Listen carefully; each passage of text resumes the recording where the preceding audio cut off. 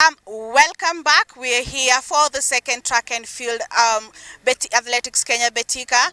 We are here in Thika. I'm joined by the 10,000 meter winners for the walk. I have Samuel Gadhimba, the Commonwealth I'm joined by Samuel Gadhimba, the Commonwealth bronze medalist, and then so we have Harrison Wanyonyi, Nairobi under 20 gold medalist, and also we have Stephen Jiha, who also represented Kenya in Peru. Gadhimba, race imekuwa vipi kwako na preparation so far zinaendeleaje? Okay, thank you so much. Event ilikuwa smart. Now this was just like a speed work because it was 10,000 meters. Tumezoea kukimbia 20 kilometers na kuna ile ya 35. Now I'm going to graduate for 35 as I prepare these 20 kilometers yenye nataka kutafuta qualification very soon kwa prepare World Championship yenye itakuwa Tokyo, Japan. All the best and congratulations. Thank you so much. Thank you. Wanyonyi, kindly join me over here. Wanyonyi, so far you have experience now. You have a gold medal from the World Under 20 Championship. You've finished your training in the forces, and also now we're preparing for the Tokyo Championships. You've tested yourself here. What are you going to be focusing on when you go back for training? Kwangu focus yangu ni ya 20k. Hapa Thika meeting tumekuja 10k as a speed work, but mimi na prepare for 20k because point 20k ndio kwa World Championship senior, 10k ya pipa ali, but hii 10k itatusaidia kwa world ranking pia, tuweka time nzuri, itatuokoa kwa world ranking. Kwangu naweza sema ya kwamba Kenya tuko na talent ya walk, ni ile tu sponsorship. Na hapa una monitor audio kama Betika ili tuende race abroad, kwa sababu walk you can qualify in Kenya. Hata uweke qualify time in Kenya, World Athletics haita ratify na kwamba umeweka qualify time. Lazima uende abroad na lazima kuwe na chief judge outside Kenya ndio uweze kuqualify kwa World Championship. So kwangu naomba watu ya Betika, any scholarship, any sponsorship company itusaidie pale. Yes. So far mazoezi yako utaendelezea wapi? Mazoezi yangu nafanyia E10 because walk race is a long distance. This is a marathon ambayo unafanyia kwa tarmac road, not rough road. Pale mimi nafanyia Moiben. Moiben is a good place na ni high altitude. So ukifanya mazoezi yako ya long distance kwa high altitude like E10 Kapsabet, you are in good place kuwakilisha Kenya. Yes. Thank you so much and congratulations. Thanks. Stephen Jiha Ndangiri. Stephen, last year uliweza kurepresent Kenya Peru. Lessons gani ulijifundisha as we head now vile umegraduate kwa senior? Lessons gani umejifunza na ni nini utatumia ili kuweza kuqualify for World Championships in Tokyo? First of all, nashukuru AK kwa kutupea nafasi tukuje kwa AK meeting. Looking forward kutoka kwa Peru ilikuwa short, ilikuwa 10k, so somehow it needs more speed than qualifying for Tokyo. Tokyo inataka endurance, kama iko na speed hiyo short vile ameframe amekata mabega speed. Na kwa saa hii nasema nimefurahia kwa hiyo yenye nimepata. Nimekuwa number 3 with a good time. Unfortunately kiatu imenibana, sound yake iko chini. Nimekuwa na trainia kwa tata na kwa lami, but hapa kidogo kuna hiyo contact mawe nini, kiatu yangu ni soft, so mawe ziliingia ndani. It was burning, it was painful, but nikavumilia kimwanaume nikamalizia. All the best and congratulations. Thank you. That was that was Samuel Gadhimba, and then we had Harrison Wanyonyi taking second place, and also Stephen Ndangiri taking third place. For Gadhimba, the three of them want to look for qualifying time for the World Championships. For Harrison, he's asked for a scholarship probably so that he could be able to continue with his training. And for Stephen, he's saying that today he had a little wardrobe malfunction. Some stone had gotten into his shoe and he was not able to be that fast, but all in all, he's been able to continue with this competition and is happy for finishing third place. Earlier on, we had the 10 kilometers for the women, 10,000 meters for the women. We had Sheila taking first place, and also we had Nancy, and we had Mercy taking first, second, and third position. Over to you to Victor Ogale on the commentary booth. Well, thank you very much. My senior colleague Charity on the other side of the studio. Indeed, today is the second AK Betika track and field weekend meet at the Thika Green Stadium, and it's a bevy of events here. The sun is shining. Temperatures are 25 degrees Celsius. The wind speed is at 8 kilometers per hour. Indeed, the medal ceremony has just ended, and the athletes have just been awarded. The female athletes with their checks with the officials from the Athletics Kenya. And having done the 10-kilometer race final, we've seen the cream de la cream that has won. Notable names such as Samuel Gavimba Kireri, Dominic Ndigiti also was also in the race. Harrison Onyonyi. Now focus is on the 400 meters women's hurdles, which we have 2 hits.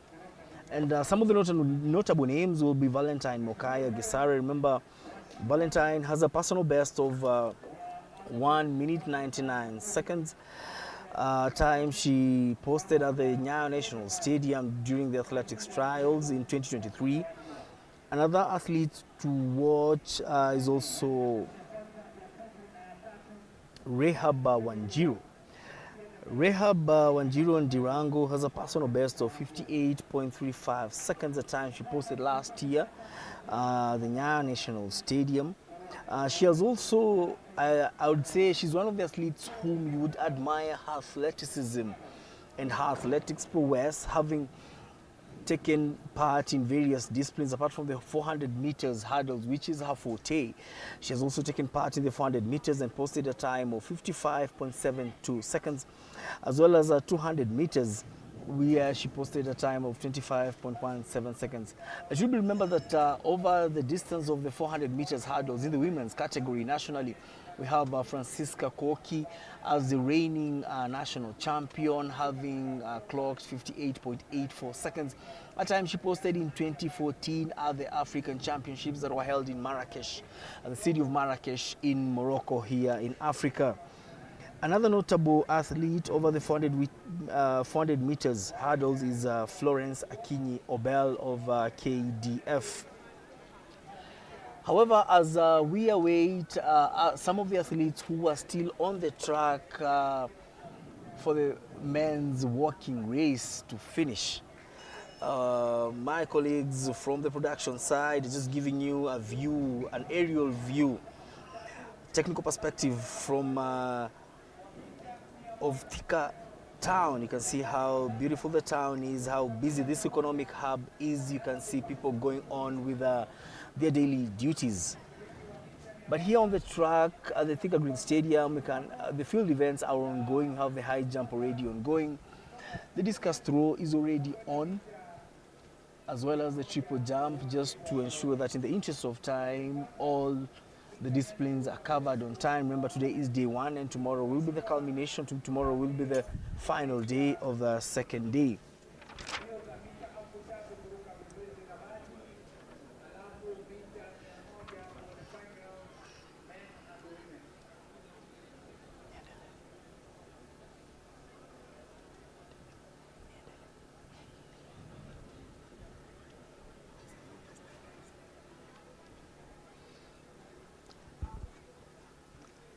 The third race of the day will be the 400 meters hurdles men's semi-final. In the first heat, we have Josephat Rarimi Manuthu, Hezron Kipkurui Yegon, Emmanuel Kipkurui, who is among the athletes to watch in this race. Sami Kiprop Rugut of Kenya Prisons. Emmanuel Kipkurui, who I've just noted is among the athletes to watch, is from KDF.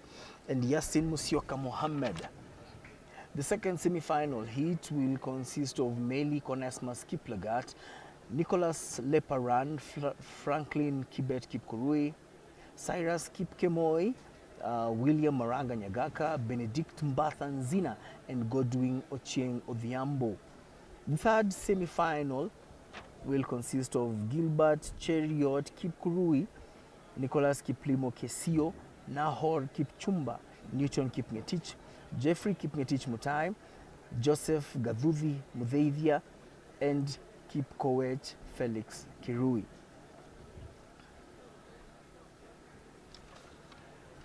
Emmanuel Kipkurui, who will be in heat number 1, has a personal best of 53.15 seconds. Time he posted at the Ulinzi Sports Complex here in Nairobi. Another notable athlete is Sami Kiprop Rugut, who has a personal best of 53, which is also his season's best, a time he posted last season at the same venue at the Ulinzi Sports Complex.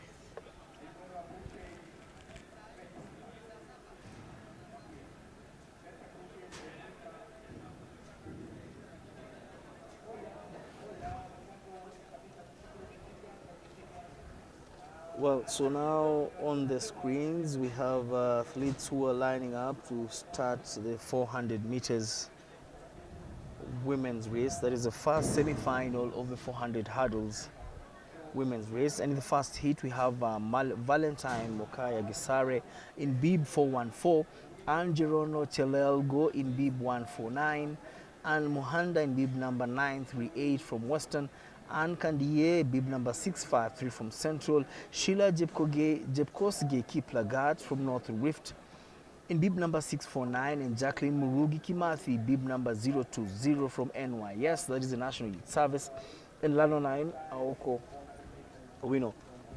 Now the cameras, we have them focused on the high jump, and you can see the umpires adjusting. That is a high jump for the women.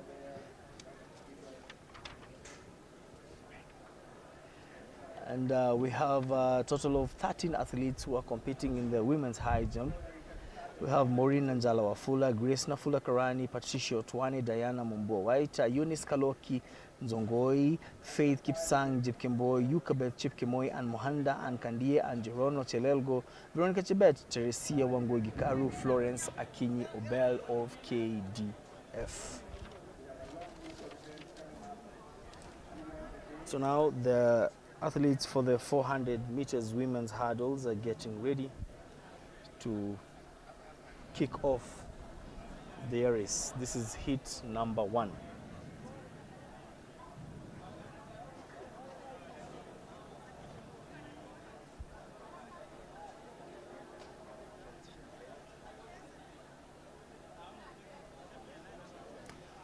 On the stand, there's a big view of activities here. The athletes are cheering their team members. Others are seasoned athletes that we've seen here. Others have graduated into the coaching sphere. So the race is about to begin in a few seconds, the 400 meters women first semi-final of the day.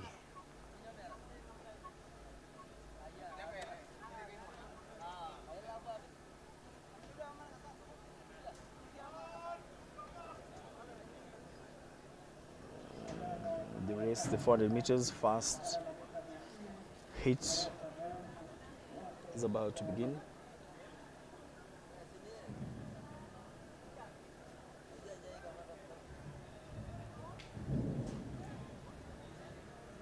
The umpires just making sure everyone is set, no one gets disqualified, everyone is on the line.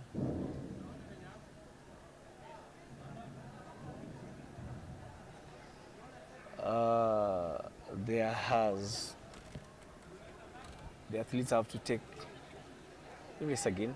So,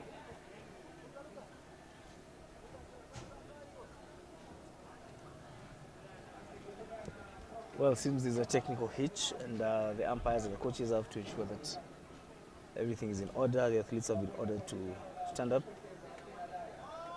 before taking the race again. And here now we have a second attempt of the race. The race starts.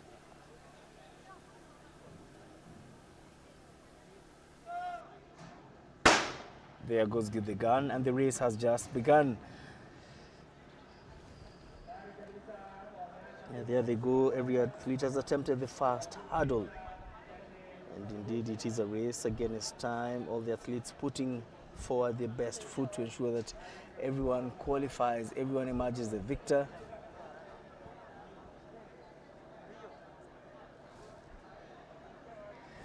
It seems like Anne Muhanda is leading. Anne Muhanda from Western in lane number 3.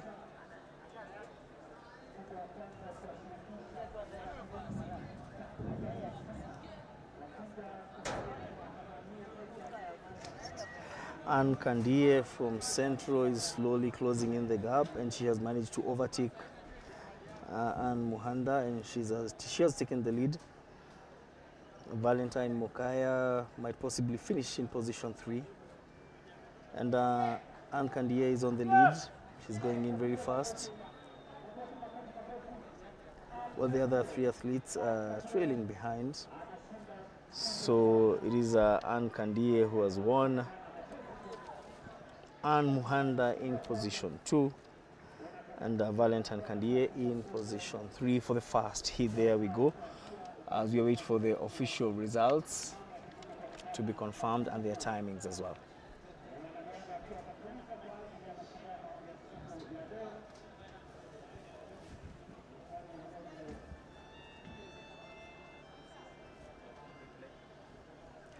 Well, that is a replay of the race of the blocks as they got off running, negotiating the first corner, the first hurdle.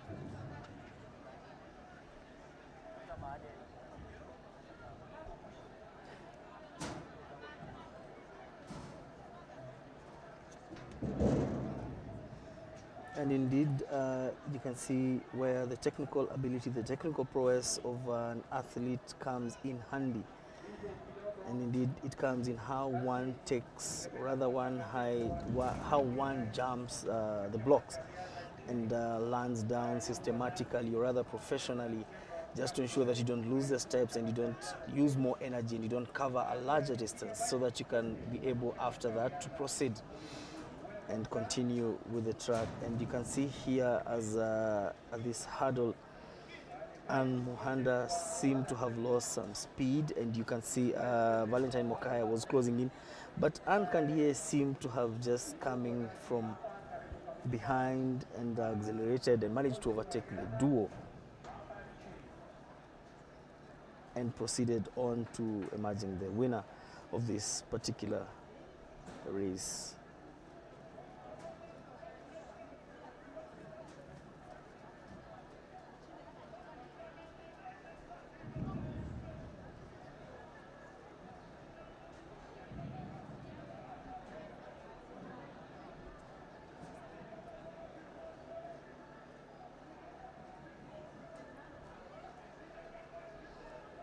There she goes, Anne Kandie,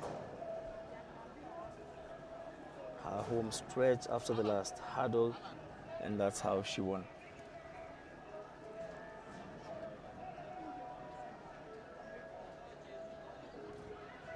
So the second semi-final of the 400 meters hurdles women is set to kick off, and Bridget Ngusie, Lydia Maiwa, Dorothy Gaki, Shera Chepkoriro Teach, Janet Jepkoski, Rahab Ndirangu, Damaklin Bonareri Magare, and Florence Akinyi Obel are the athletes to watch.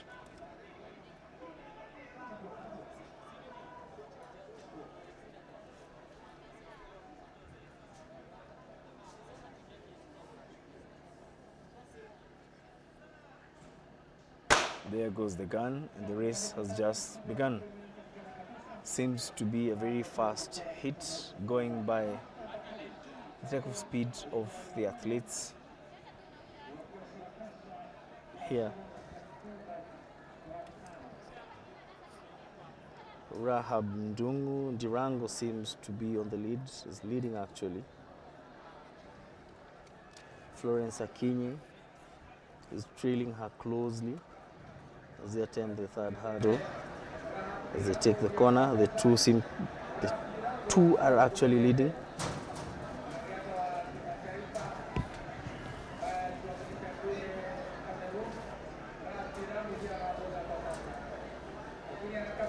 There we go, there we go. Rahab Ndirango is still leading, is opening the gap. Lydia Maiwa is slowly closing in and trying to catch up with Florence Akinyi, and the fans are cheering. Shera Rotich is also closing in lane 4.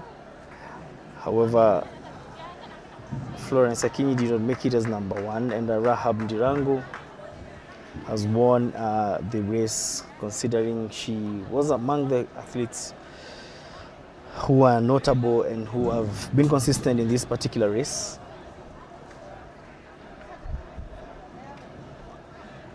Going by her previous times, and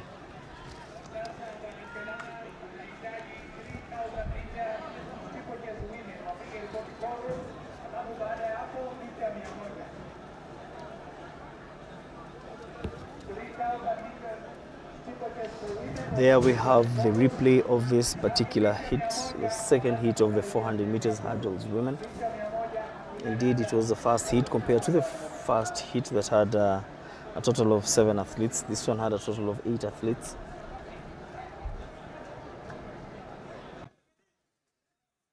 Rahab Ndirango began sprinting from way at the start of the race. Florence Akinyi just closer to her, but her prowess in taking the hurdles, jumping and landing systematically seemed to have worked for her. And Florence seemed to have had a burnout. And despite taking off early, you can see other athletes closing in the gap, coming closer.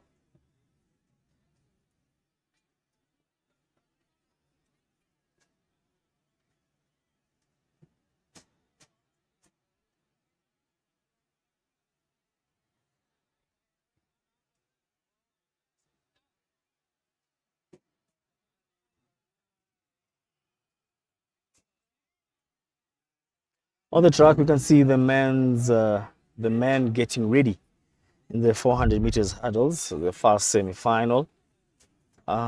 In heat 1, we have Josephat Rarimi Manuthu, Hezron Kipkurui Yegon of KDF, Emmanuel Kipkurui of KDF, John Chengo, Sami Kiprop Rugut of Kenya Prisons, and Yasin Musioka Mohammed of Southern, and Silas Kiprotich from the universities category.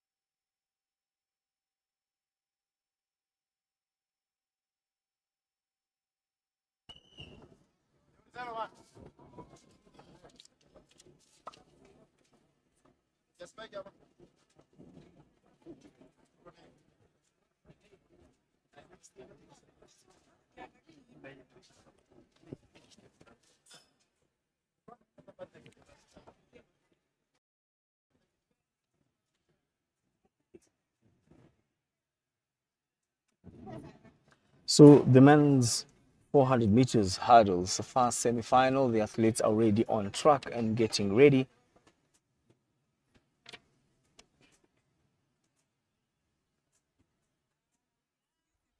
And the race should kick off in any time from now.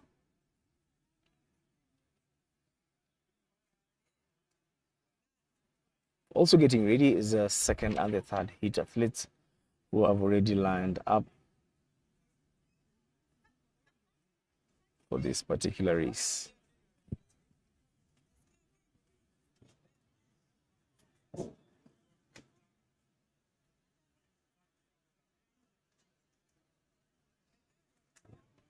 So they're being arranged according to their hits, those that will be next in heat number 2, and after that those that will be in heat number 3.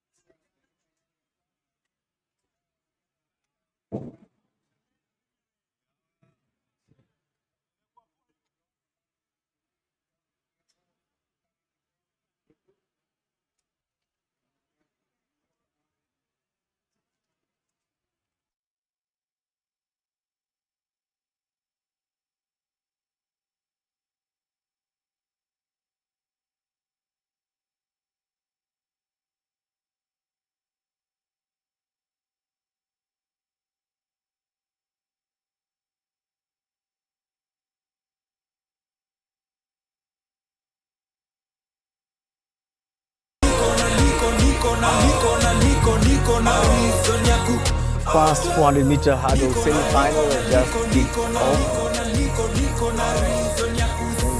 And it seems to be a tough contest, and they're battling it out.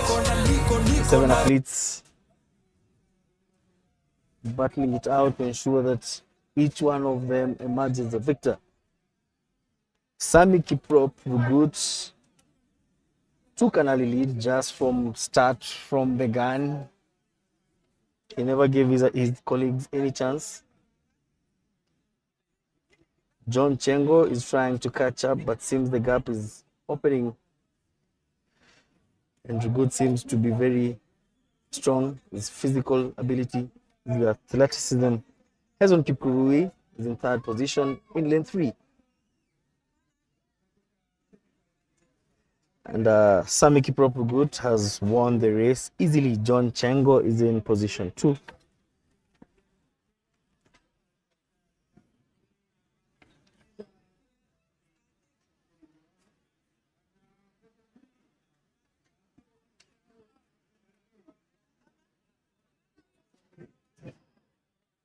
So we have the replay of the first heat of the 400 meters hurdle semi-final for men. From start, you can see Sami Kiprop Rugut was in lane 5. Take off. There he goes past his first hurdle, negotiates the corner. In second hurdle, you can see his jumping prowess. He negotiates the corner now. He is totally in the lead as he dashes forward. His third hurdle. John Chengo is slowly closing in.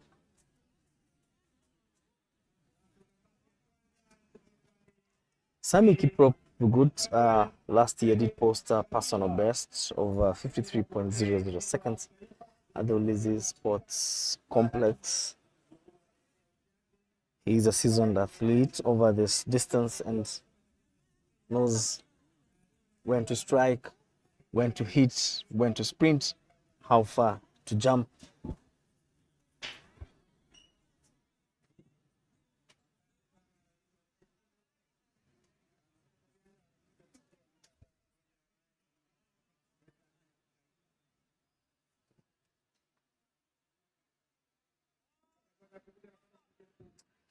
The second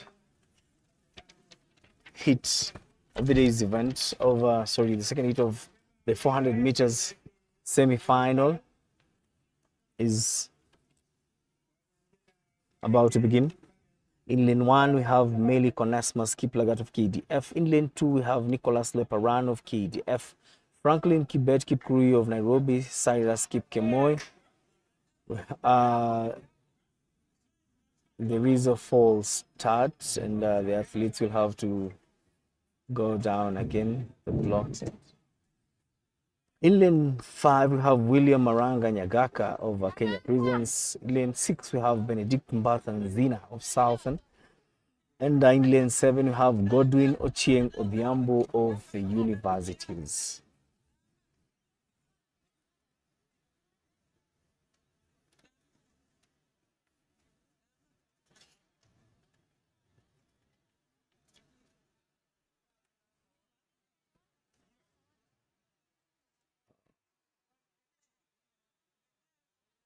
Cyrus Kipkemoi has been sent off the track.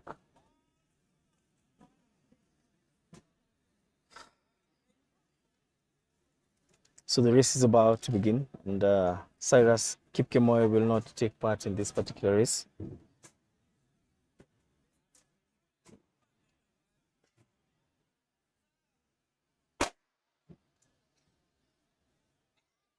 The race has just begun.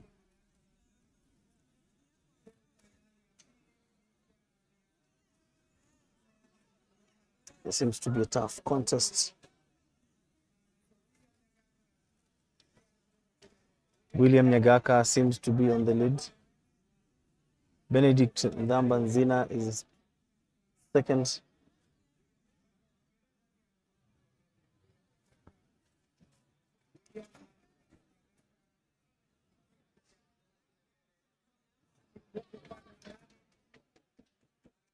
Meli Konesmas Kiplagat of KDF slowly closing in the gap.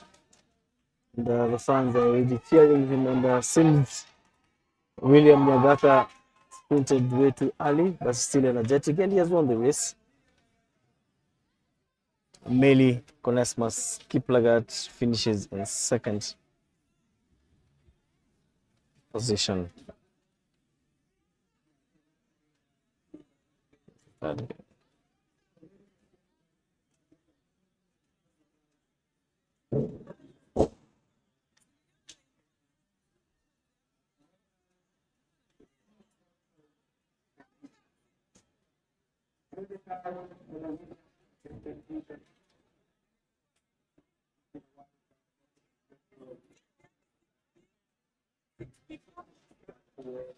The women's high jump is still ongoing. We have a total of 13 athletes who are taking part in this particular event.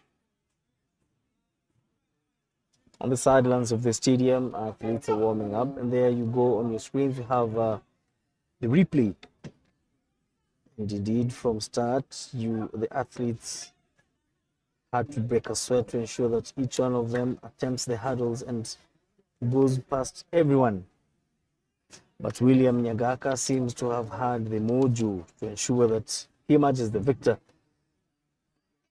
opening an early lead after the second hurdle and pressing on, with Meli Kiplagat slowly closing in, as well as Benedict Mbatha-Nzina of Southern. His focus and his experience seem to have worked well for him in this particular race. He has not fidgeted, he has not shown.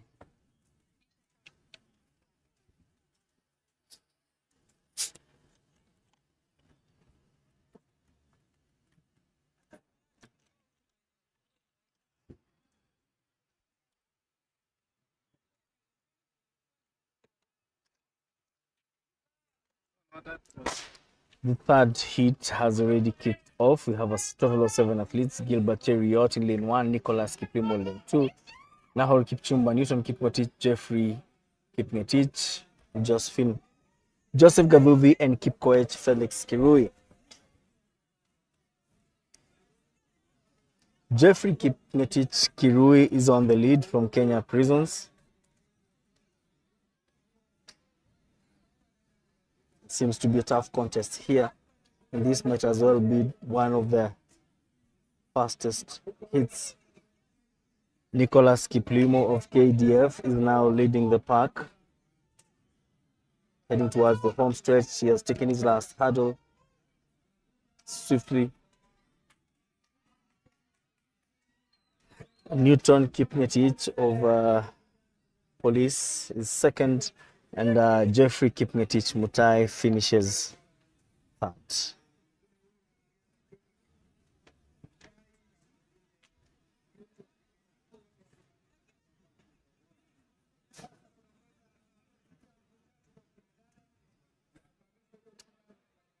Already the women's high jump is still taking place.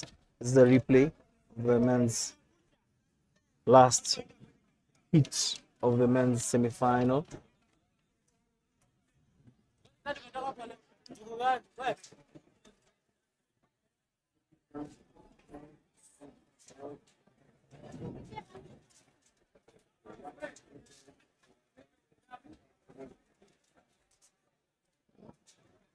Indeed, Nicholas Kiplimo had already taken an early lead, but since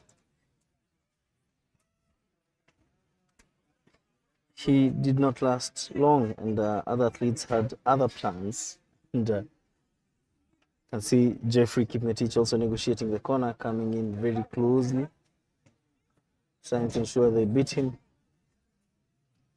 Newton Kipngetich of Kenya Police, after the last hurdle into the home stretch, sprinting and finishing in second position.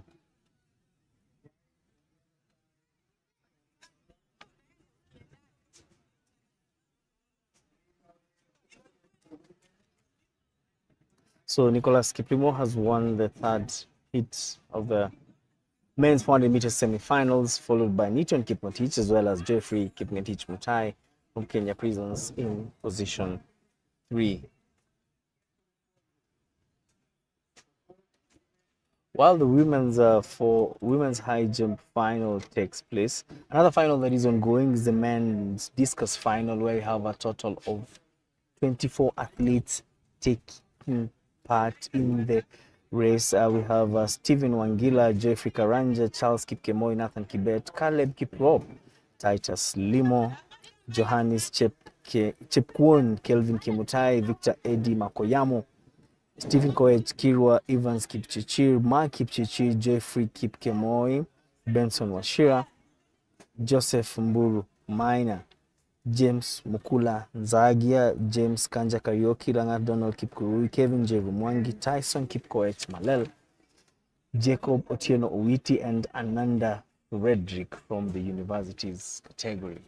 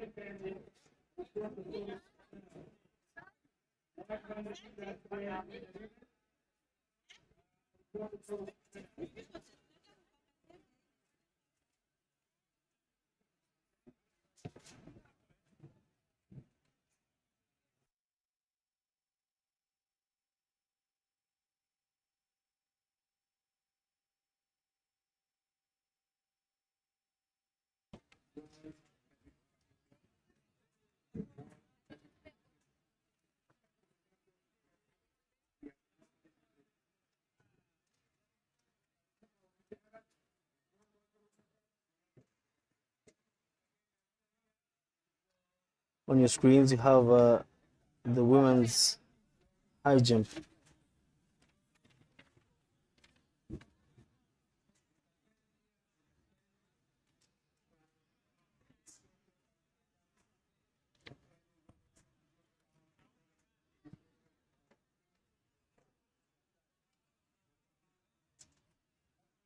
On track, the athletes are lining up.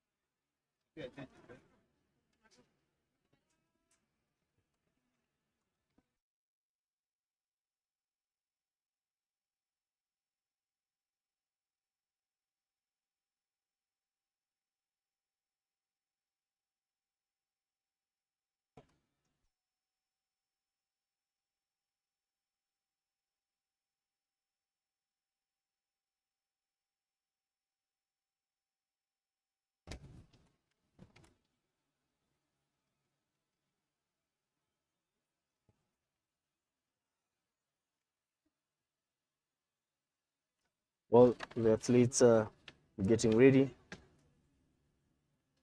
Everyone looking down. One hand on the clock just to ensure they also time themselves and use it to sharpen their skills.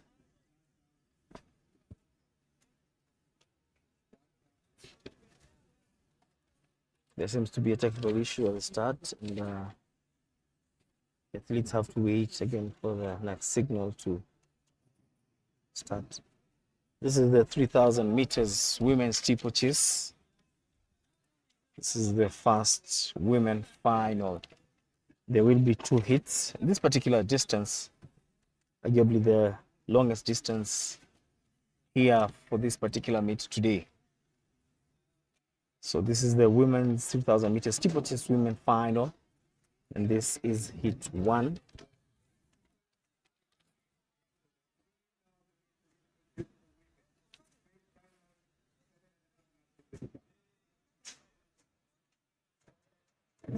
Arguably, on the international stage, Kenya has produced one of the best athletes in this particular distance.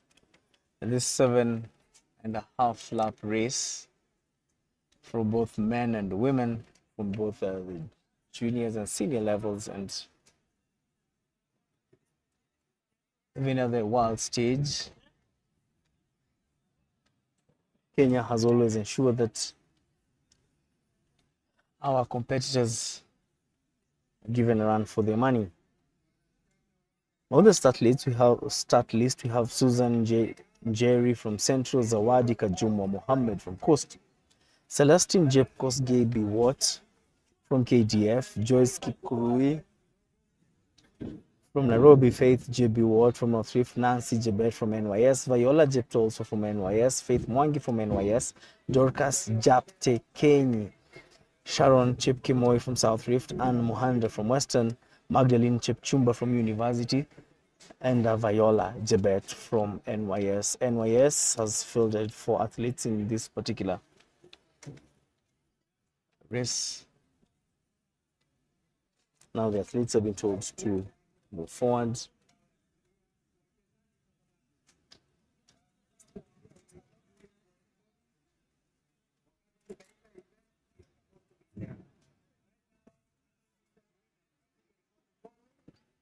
After this, we'll have the 100 meters for women heats, as well as the 100 meters for men heats.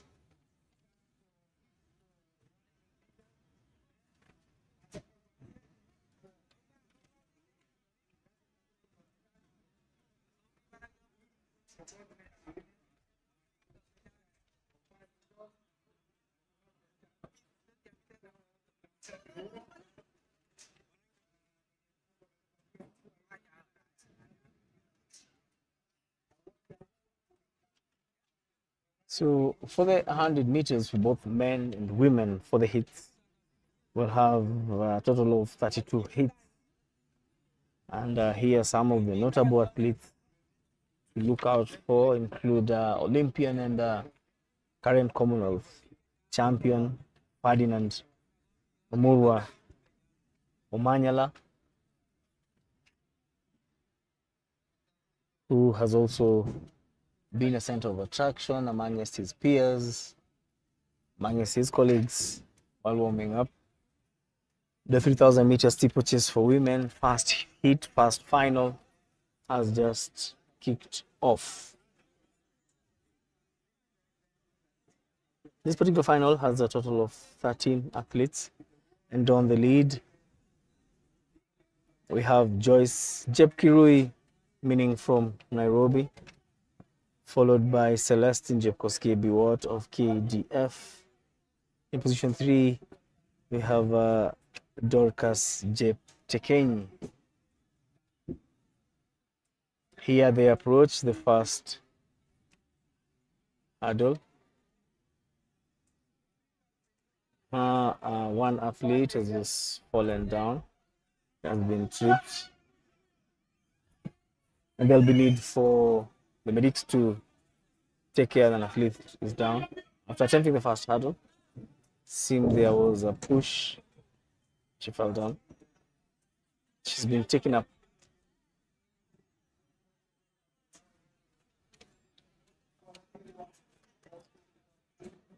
Joyce Chepkirui of Nairobi is still leading the 2,000 meters women first final of the day. Remember, this race is 7.5 laps, so they have 6.5 laps to go. They attempt the water hole, which is a very comical scene as they jump into the waters and out. Celestine Jepkosgei Biwot took an early lead.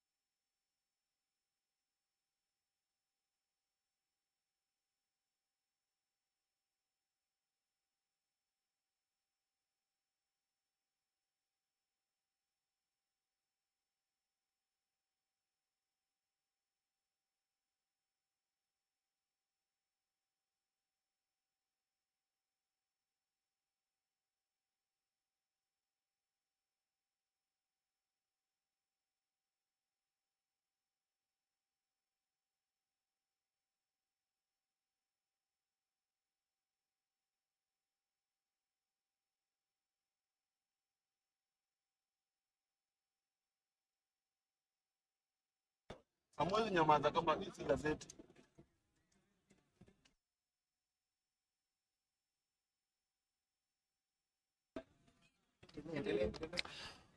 Well, now into the third lap. Celestine Jeposgebi-Watt of KDF is leading. Dorcas Jeptekenyi is now following closely in second place.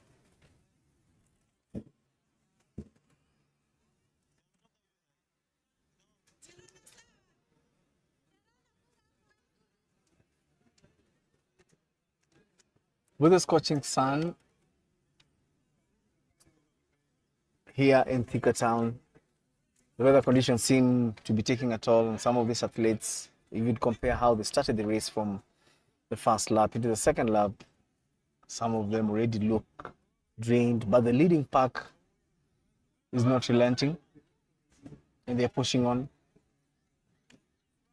piling the energy, every corner, every hurdle, into the water hole, up, outside the water hole. On the field, we still have the high jump for the women ongoing, have the men's discus race. We have the men's discus also ongoing, and we have the women's discus. Celestine Jepkosgei-Biwott is on your screen. She is still leading.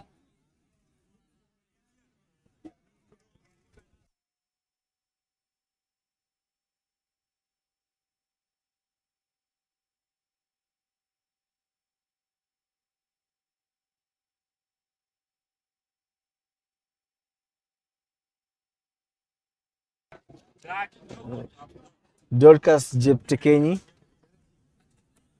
in bib 642 is in second position.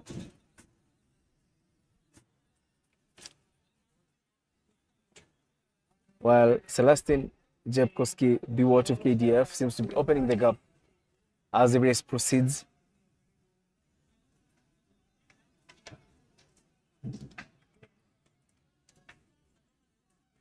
There is a mixed reaction here from the stands as fans from the various affiliates cheering on their supporters, cheering others, former athletes, as I'd mentioned earlier. Others are coaches, just ensuring they see the great talent that this country has to offer, both on track and on field. Celestine is still on the lead. And indeed, from her posture, you can quickly tell that she had really prepared for this race, how she's tackling the hurdles and the water holes. There seems to be some experience there that most of the athletes in this particular heat cannot match.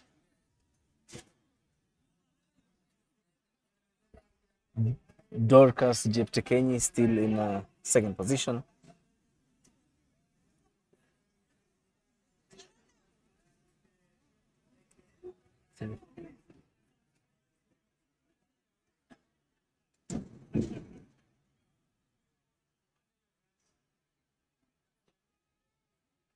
Jacqueline Cherono from South Rift is in third position.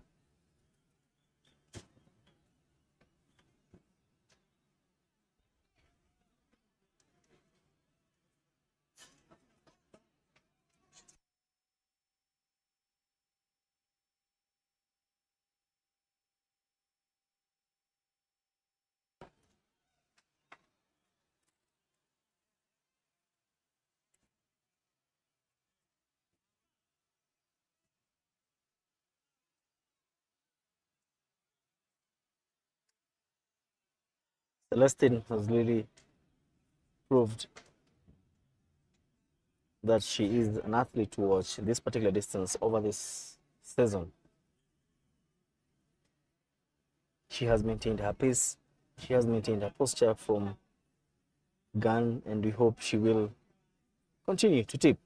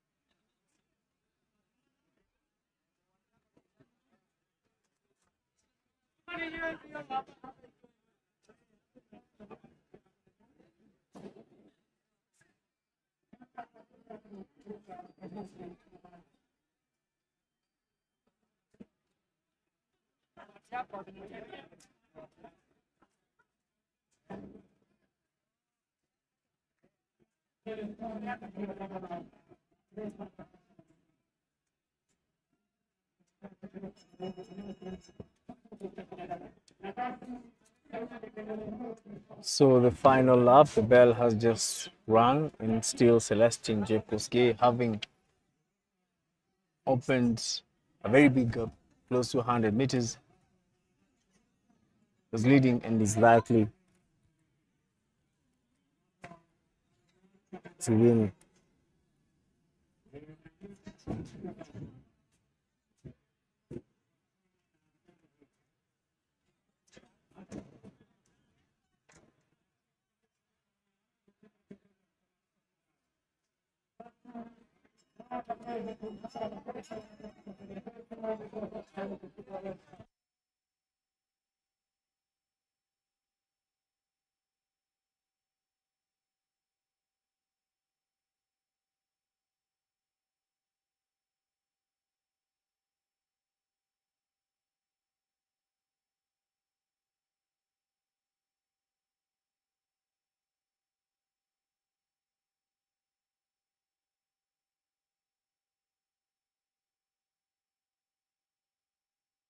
Well, the crowd are cheering, and Celestine Jepkosgei, the ward of KDF, has won the first final of the women's 3,000 meters steeplechase. Indeed, her athletic prowess, her ability, how she started the race, attempting all the hurdles into the water hose and up back onto the track. She indeed did prove that she's a force to reckon with this season over the 7.5 lap this year.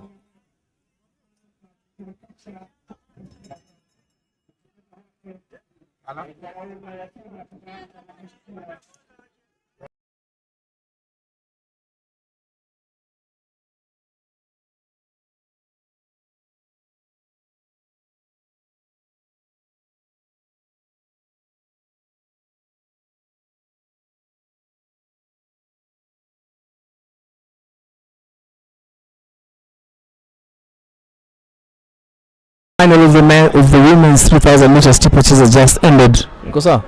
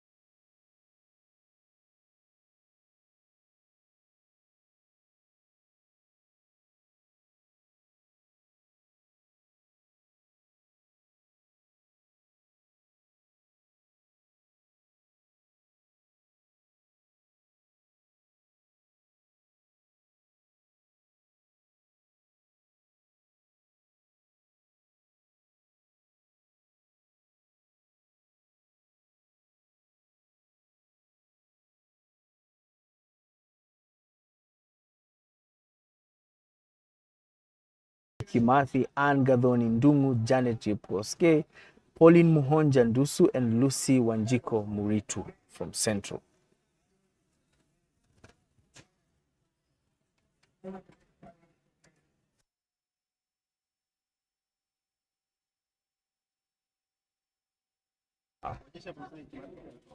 Iko on.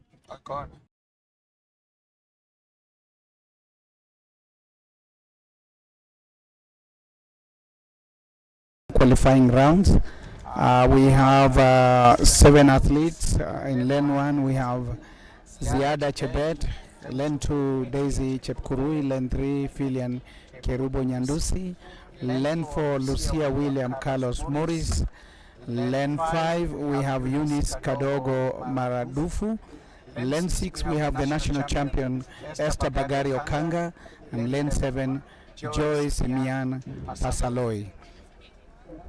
Coach, who are you betting your money on? Between Adlukata Eunice Kadogo Murandafu of Kenya Police and Esther Bagari Okanga of Kenya Police.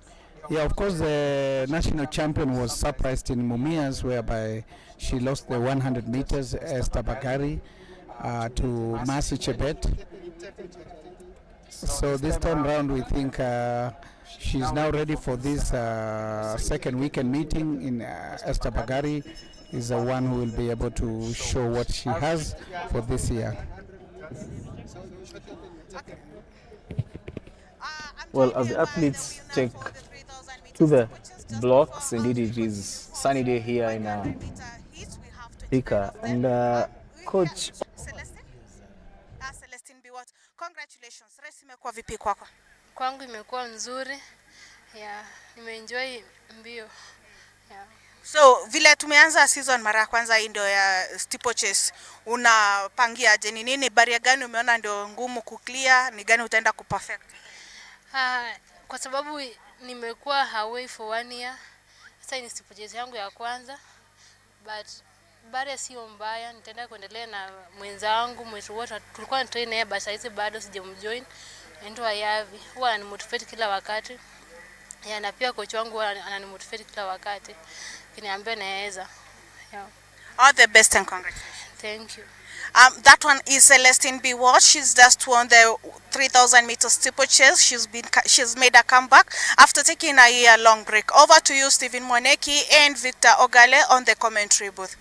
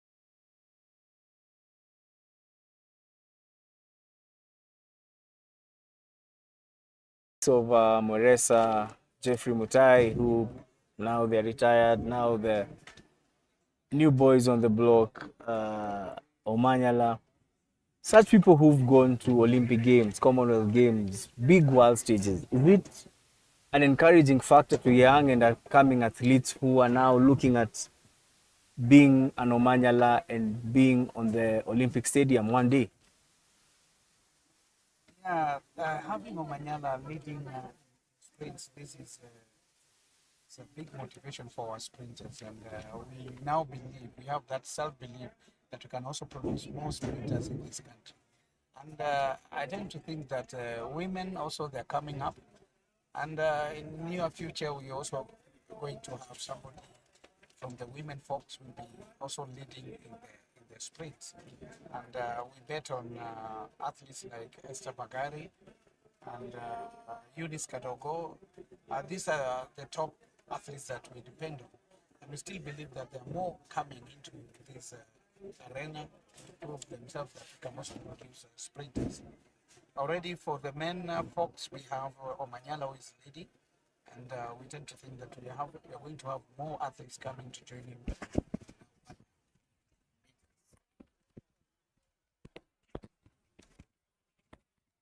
So this,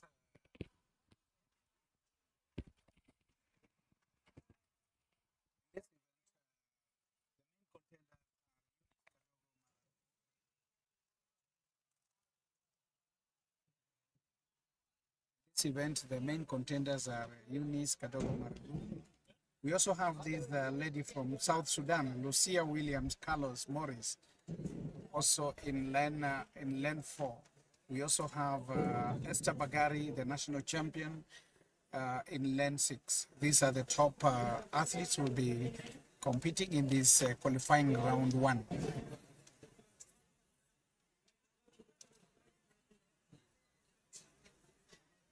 Well, the athletes are getting ready to go take the blocks. And there they go to the blocks as we wait for the start of the race.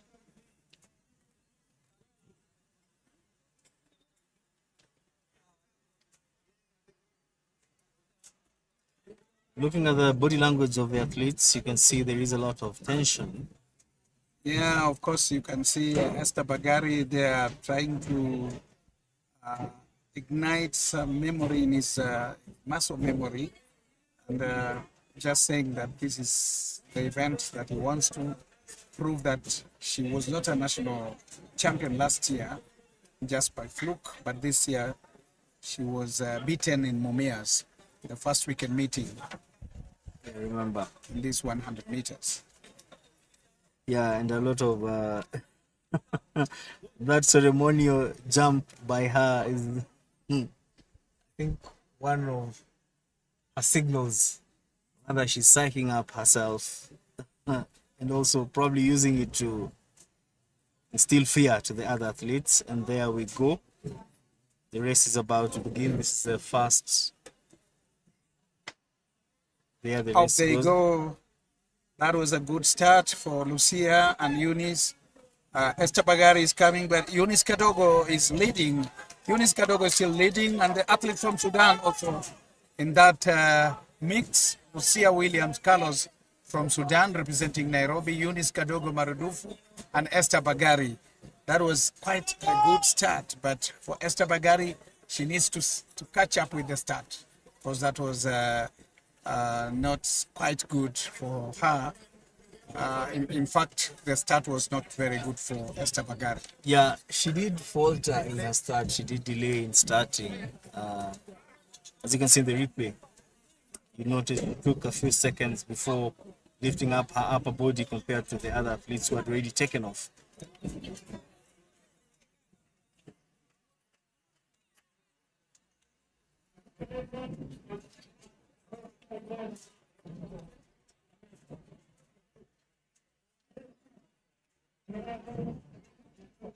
For Eunice Kadogo, that was a good start.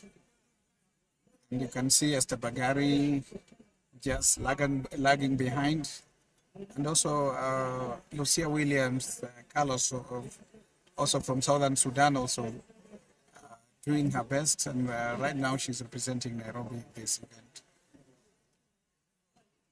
Yeah, this is a very good race. We hope the next heat will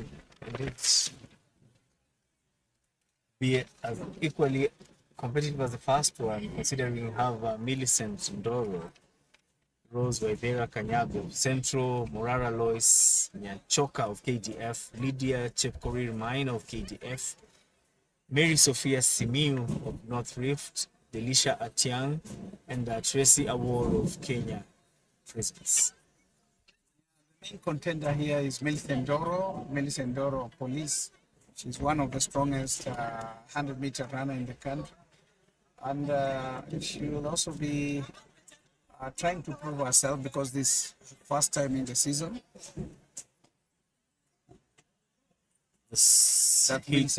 That is the second heat, second semi-final. Millicent Ndoro coming up very well. And that was a good. She has easily won it There's been very little effort put. The crowd is cheering. She seems to be a crowd for. There is another athlete. The crowd is cheering, just giving her support, moral support.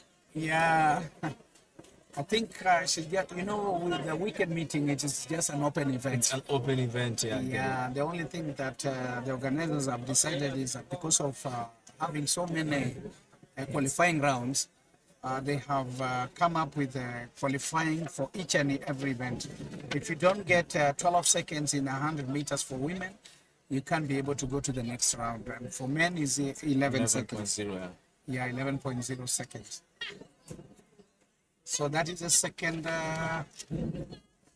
qualifying round. Now we're going for the third qualifying round, where we have in lane 1 Grace Miroyo Kidake. Lane 2 we have Purity Nduku. Lane 3 Jenny Mirigo Ndihuri. Lane 3 Lucy Selion Lepetei. Lane 4 Violet Momoi. Lane 5 Monica Sefania. And lane 6 Regina Malai Mulate. In that event, we have Monica Safania, also a top contender representing police in that event, and is one of the top sprinters in the country. Yeah, we expect her to use her experience, having been there for long. So the athletes are taking to the blocks.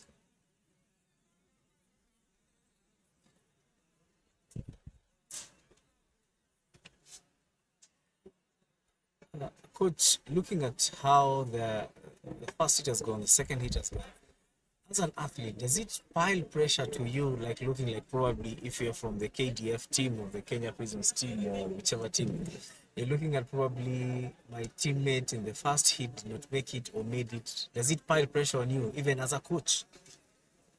Yeah, because with this build-up, this kind of build-up, this is whereby we now see what we've been doing, what we've been preparing for, and out of this, it will give the coaches the chances to go and prepare their athletes better than they were, and to look at where we have the loopholes to be able to cover the loopholes, so that by the time you're coming for the national championships, you have already prepared your athletes ready to run the national championship. So these build-ups are very important for coaches and also for the athletes. What is it normally with the sprints? Is it the adrenaline? Because even if you look here at the stadium, people are just lazing around, people are doing their own things. But now when the first hit started, the cheering, people now started taking attention. You can see others clinging here on the fence. These people are not here before the first hits. Yeah, watching 100 meters is exciting because it's a very short event on the track, especially here in Kenya, because we normally have 100 meters, and it excites the crowd so much. And having these big names who have been running for quite some time, it excites everybody to see how they will be able to perform in this kind of an event. It's not like 10,000, which is a bit boring. The third hit has already taken. That is the third hit. Jen Mirigo Ndihuri. That one is Monica Zafania of National Police Service. Monica Zafania of National Police Service coming in that exciting qualifying round 3.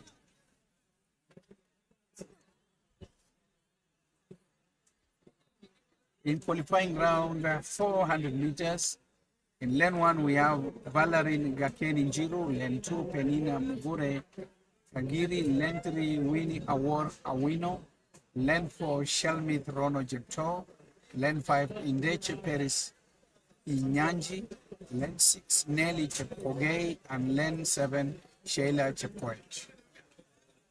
This is an open event. We don't have the big guns in this event, and we expect that anyone can take it. Yeah.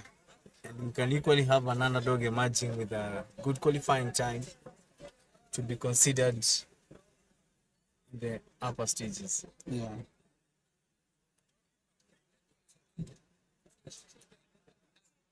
I was watching one of the documentaries on TV.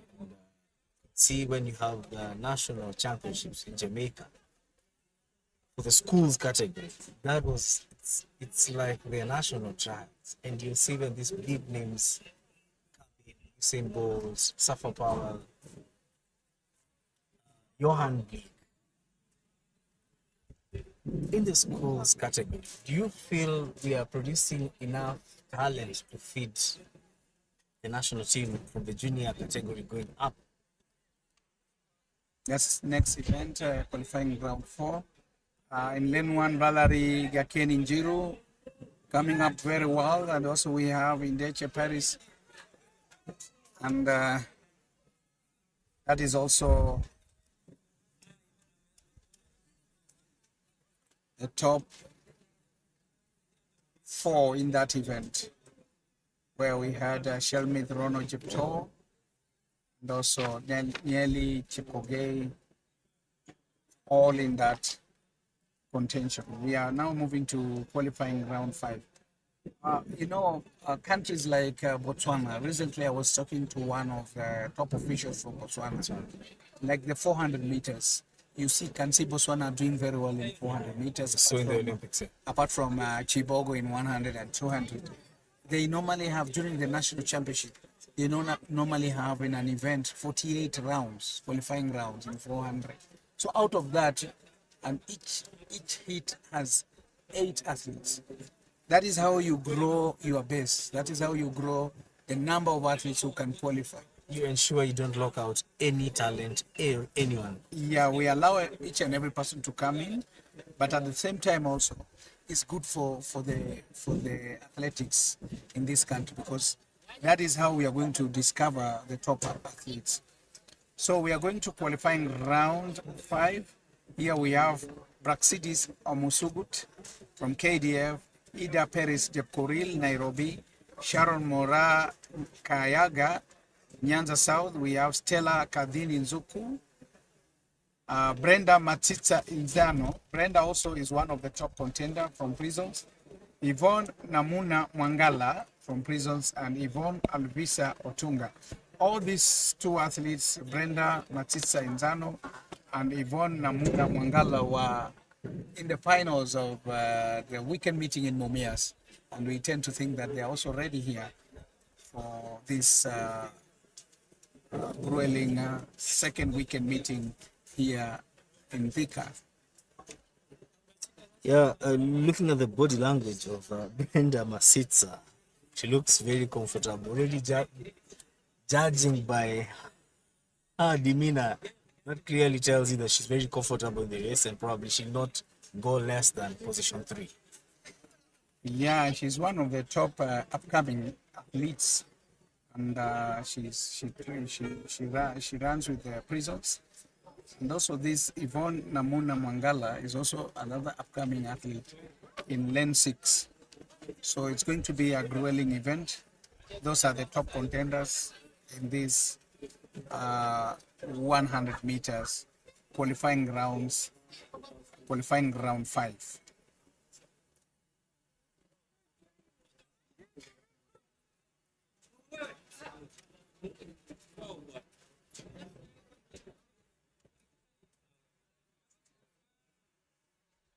Well, after this heat, we'll have 4 more qualifying rounds to go.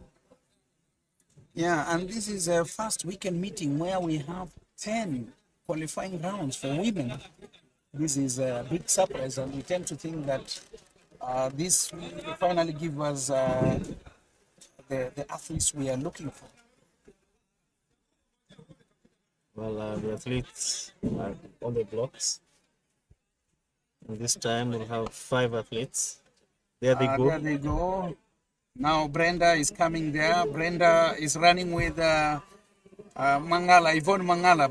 Yvonne Mangala. Brenda Matitsa of Prisons, and Yvonne Mangala of Prisons also coming for those top positions. We also move to the next round, which is qualifying round 6. Here we have Maureen Mukuhi Wainaina, lane 1, lane 2, Sarah Nabwire, lane 3, Miriam Aoko Oyugi, lane 4, Mercy Obiero, lane 5, Faith Betty Nzuna, lane 6, Masela Nyaboke Nathan, and lane 7, Elizabeth Anyango. This is an open event. It's an open event. It's not quite tough, and we expect any of them can be able to win that event. But there, Brenda Matisa proving herself that she means business, because during the last weekend meeting in Mumias, she was among the top 3 in 100 meters.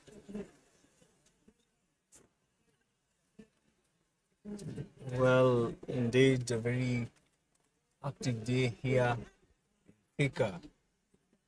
The men's high jump is finals about to begin.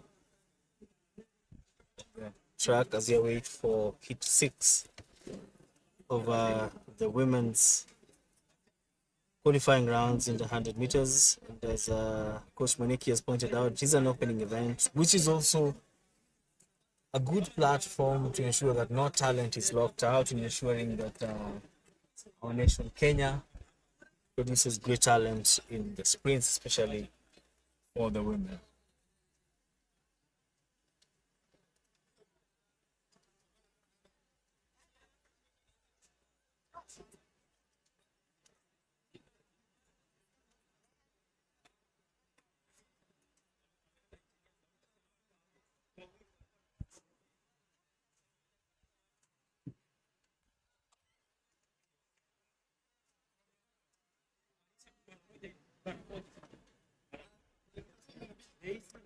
The athletes have gone on the blocks,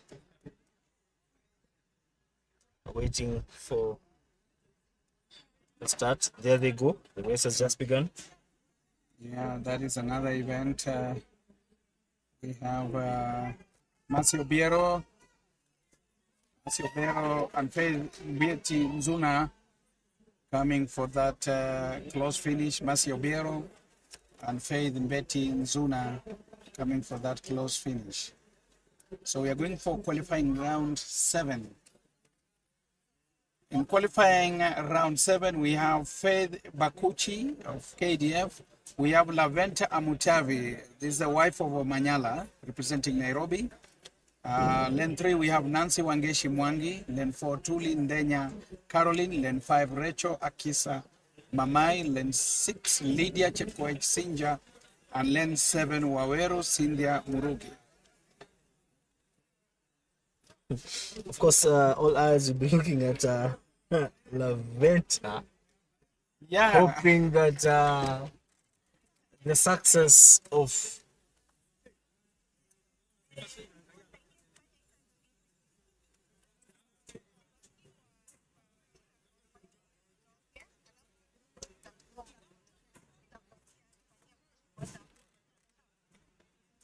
well, I know all eyes will be looking at Laventa, who will be running for Nairobi, hoping that she emulates the success of the hubby. Yeah, you know, with Laventa Mutavi, she has been doing well, but compared to her husband, everybody will be looking at her, and maybe we all believe that if she's trained with Omanyala, maybe she can be able to do something today. But we have the big guns in this event who have already gone through the qualifying rounds, and we tend to think that this one is unpredictable.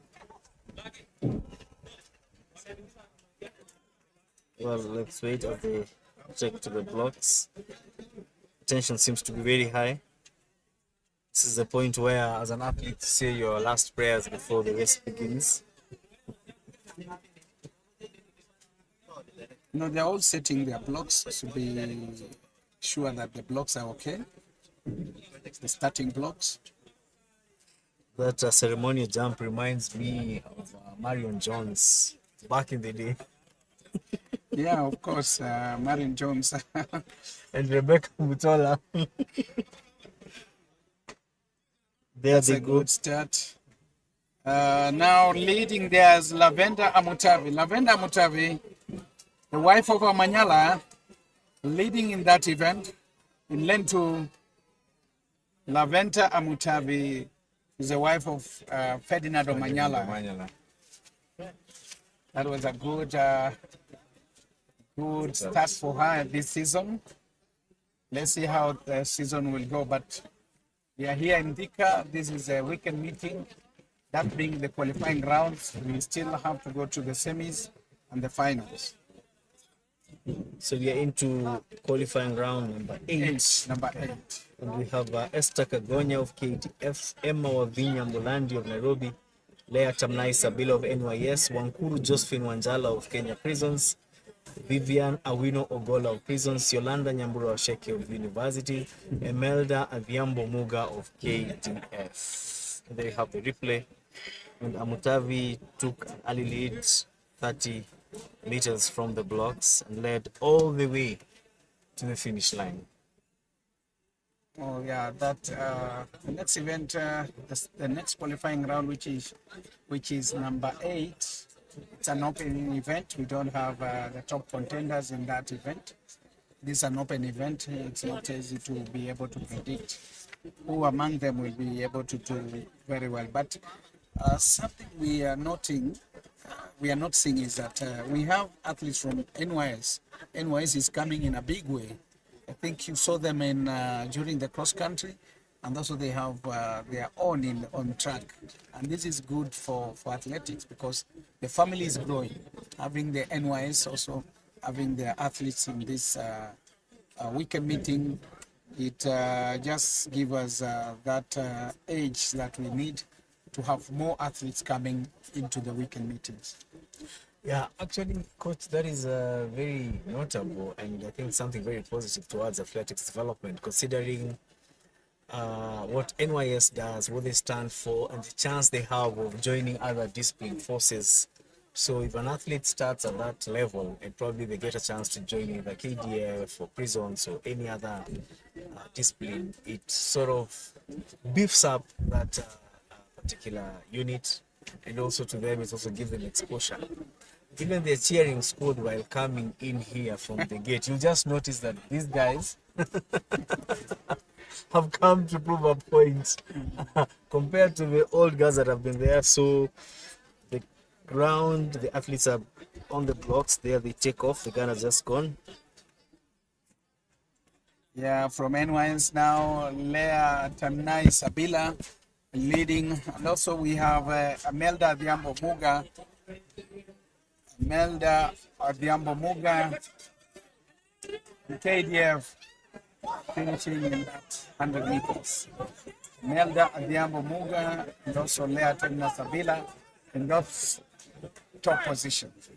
Melda seems to be a favorite among the fans. The reaction here understands most probably from her counterparts from KDF seems to be speaking volumes of how they cheered her right from the blocks up to when she finishes. Coach, does the fourth man, does it also encourage an athlete, or while you are down there you never listen to anything, just focusing on the finish line? Yeah, the most important thing once you are on the blocks, the focus is to the finish line. You stick to your line and focus on finishing the event. That's very important. You don't run with the crowd.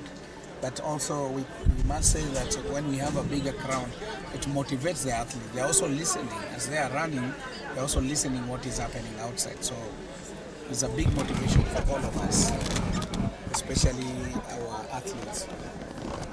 So we are moving to qualifying round 9, where we have Viona Wangari Wanaina, University, Sharon Sudi Lusike Universities, Milka Beka Mkwana Nairobi, Damaris Imbongo Prisons, and Christine Muchiri Kabura Prisons. Here we have the top contender is Doreen Waka in lane 5, representing Prisons. Well, as the athletes get to the blocks,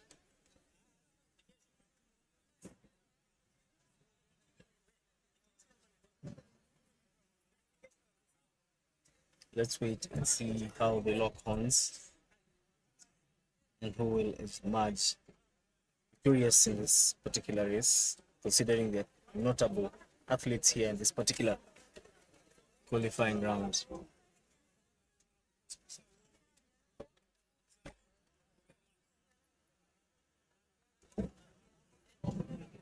They'll have to go to the blocks again. Seems to be a technical hitch. Coach, the tension sometimes can make one make a mistake unwillingly, is it?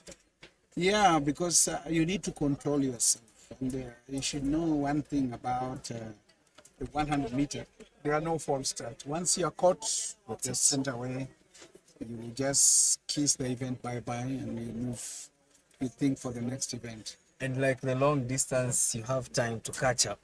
Yeah, with the long distance is something different. That is a different ball game.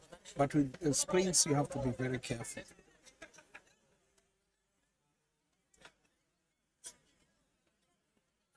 There they go on the blocks again, waiting for the gun before it starts.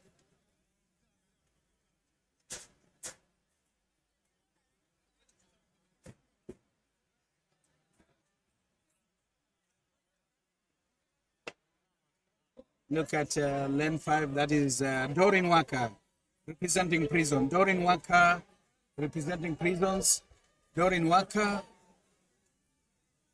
and that is Doreen Waka of prisons coming in that top positions in the qualifying rounds, qualifying round number 9. Now we are going for the last qualifying round where we have the following athletes: lane 1, Diana Nafula Kisa, Western; Quinecta Kisembe, lane 2, Dangili Maundu Lagalia Nairobi, Susan Nyambura Wairimu, Faith Mweni Nzilani representing prisons, Irene Wavinya Musyoka Southern, and Vivian Waweru Universities. Those are the athletes in the last qualifying rounds, whereby it's is Quinecta Kisembe, one of the top contenders, and Susan Nyambura Wairimu. Yeah, Quinecta is an old gun, very experienced. Born October 1989. We expect her to lead, rather we expect her to take the win.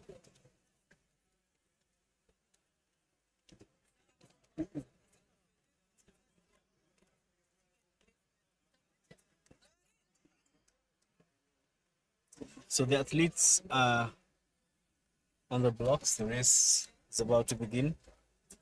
This is the replay of hit replay number 9, where Doreen Waka of Prisons emerged the winner. And so at some point you can see her reducing her speed, coach, because she realized she's already on the lead, so there's no time to break too much sweat. Yeah.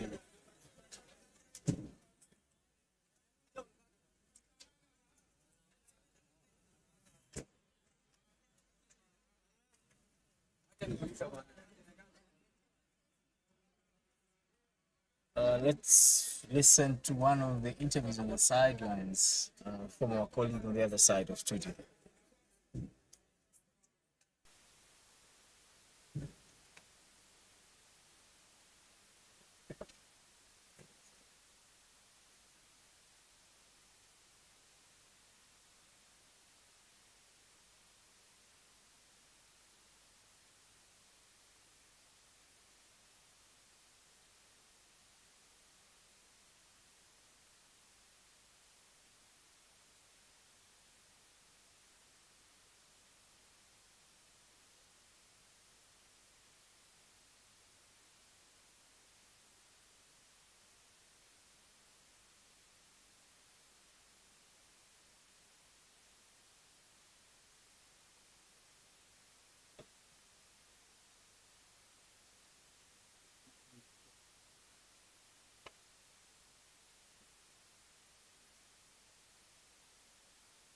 That is the last the last qualifying round for the women. It is a Nectar that is leading. Quinecta Kisembe in lane number 2.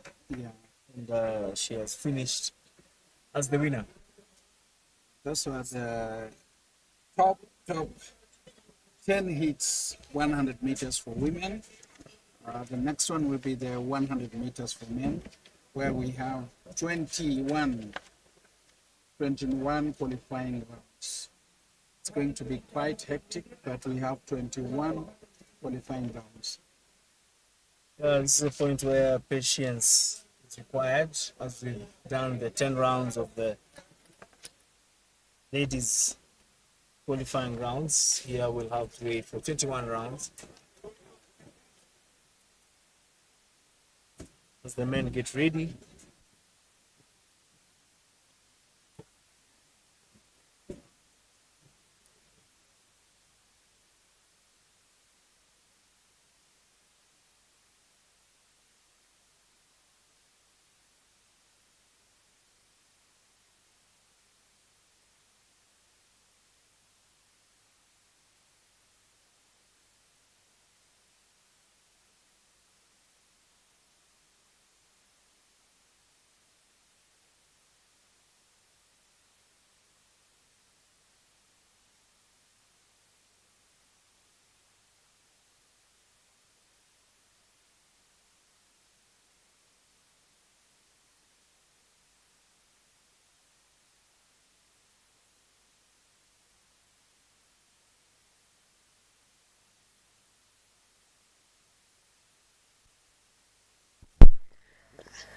Thank you so much, Victor. I'm joined This here particular by heat Coach has Hilary Ferdinand Wesonga. He's a sprints Omanyala, coach. who's not only the Coach, crowd what are some of favorite. the expectations that you have now we have like a month to the World Relays? We have less than 2 months.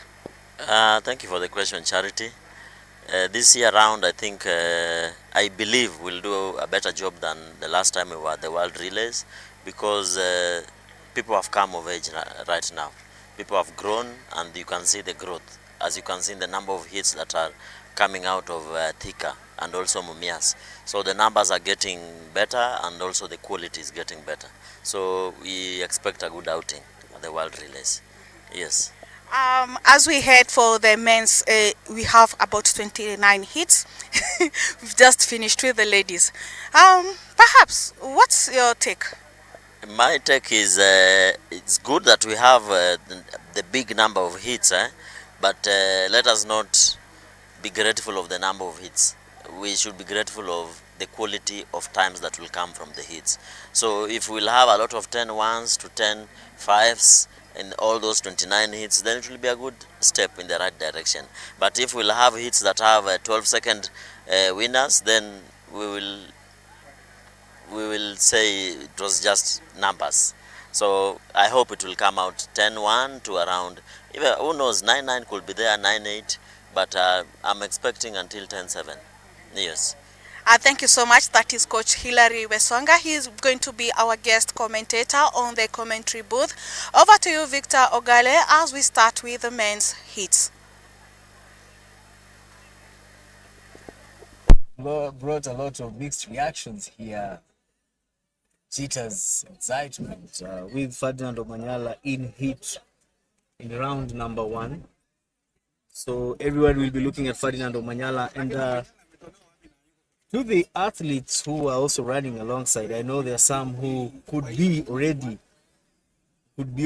fidgeting, just knowing that this guy is an Olympian. This guy has been in the world stages, Diamond League, Commonwealth Games, name them. There the athletes go to the blocks.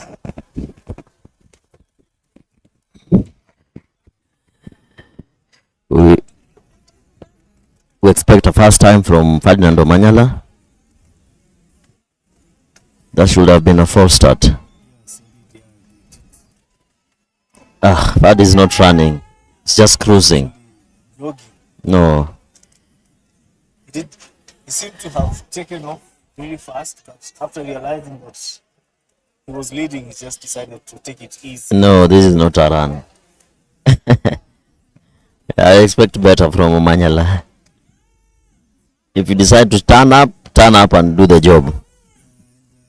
So, looking at how he's greeting his compatriots, his colleagues on track, I can imagine the message that he's telling them. He's always been a humble guy. As you can see, there was a false start from lane 1. but they let it go. But you can see even the leg placement from the left foot of the lane 1. That's where the problem began. He didn't set the blocks.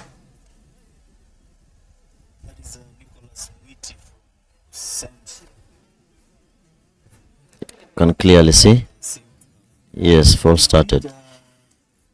Coach, being an open event, you notice that some of these athletes are probably experiencing these things for their first Yes. using the blocks, even some probably just running with spikes. To them is coming up. Yes, that is Probably that would have contributed to the false start and the what, yes. But that goes a long way in telling us as coaches that we need to start having these resources right from training. Let the athletes not come and face these things for the first time in competition. Let's hand over to Charity on the other side of studio. She's standing by with the fat cat. Thank you so much, Victor. I'm joined here by Fadi. Fadi, how has the race been for you? It's been entertaining. Yeah, I mean, we came here to hype the crowd and just hype the event. So it's done. Yeah. As we go forward, we have the World Relays coming in, we also have next month the World Indoor. Are we expecting to see you in either of them? Ask me about today. No, you see, we have to know what are your preparations for this? We haven't done any calendar plans yet because we're still in the indoor season. So, and have you seen, I haven't done the tour, so the plans are still underway. We'll let guys know when we are ready. Yeah. Okay, thank you so much. Appreciate it. That was Ferdinand Omanyala. He's saying that he's yet to do his calendar plan, but he'll be able to tell the fans which races he'll be attending. Over to you to Hillary and Victor as we continue with the men's heat.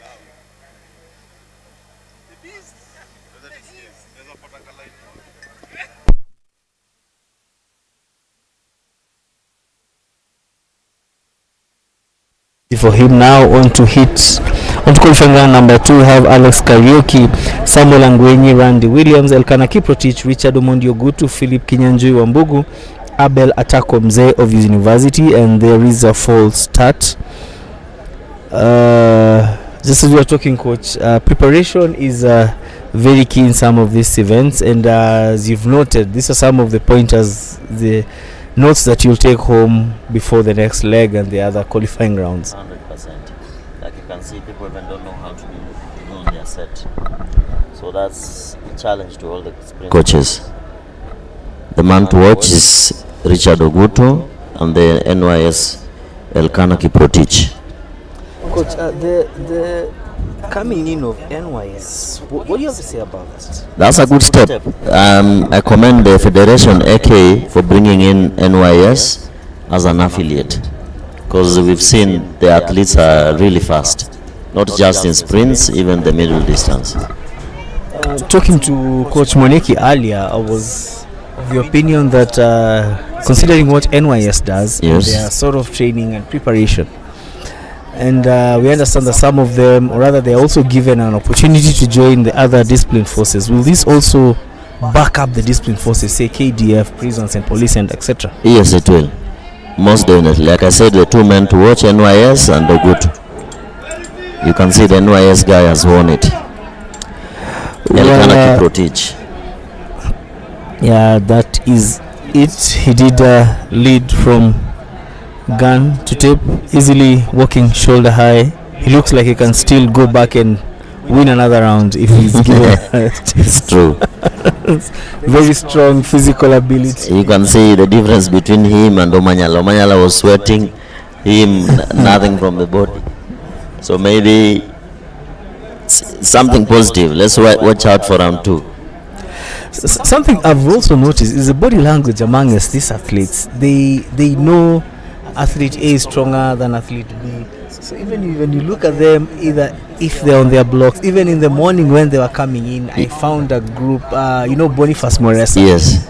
They were teasing each other near the gate. Yes. They're talking about you have tension. Why are you fearing me today? So they're not fighting. It's just in a familiar. That's like it's good for the sport. If you could, maybe they're borrowing it from Usain Bolt and Gatlin. Yeah. They used to have that rivalry, where when you walk into a stadium, you look at your opponent, and when you look at the eye, I'll beat this one today.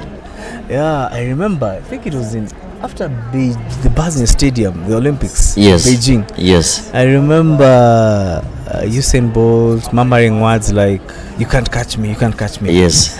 And that resonates with what you've said, and actually that also brings about healthy competition. I wish we had a healthy competition between Ferdinand and somebody else. We are hoping to have that one in Kenya. Yeah. It will push Omanyala further and also help the other opponent. Yeah, outside here, Omanyala seems to be a crowd favorite. Everyone is jostling for a photo, for a selfie. And I can count close to 20 people with their phones out. They just want to take a photo with Omanyala. Now we're going to qualifying round Number three, and they're on their blocks as we wait the gun. The gun has gone and the race has just begun.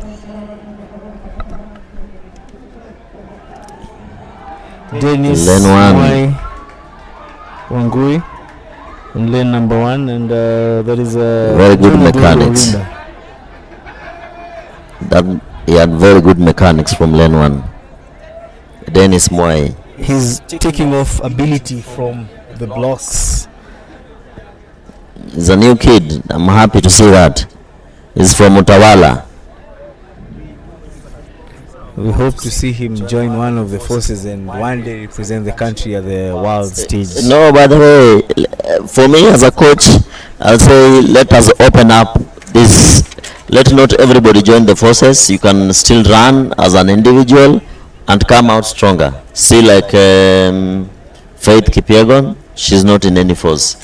Eliud Kipchoge, not in any force, but they are very strong. So I'll want more of that also. Actually, the list is endless, but yes, looking at it, others might opt to do that. Yeah, but many of them to secure some job. You have to be very good not to join the forces.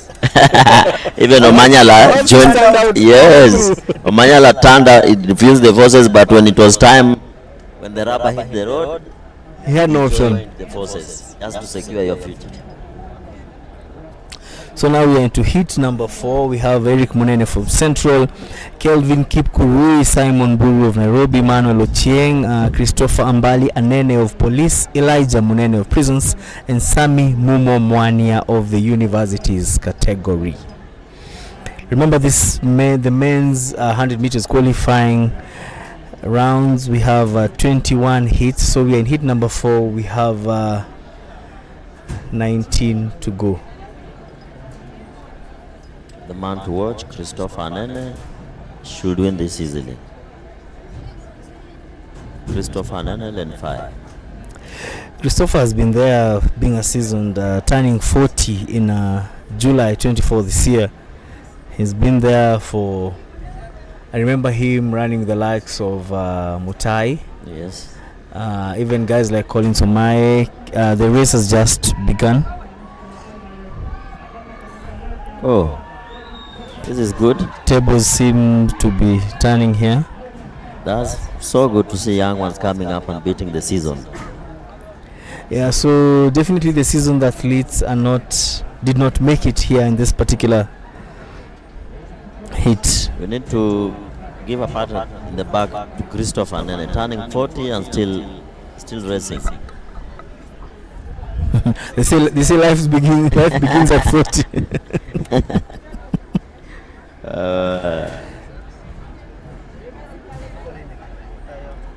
I can see Boniface Moresa in this next hit. As always, he always starts very fast his seasons. He's a 400-meter athlete, but he opens his season around the first 2-3 weekend meetings with the 100 meters. I'm really eager to see what he produces here.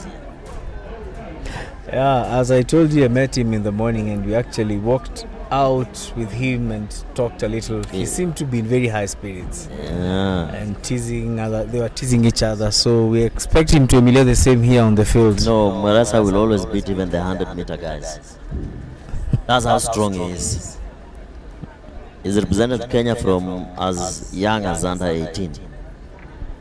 Yeah, and he's still going strong. He's been there over the years. Yes. He's one of the athletes who I'd say is He's clean, the no controversy. defending champion, national defending champion.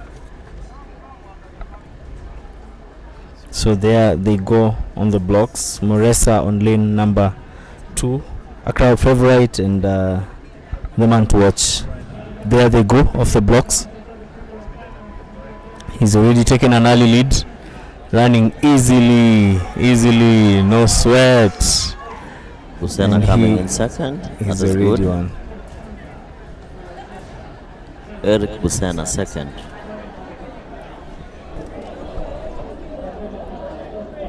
That was a good run from Moresa. So we go on to qualifying round number 6. We have Abadance Baraka of Central, Joshua Otieno of KDF, Zabon Olale of Nairobi, Emmanuel Otieno, Robin Wanzala Wateba of Police, Martin Juka Koyan of Prisons, Rioba Willis Nyamohanga of the University. Seasoned athlete here is Robin Wanjala from Police, lane 5.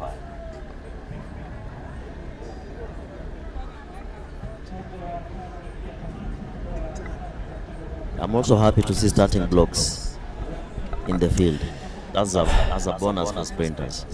Yeah, we were discussing with a coach here before you came, and I mean, if you're looking at the years, I mean, Moneki has been there over the years. Yes.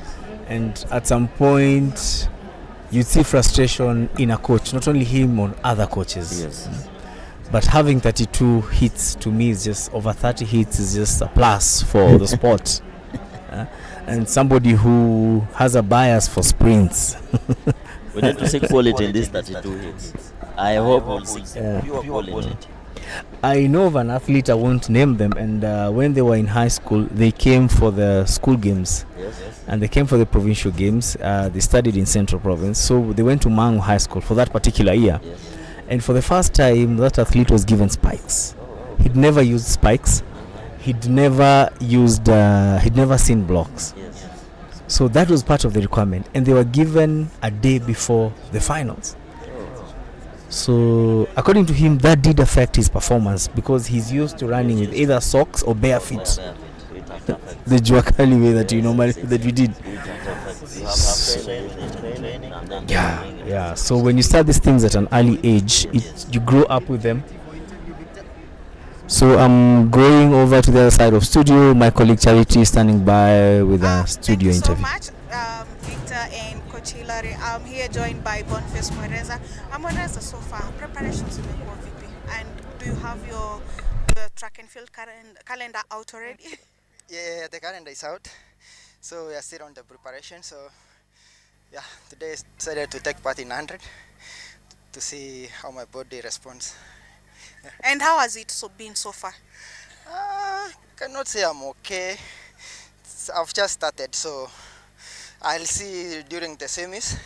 I'll respond. So for now, I can say it's better. Yeah. Internationally, do you expect to win any races? Yeah, of course. We'll start with the indoors. If we go with the relays, then we'll plan from there. Yeah. Thank you so much. I'm also joined by an upcoming athlete. Kwa majina unaitwa nani? Dennis Moi Wangoi. Dennis Moi, what inspired you kukuja kukimbia kwa 100 meters?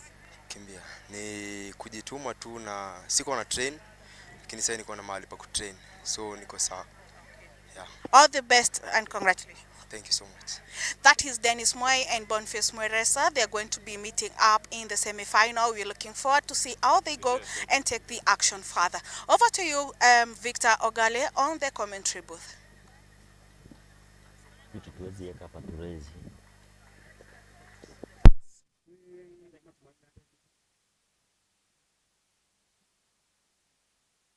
It's 7.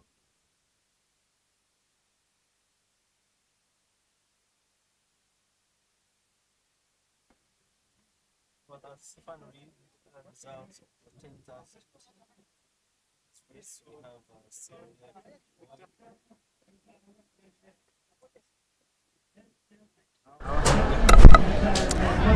We have the final results of the 10,000 meters women's walk final. We have Sylvia Kimboi emerging victorious in 49.567 seconds. Mercy Nahumicha 50.349. Naomi Chepkurui was third.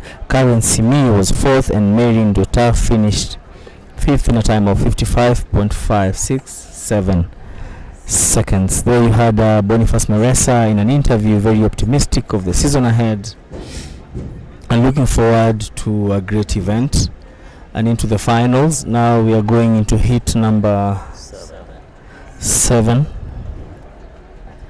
And in the start list we have George Wairimu, Nathan Osore, David Kelly, Francis Gitau, Vera Francis Gitau, and Daudi Longida Mzirai.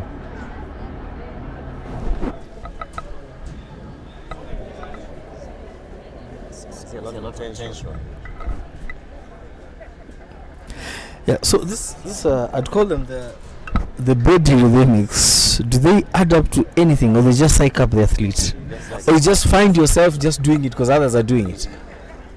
You pick it up as you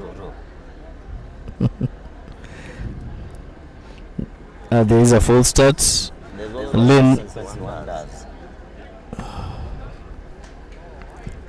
Lane number 1 seemed to have gotten off the block so quickly, but I think probably being an open race, I think maybe the umpires will be a bit lenient in disqualifying the athletes.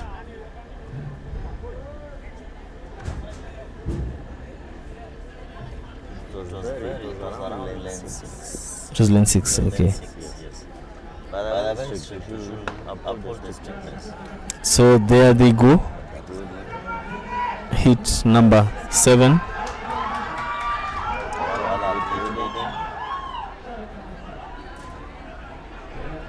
It's a very nice show of sportsmanship.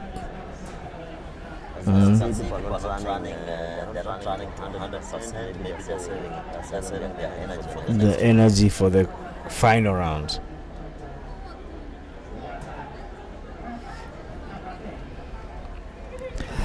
The finals for the high jump women, we have Faith Jepkemboi 1.68 meters, Maureen Nanjala 1.61 meters, and Mohanda 1.50 meters, Elizabeth Chepkemboi 1.45 meters, Patricia Mutwane 1.45 meters. There was a tie.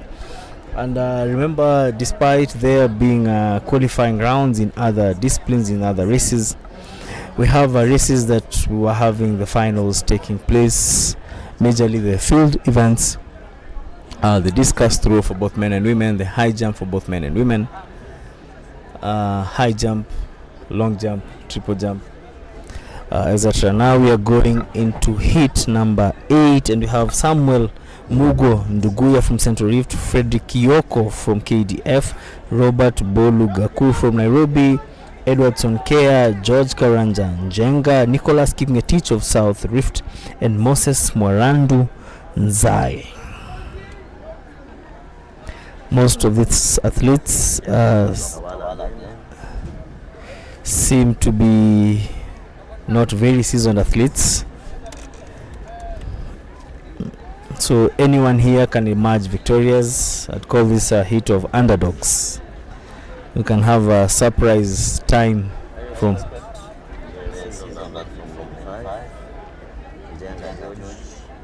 lane 5. We have George Karanja Njenga, born 1993.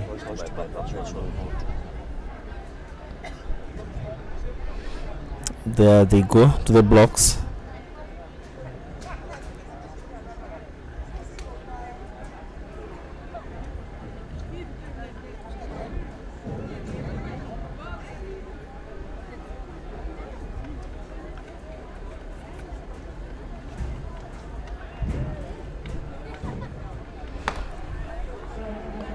The race has just taken off. There seemed to have been a delay in taking off. but George has decided to take off sprinting like there is no tomorrow. In fact, if you'd have told him to do 200 meters, you'd have comfortably won. I hope to see fast times after this. We get the results. Yeah, actually, coach, that is a good thing, because also we need sort of a talent bank for future races. Yes. And sometimes you find in a particular year you'll have so many races. I'd say, like, probably you're having the Diamond Leagues. You have the Diamond League. You'll have maybe it's an Olympic year, or it's a World Championship year, and there are these disciplined races. You have the World Military Games, World Police Games. Yes. So with this pool of talent, probably you'll have representation from Kenya all over, rather than having this athlete is torn between going for the Olympics or going for this particular event that they are affiliated with. I'm glad that we are having more races this year, because I know next weekend we are having the Betika. I expect the same athletes to be there. Yeah, and also that is a big shout and a big thank you to sponsors who've come on board. Betika has come in a big way in grooming and nurturing sports talent in this country, in various disciplines, and in athletics. Always present, always ensuring that athletics is taken to the greater stage, and also having a token of appreciation. And again, years before, yes, we never saw such events that athletes are being appreciated. However small, at least you're sure this athlete will go home with something. And even the winners in this meet are getting 15,000 from 5,000 last year. It's 10,000 additional money in your pocket. And in the Betika races, the winner gets 150,000. That's more like a Diamond League for the sprinters. So we are on to qualifying round number 9. Dennis Kipkorir from Central Rift, Kennedy Gitau Mwangi, Festus Kasioki, Dennis Nyongesa, Ronald Kipkorir, Chilayo Nyango, and Onesmus Nzioka. Expect something from Dennis Nyongesa. Dennis Nyongesa is leading, looking at his frame, how he's won, and even the ceremonial head toss. Dennis Nyongesa was a teammate to Ferdinand Omanyala for years before Ferdinand changed coaches. But they went to school together, they lived together, so he was groomed well. He was mentored well by Omanyala. Just looking at his frame, his physique. Seasoned athlete, that one. So the finals, this is a must to watch. For anyone who's at home, you'd better head to the Thika Stadium.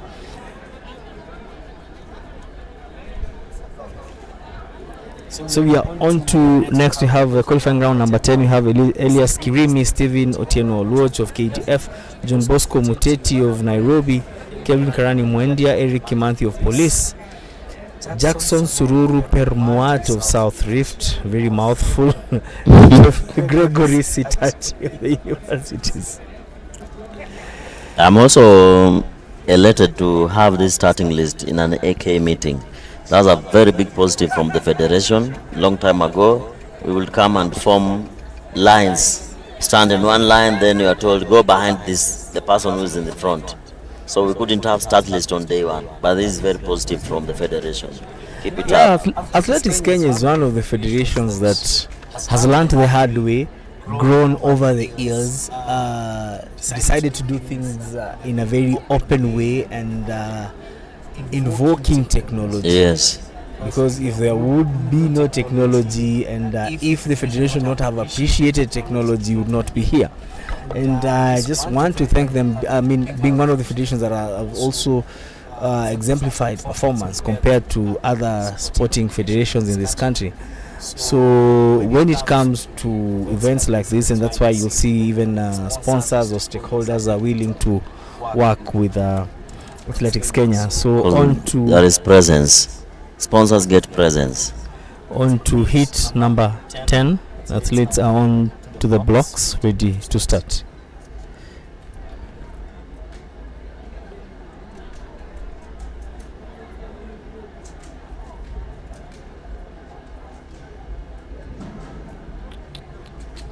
As you can see, just behind the 100 meters, there are some sprinters doing some sprinters warming. Yeah. Yes. Viewers at home can learn something from that. upcoming athletes.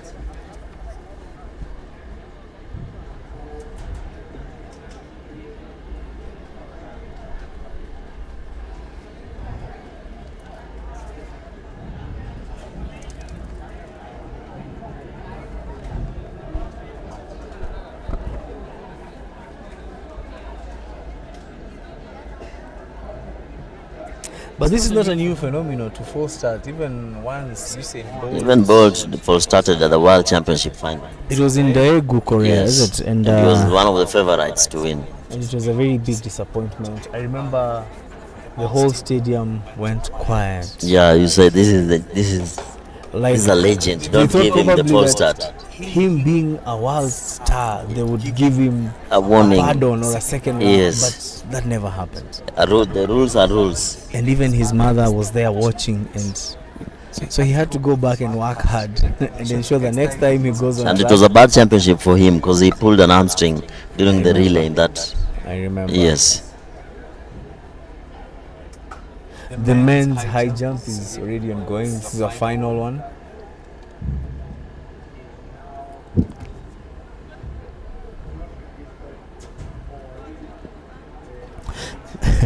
But you know, for some of these athletes, the false start could also be a gimmick. Because you know now you've been given the last warning, so you do it intentionally. I used to do it intentionally during my years because we had a yellow card. I know. So you do the yellow card false start for the first time, everybody panics. So yeah, thank you. So now you're focused. You are focused, the rest have panicked. And you run like a bullet. Yes. To take the race.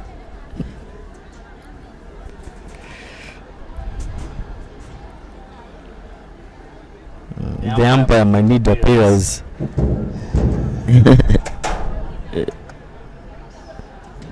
Well trained.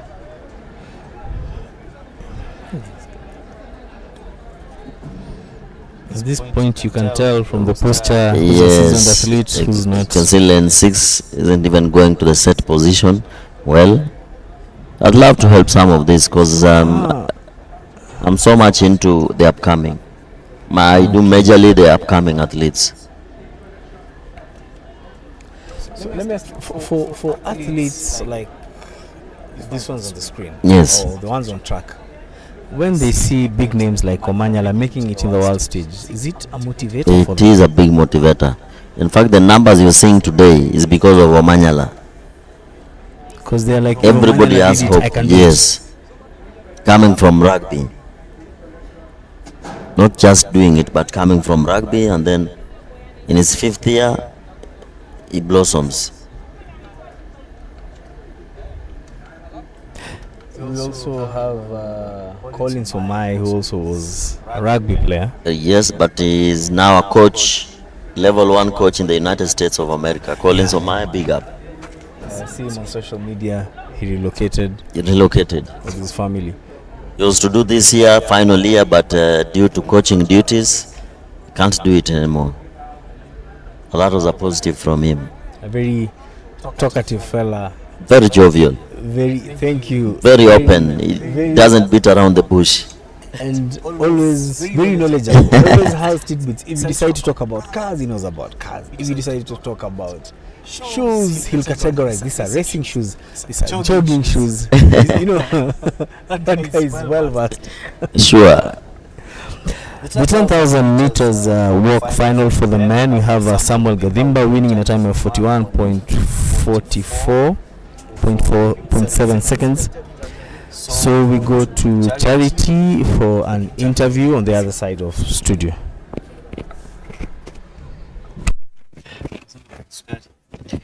Taka maji kwanza.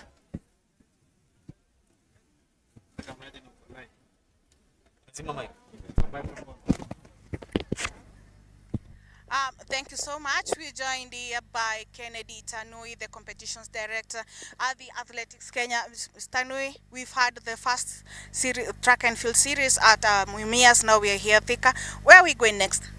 Right now, our next event is in Kapsabet, and that is Eliud Kipchoge Complex on 13th, 14th, and 15th.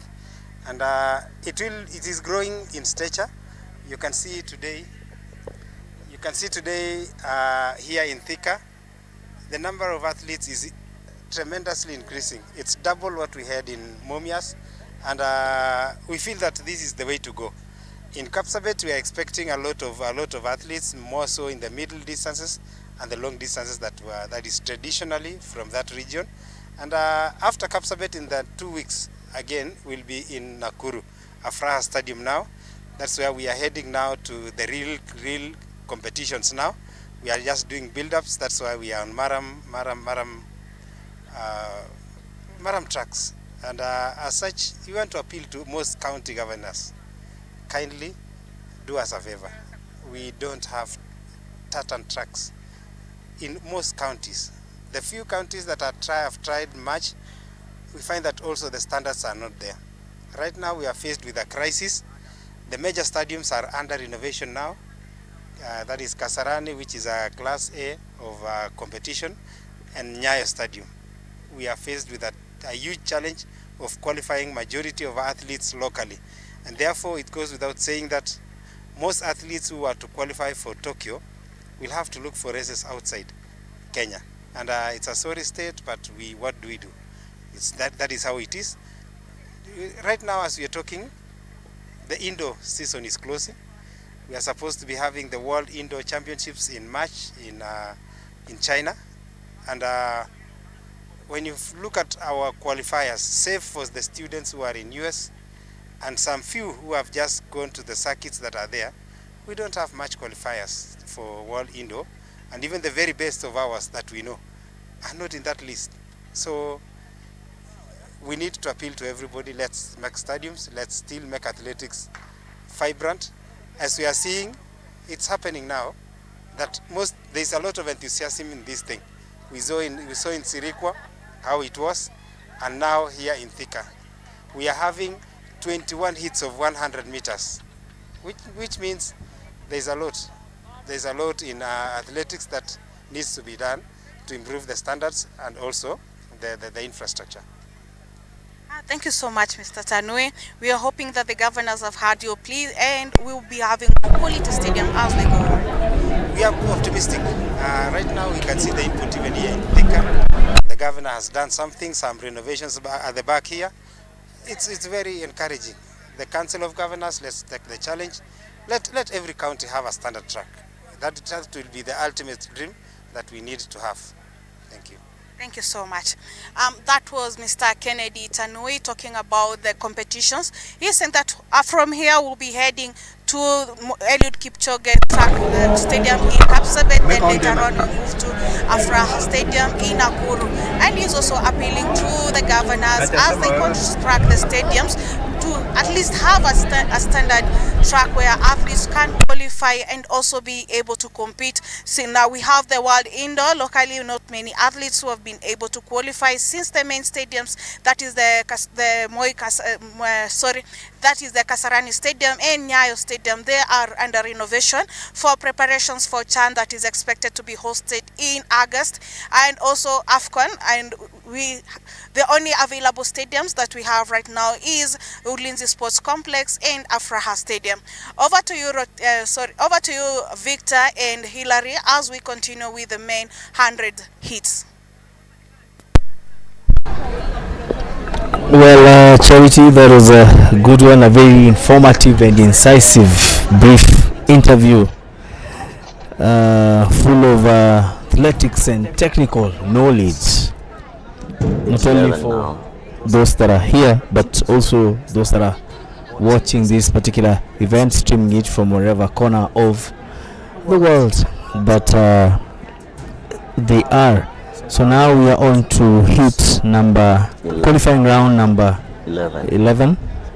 We have Dennis Kiprono Kipto in lane 1 from Central Rift, Abel Kimtai Kwemoi KDF lane number 2, Dennis Mwenda of Nairobi lane number 3, Kevin Wekesa lane number 4, Dennis Kimeli from Police lane number 5, Wilton Muga from South Rift lane number 6, and Moses Wafula Wangwa of the Universities in lane number 7.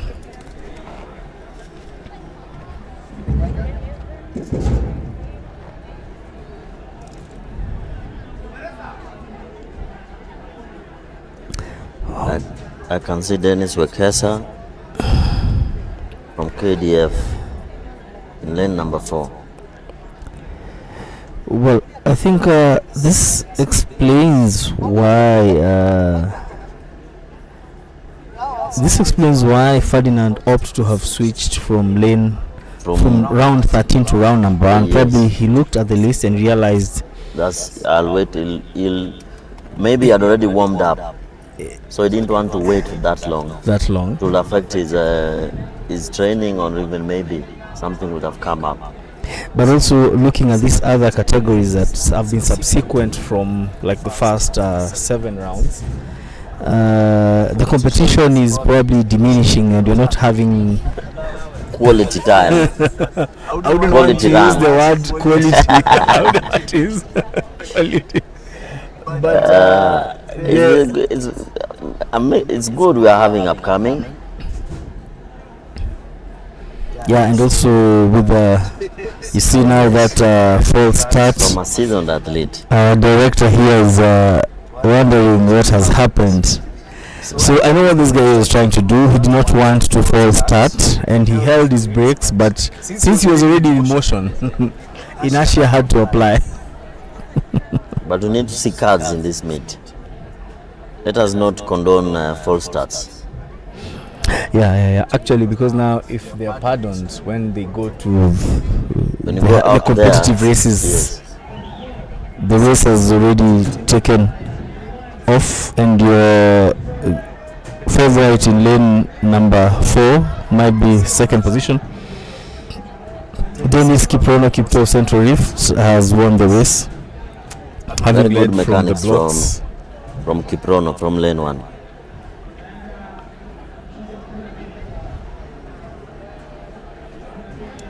Dennis Kiprono. He was in the 100 meter semi-final nationals last year.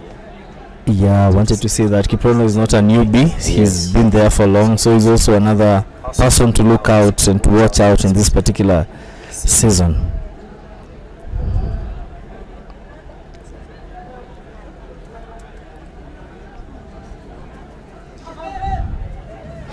This is very good, coach. Just setting your blocks according to how you want them, how you want to, probably your body posture, how you're used to doing it. And you can see from the screens, the seasoned and the ones who are just upcoming. Because these are some of the scenes that we see probably in the international stages, yes. Africa Championships, World Championships, or the Olympics. And as a coach, I can even tell you who will not win from the time they are placing their blocks on the ground. When you are setting your blocks. That is a very good technical ability. I can see Kanye ran with him long time ago. Still running. Zakayo Kipchumba will be in lane number 1 for Central Rift. Kanye, your friend Lawrence Kanye, KDF, lane number 2. Benjamin Osebe, lane number 3. Michael Njuguna, lane number 4. Kevin Kipto, lane number 5. Benson Lekishon, lane number 6. And Steven Wangila Wanjala, lane number 7. There also seem to have been a false start, but I think the race is just taken on.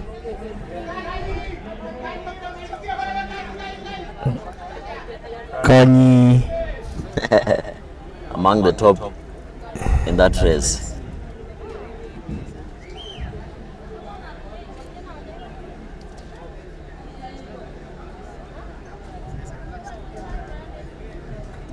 It also, coach, the weather is not also favoring these athletes.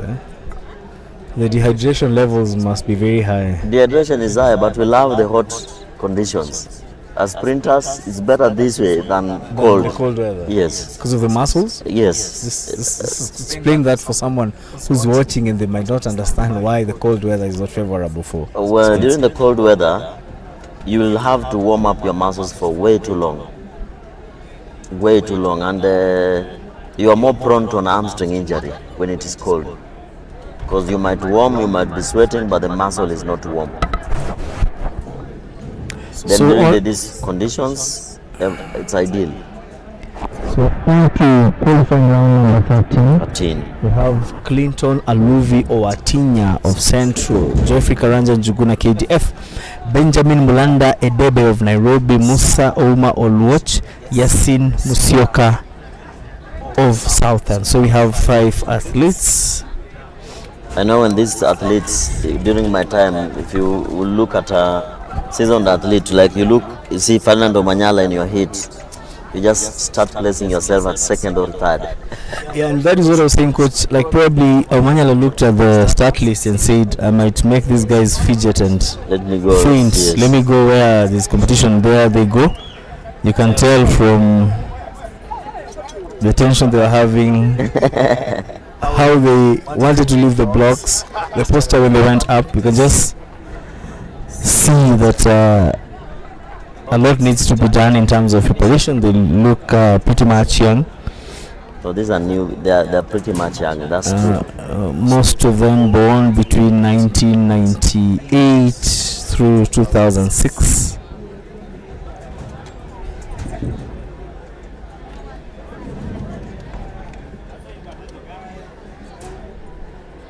Thika has always been a very fast track, so you expect very fast times coming from this meet. Yeah. Even for the women's qualifying rounds, to me they were very entertaining. Yes. Seeing the likes of Amutavi just sprinting from the gun to tip, and the other subsequent. Yes, Monica there, Kadogo, Doro, they were good times. I think for the women's race, I'm looking forward for a better and stiff competition throughout the season. Yes. It's good that the women have gone sub 12. Last year we had like 7 of them running sub 12. And that also will put Kenya on the world map, considering we have countries like Botswana who've really come up in terms of sprints. Yes. And going forward into the international stage, we expect to see more women from Kenya. I wouldn't mind having an Olympic final with 2 female athletes from Kenya. From Kenya, yes, that's positive. So there they go, qualifying round number 13. There is a false start.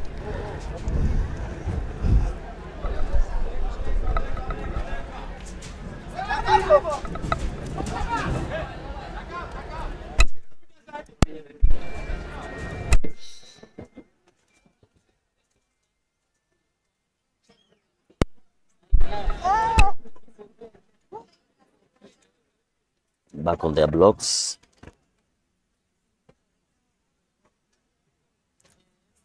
So, coach, there is one trick that we were told that once the gun is count seconds. It's competitive level. No. Don't anticipate. That is anticipation. But that is what we used to read. Once the starter says set, you count 1, 2, then. And you go. No. So we have different starters, yes. The starter internationally will have to look at when everybody is on set position.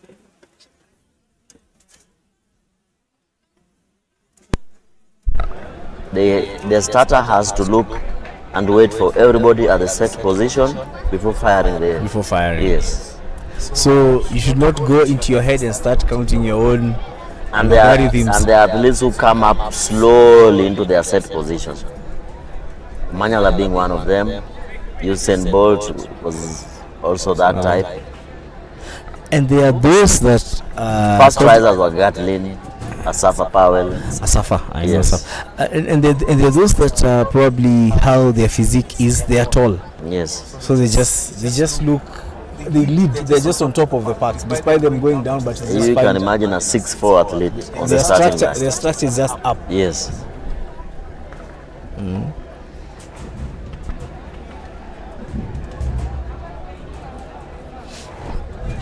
So we are on to qualifying round number 14. Edwin Omondi Otieno of Eastern Franklin Kibet Kipkurui of Nairobi, Rogers Mbogo Nyambu, Veronica Chebet of Police, Charles Wahonya of University, and Gregory Collins Rono.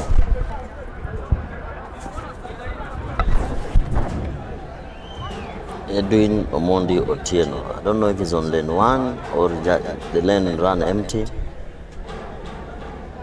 We'll need to have a closer look and see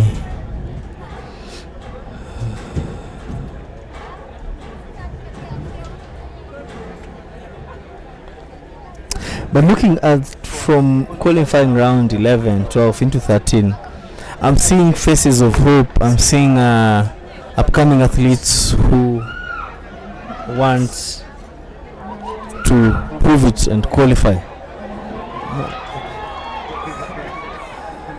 These are very young athletes, very young. Rogers Mbogo Nyambu, running in lane 2, did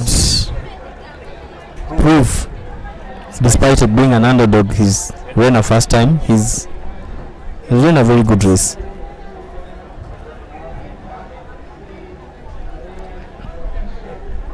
You know, when I used to run, I could at the line I would look at your spikes and see if you have spikes. I would eliminate my opponents by the way they are wearing. If you have football shorts, I just rule you out. I come if you are running with a t-shirt, I rule you out. That's how I used to do.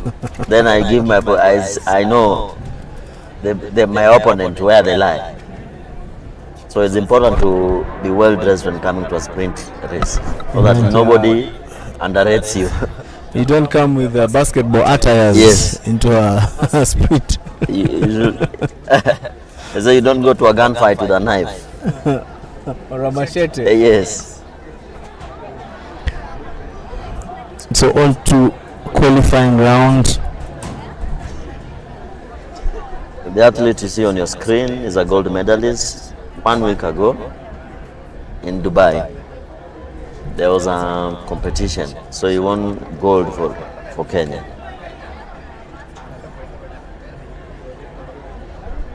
Yeah, whatever you're pointing out, Jairus Ongeta. He seems to be. It's called Jairus Ongeta. He knows what he's doing, setting his blocks. Coached by Duncan Ayemba, former coach for Omanyala. This is qualifying round number 15. We have Brain Mutuku Mikali of Eastern, Filian Kerubo Nyandusi KDF, Jairus Ongeta Nairobi, Ryan Mwakisha Mwikamba, Leonard Kwemoi Maiwa, Geoffrey Omwanza Ongechi, and Moses Walucho Sitati. Ryan Mwakisha has also Mwikamba been in the fold. I hope this year will pop out. It's been an upcoming for long. Yeah, born in 2002. That is 20th of May. We had Mwikamba. Now we're going to high jump men. Remember, this is the final of the day. He did not quite make it, and the qualifying round number 15 has taken off. So Mwakisha. And Mwakisha has taken the lead. Ryan Mwakisha Mwikamba. Good job, Coach Perpetual. Lifting up his knees and making big steps like Usain Bolt. He's quite tall. He's a 6'3", if I'm not wrong. That explains his running ability resembles or reminds me of Usain Bolt. Yes.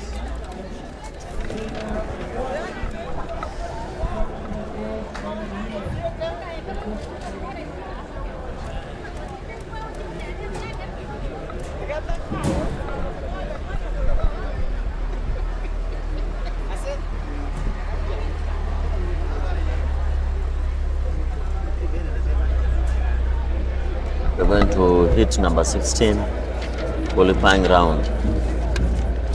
Qualifying round 16, we have Justin Mogoi Isaboke of KDF, Maxwell Ochieng Oduoro of Nairobi, Salat Dakane Farah of Northeastern. I think this is the first athlete that I've encountered since we began this commentary from Northeastern, which is an encouragement for him. Peter Iwungu Karaoke, Dominico Soro Omonyi, Eliakim Mose Ondimu, and Bernard Wafula Wanyonyi. Coach, do genetics and probably, I'm trying to be a bit sober, being in Kenya, I'm trying to use very sober words. Yes. Do genetics apply when it comes to such races as sprinting? Yes, when we are picking athletes, we go as low as genetics. I wouldn't go to Northeastern to try look for a sprinter. I'll straight away go to Nyanza, Western, I start there. So, but if you get an athlete from Northeastern who is serious about it. I'm not saying you cannot get, you can get. I had an athlete from Northeastern and from Indian origin. Yasir Aslam, and he was quite good. So despite the genetics, despite it's just a minor, it's one of the few special cases that you find an athlete. Look at genetics, you look at height. All these things are taken care of when you go to the Kenya Academy of Sports. They have a curricula of identifying talent and nurturing. They are the only government organization government funded, that is mandated to do that job. Yeah, I've been to the institution a couple of times, doing work there, and I'd say it's a plus for the young and upcoming athletes. They're doing quite a good job. They even have a holiday training. And you wouldn't compare to yesteryears when an athlete would do it the hard way. Yes. You're on your own. But now you have an institution that recognizes you, embraces you to the training. When you're in training, they take care of everything. So the race has taken over, and I'm hoping to see Salat Dakane. Moses Wasike. Wasike is a seasoned. You can see him, and I've seen the Northeastern athlete has done quite well. Like I told you, when you get one and you nurture well. So that is a man to watch. Under harsh conditions in Northeastern. I know. Even looking at his attire, I know he didn't have the right attire. He has a long, upcoming. I call it a sweatshirt, but I know one day things will open up for him. I hope he keeps doing it. We're going to qualifying round number 18. Well, in round number 18, we have Shadrach Wasilwa, Trevor Kingo of Nairobi, Tony Otieno Ochieng of Nyanza South, Paulo Musanzala, Martin Otieno Odhiambo of Prisons, Joseph Gavuvi Moteithia of University, and Dalmas Angola Western. Some of these names are very mouthful. Gavuvi Moteithia. Moteithia in Kikuyu means one that helps. He's a helper. I can see Ekwam is trying to call me. Ekwam, I cannot pick your call. I'm going to kutuma salamu for studio. He's probably heard your voice. Yes. Through the Athletics Kenya page on YouTube.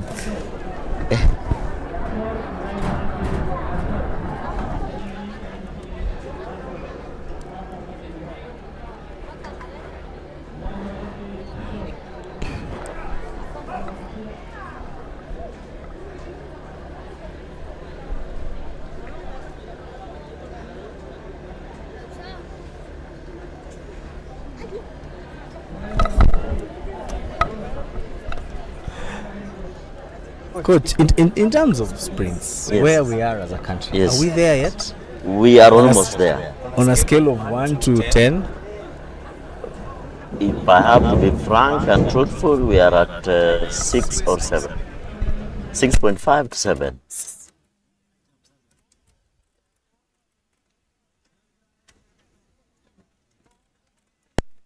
So we are on your screens. You have the high jump men's final,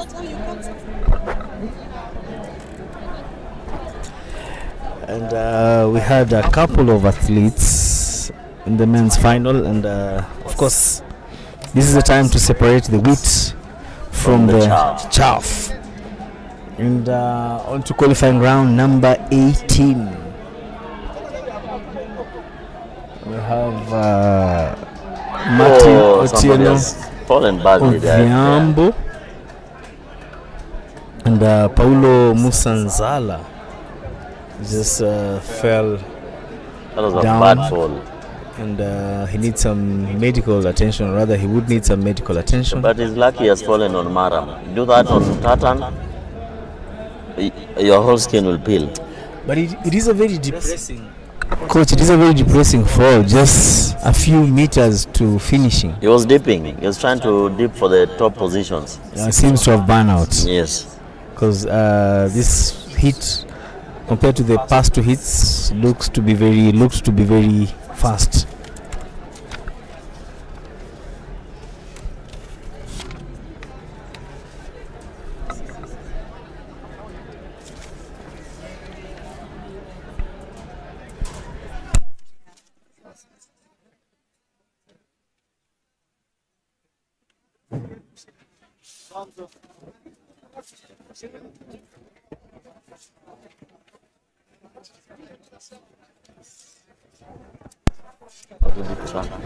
Very exciting scenes, coach here.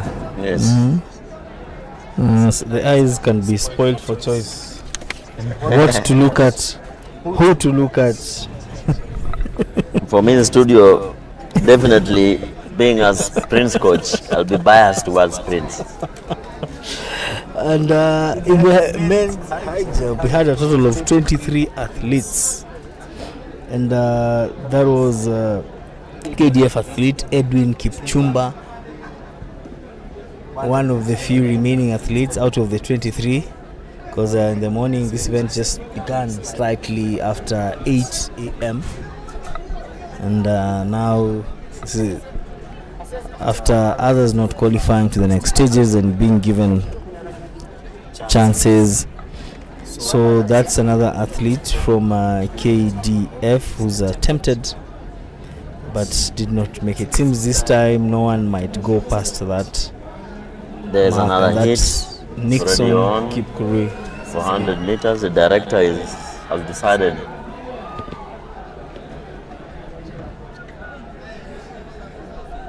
The qualifying round, number 19, that was, I think that will produce one of the fastest times. Yeah. Yes, and also, funny enough, their heights, they seem to be of the same height. Yes.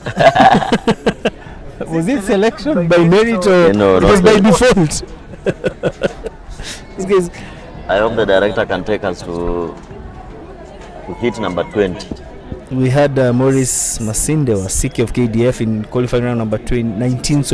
Eugene Anyeni Onderi, Manuel Ndochi Wafula, Desmond Muigai, Ngao, Joshua Muuo, Kilion Kiprotich and Anne Mohan. No, that's a mistake. So in qualifying round number 20, I know the first two athletes have come up from junior level. That's why I really would like to see them. Seth and Simani Regao. Seth Mufutu Mwangali have grown up. Then we have Isaac Omuru in that hit also. That will be a very fast hit. Isaac Omuru is brother to Ferdinand. And now we've gone to the men's high jump, and seems an athlete has managed. And as while we wait for our able videographer Victor to give us the starting image of the qualifying round number 20, where we have Seth Mufutu Mwangali of KDF, Simani Regai of Nairobi, Kevin Joktan of NYS National Youth Service, Philip Mbithi Mutua, and James Kingori Mwaura, as well as Isaac Omurwa, who is the brother to Ferdinand Omanyala, who will be in lane number 6. Indeed, Omanyala, we've seen the there we go. It was a rather soft pan to the starting. But it's there. Oh. The race has already taken off.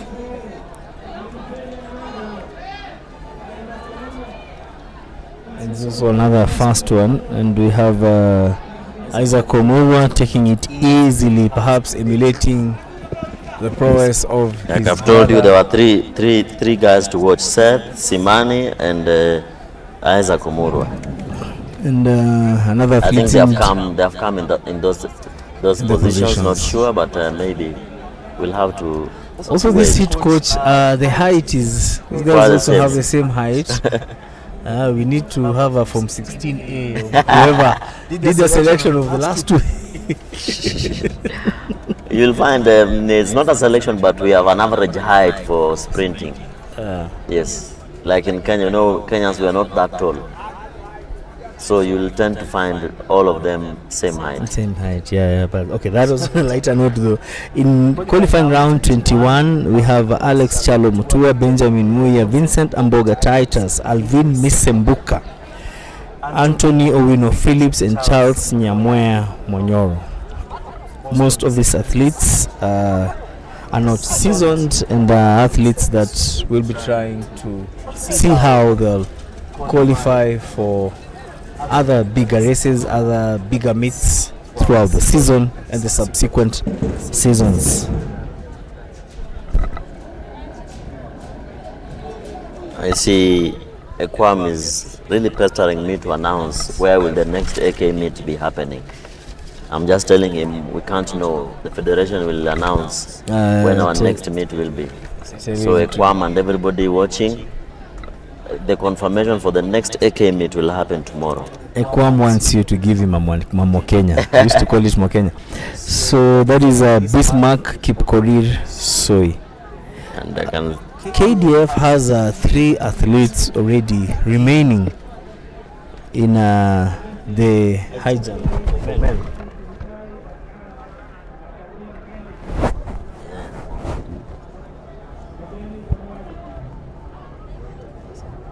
People are complaining, they need to see 100 meters. So now we are going to the 100 meters. I remember, coach, the sprints are races that emit a lot of emotion, either good or bad emotion. Even Omanyala is calling, is asking me, why are we showing high jump when there's 100 meters? Oh, so sorry for the athlete. 227 has pulled just an hamstring right there. I know, that is Alvin Misembuka. So sorry, man. I know how it feels. You can imagine the energy, time, you know, mentally. It ideally takes 21 days to heal. I know. So that one is most likely missing the next meet. Yeah, I know. As I was saying, sprints emit a lot of emotions. Yes. Even the sprint relays. That is when you know even your brother can be your enemy. If you want people to run mad in this particular vicinity, in this stadium, the sprints and the relays, this remain one of my favorites, and that explains why Omanyala had to take his time to give you a phone call. Yes, because there's 100, his brother is running, and we are not showing. Omanyala, it's not us, it's the videographer and the director. For us, we announce what we see. But don't worry, this is also an event that has high jump, so we have to give the high jumpers There are also some other coverage events that also need to be covered. I mean, at the end of the day, it's athletics, so all of them had to be factored in. Yes. And I would also want, just applauding the organization by Athletics Kenya, event by event, once they finish, how quick the hurdles are being assembled once the athletes finish. And to me, I'd say over the years, things are getting better. Yes, 5 years, 10 years from now, such events will be compared to world events. Yes. The challenge that I want to give out to the counties, sports is a devolved function. Many people don't realize this, but sports is a devolved function. We need to have more stadiums standardized with tartan tracks, so that when we take a meet to Thika, we take it to a tartan track event. In Kakamega, we take it to Buhungu where there's tartan track. So we need to have the proper running surface if we need to grow. Actually, in general, the issue of sports infrastructure, because it's massive. Apart from the track, it's just massive. Even the sitting stands, even the changing area. So now we are into qualifying grounds. Yes. The last one 22, for the which is not on the start list, but there men. it is. And I know right now, because I mingle with the ministry. There's a plan to have more training fields all across Kenya. The basic, or have a training field. And you know that coach will also open other regions that, despite them also not being athletic friendly regions, or regions that probably have hosted such events, it would be a first. I wouldn't mind having one of these meets going to Elwak. Yes. You see, Modogashe, if there was such sporting facilities. And the reason why the federation takes this these meets to the regions that's where we identify talents. Like Mas Chebet was identified from an AK meet. You see? A local AK meet. You'll see her in a few. She's doing 400, I hope. Yeah, I did see her name in the start list. And actually saw the coach here a while ago. Well, on the screens, the fans, very beautiful colors. Others are doing business, selling groundnuts. Others are selling crisps. Can see Coach Pape there. Yeah, very familiar and notable faces in athletics. Quietly seated, you might not notice them. Quite a good turnout. Yeah, coaches from all over. You know, so this is also a place where coaches have also come to fish or to fork.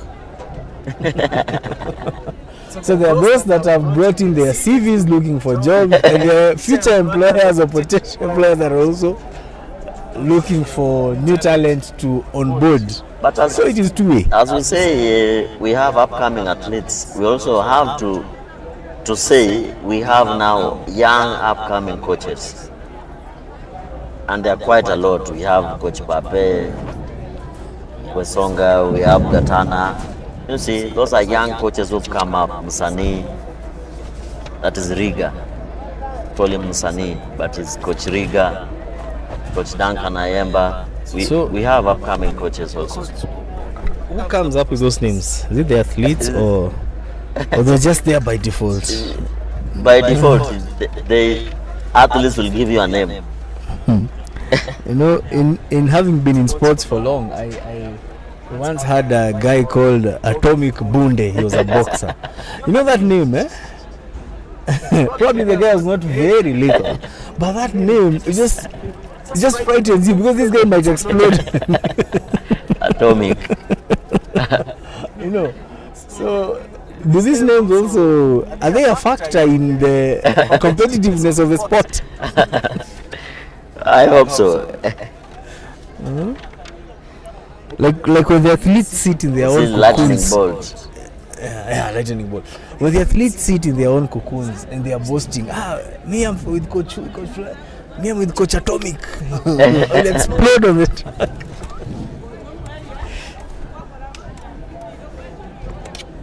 Now we're heading to the hurdles. You can see Veronica Chebet.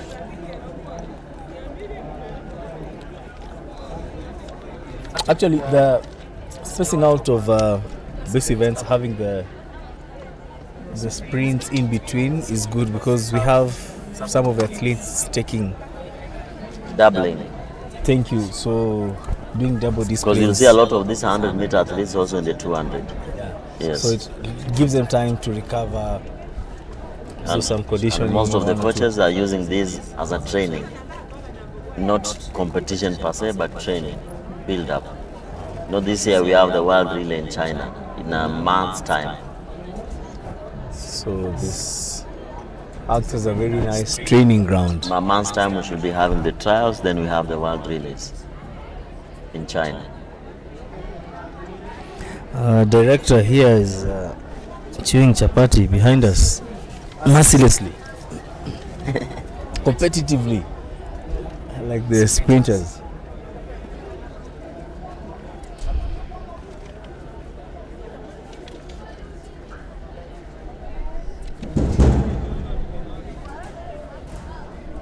So as the hurdlers set their blocks, awaiting the final call for start of the race, we have the awarding ceremony.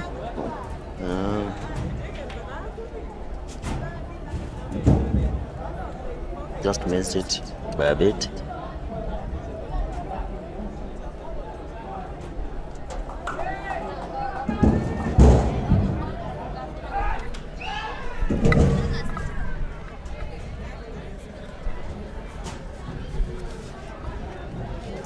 But there are two discipline teams that I've noticed in terms of their cheering squad, both KDF and NYS.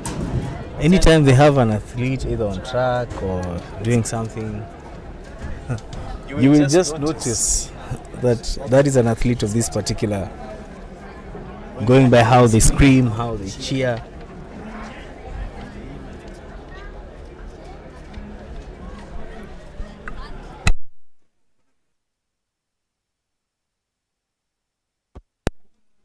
Next we have the 100-meter hurdles women's semi-final, and this is semi-final 1.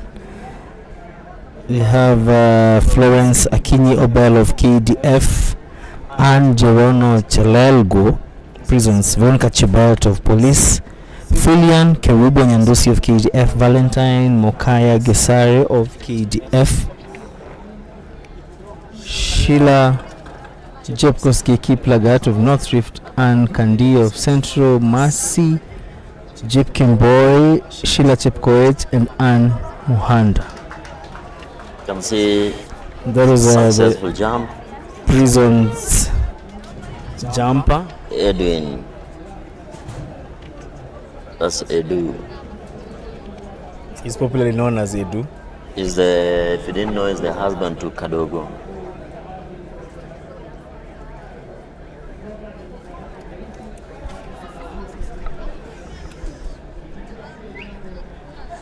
Edwin Toh.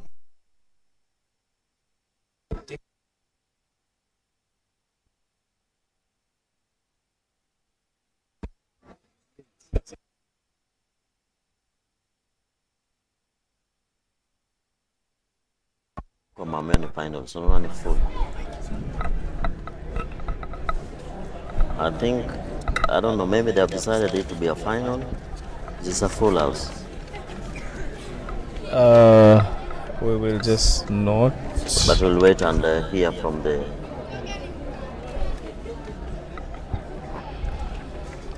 And also, schools are on meet, so that explains also the high turnout. The high turnout, yes. Both from the fans as well as from those that are racing. I don't know if it's a factor, but it is a factor, big factor. For anyone who's at home, and probably they here around Thika or they in the vicinity and they want to. So for the 100-meter hurdles, this is a straight final. Seems to be an amendment in the program, but that is not a hassle. This is a straight final. In lane 1, we have Jerono Chelelgo, a seasoned athlete over the sprint distance, doing 100 meters. In the discus men final, the results are Jonarius Chepkwony has emerged as the winner. Nathan Kibuot is second, Benson Maina came in third, Leonard Bett fourth, and Caleb Chepkwony fifth.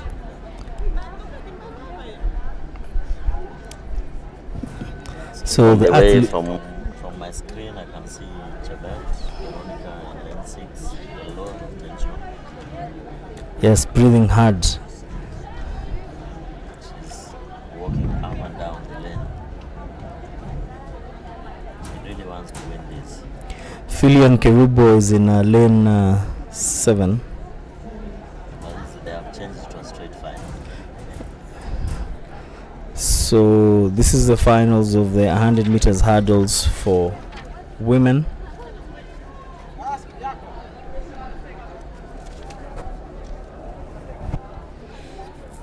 So they've been told to get off the blocks again. The tension is too high. It was a faulty start.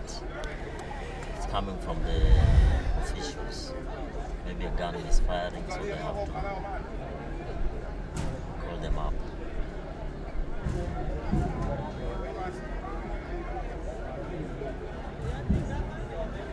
So they are on the blocks again. My WhatsApp is buzzing. Every athlete knowing. They wanted to watch hit number 20. We shall organize that.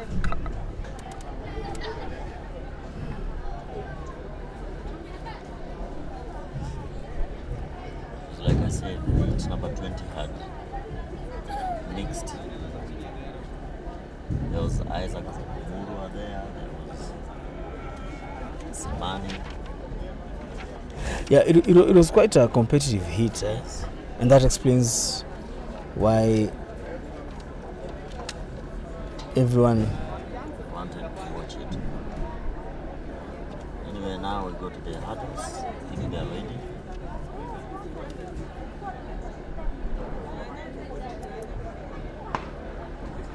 there they go. The first hurdle, second hurdle. One of our top hurdlers is in the US, our national record holder.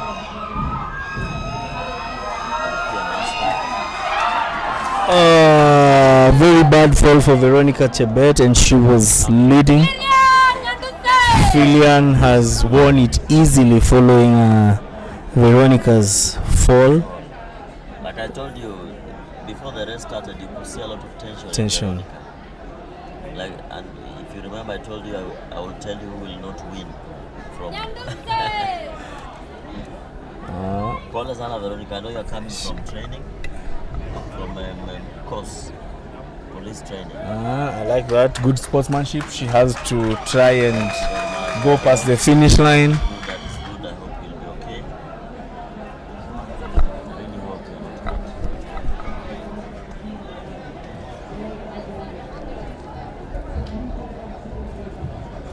See there. That's quite a bad fall. But that's game. So next is 110 meter hurdles. Same is for the men.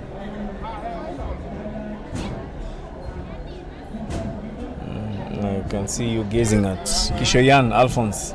Yes, beside us you can see Alphas Kishoya from Kenya. He was here a while ago and passed by and waved. One of the few athletes who ran alone in this lane.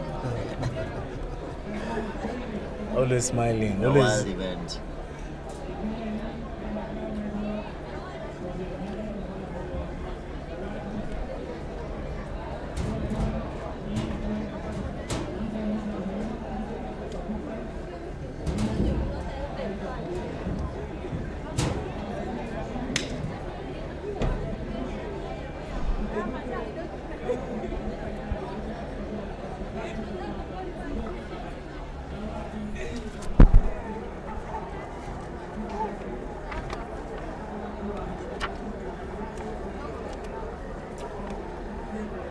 So now we're going to the 110.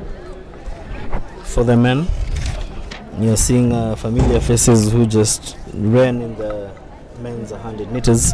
Remember, in most of these sprint races, the athletes double up. They'll do the 100 meters, 200 meters. Others will go as far as doing the 400 meters.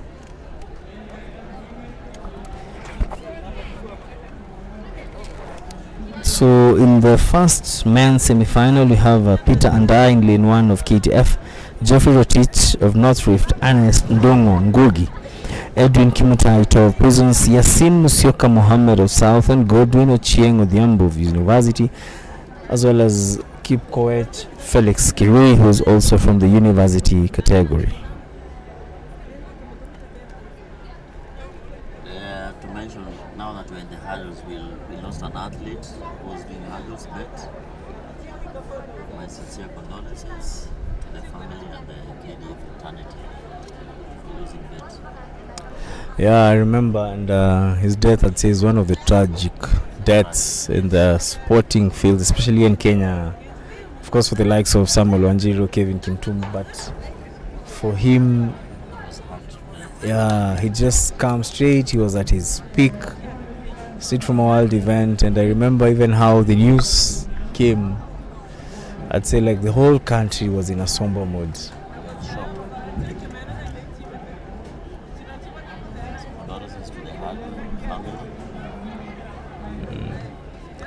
I still have his vivid images of him jogging at the training ground at the Kasarani Stadium, the track that is adjacent to the stadium or the gymnasium. I remember him jumping up and down with his ceremonial hairstyle.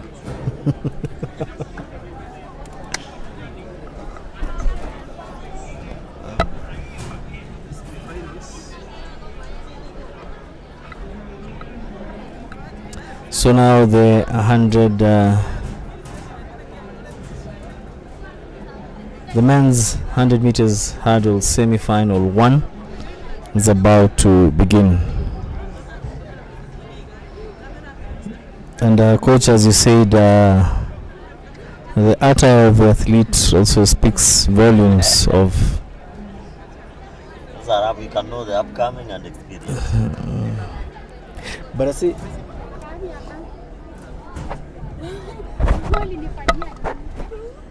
But I'd say it's also a good training ground. It's a good learning ground, because Rome was not built in a day. So they start.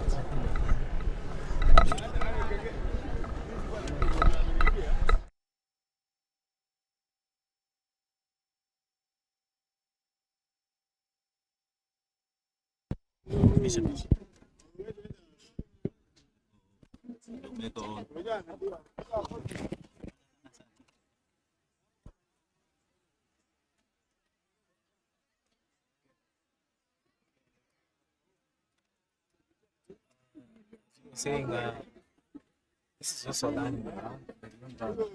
I've seen even in other disciplines, serious football, we have players who are playing it pro. Yes. When they come, they sort of donate. Running, yes, the boots, the attire, footballs, yes. It also happens in athletics, yes. If you are keen, you realize last year Omanyala donated a lot of running spikes to sprinters. So you'll see a lot of sprinters with Adidas.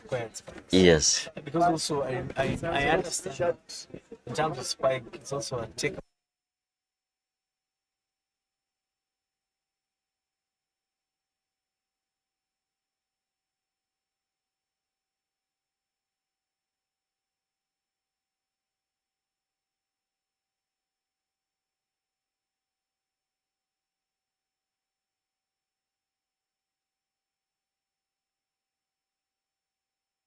.8 seconds. Jacqueline Jerono, 11 minutes 21.0 seconds, and Joyce Chepkurui coming in 5th position. Like the sprints, the spikes for 1500 meters are not the same as the spikes for 100 meters. Yes. So is it that's a standard form in the world over? So like somebody decided. Those are things that you guys in sprinting found them. Innovation. You go research, then find what suits this particular race. That's why you see even now there's a war between the shoe companies. Now there's a good competition. Who will make the best shoes for marathon, for sprints? And in the event that, say, a 1500 meter athlete feels that if I use the spikes for 100 meters, is it an obstacle? You're allowed? You're allowed. As long as it is ratified by World Athletics, you can use it anywhere. It has to meet the qualifications to be used on a tartan track. Coach, that's a political statement. It's true. Even a sprinter can use a light shoe from the steeplechase and come do it in 100 meters, but it's disadvantaged because the others are using shoes that have been designed for that event. Particular event. Yes. You'll be surprised, like during our training, like speed work, we give our middle distance athletes sprint spikes to use.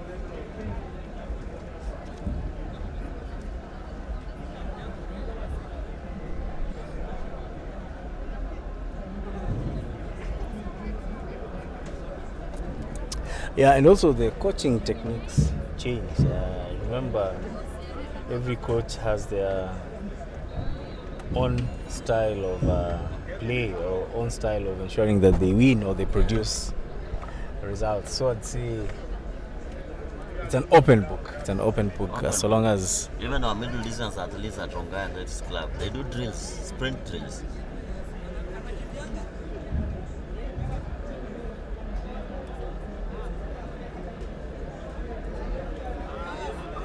You know, there are athletes that have been there for years. Yes. And that's also, with these discipline forces, as much as you said, it's not a must to join them, but it's also a way of survival. There are familiar faces that I've seen for over 10 years in that particular discipline. So this guy is known as the first body. If we'd use that language, we talk in the estates. These guys are there. You know, when it comes to this particular event, athlete B will represent us. Alan.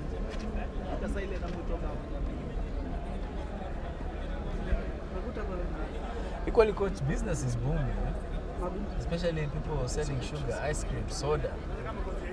The economy has grown twofold in Thika today. The temperatures here, I know you could be salivating. No, I don't take sugars. I'm afraid of fattening.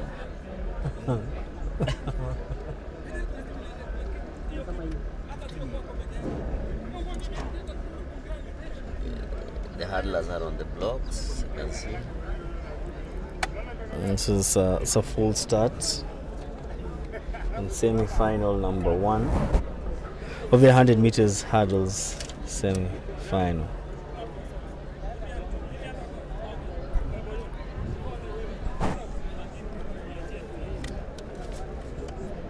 So this particular race will have 3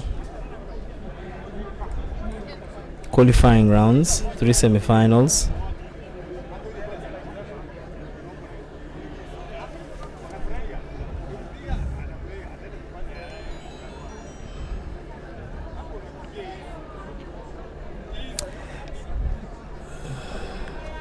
Edwin Kimutai of Prisons in lane number 4. One of the athletes to watch over the distance.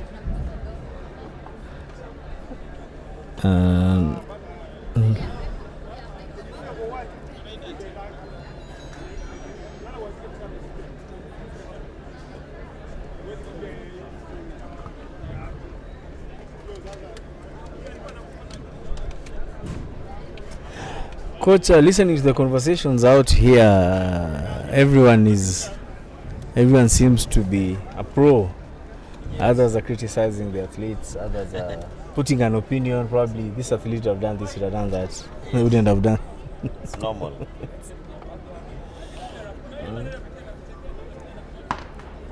There they go. So there. That's a clear start.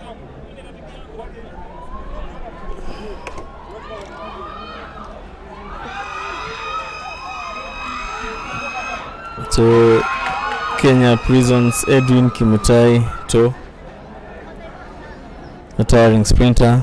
Just come from the high jump straight to, remember, he's a decathlete.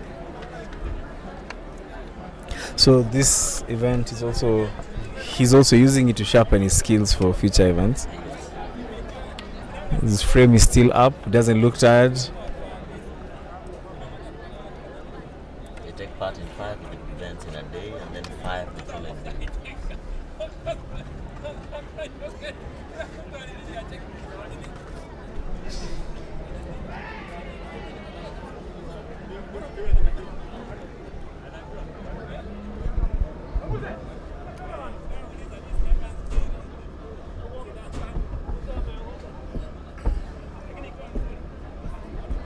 So athletes for the next round are taking to the start line, the blocks.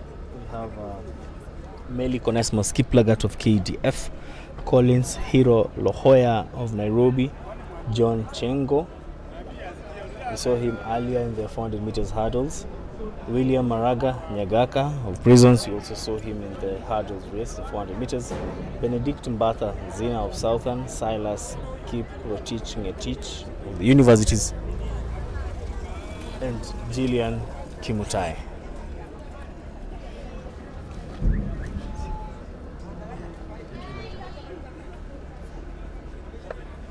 There goes your athlete from Northeastern, Gorane. Oh, you've mastered his name. It's a rare name. It was a unique name. I've told you I went through the start list from yesterday. Okay. And when I saw Northeastern. So the award is there, 20,000 for the winner.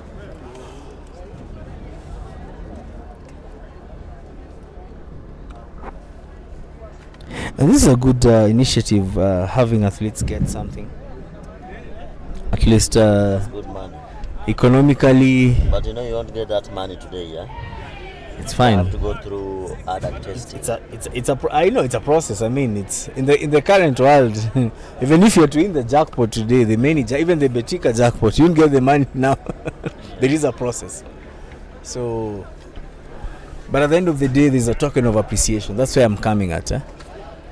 Which is a good motivation Yeah. for everybody. Yeah, and I really want to thank Not just athletes. the sponsors, because that equally also motivates the athletes, and also elevates the level of sportsmanship and competitiveness. And also other coming in to do the tests so that we have a clean spot. Yes. ADAC have always been there, ensuring that the sport is clean, ensuring that athletes taking part in races both locally and internationally run in a clean and noble manner, ensuring that also the image of this country is not tarnished Yes. internationally. But you know, people will say we have a lot of people who are being tested positive, but it's because the testing, the magnitude of testing is so much. We cannot. It's You didn't one compare. in 1,000 athletes, and the testing is so vigorous in Kenya.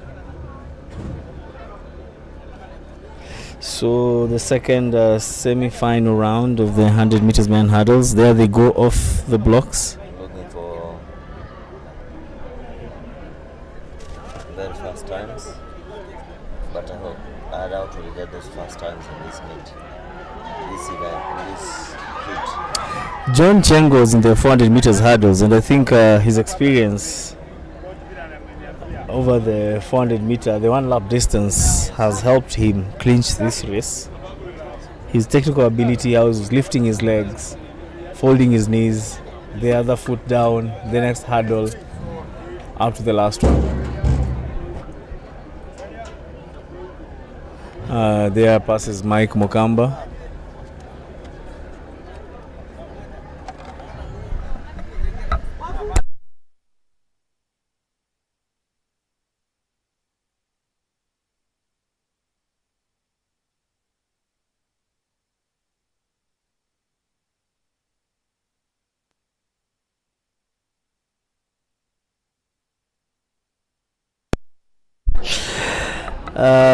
Seasoned sprinter Mike Mokamba has just passed by studio and said hi to fans watching the second leg of Athletics Kenya Betika track and field event. So the third round of the semi-final is the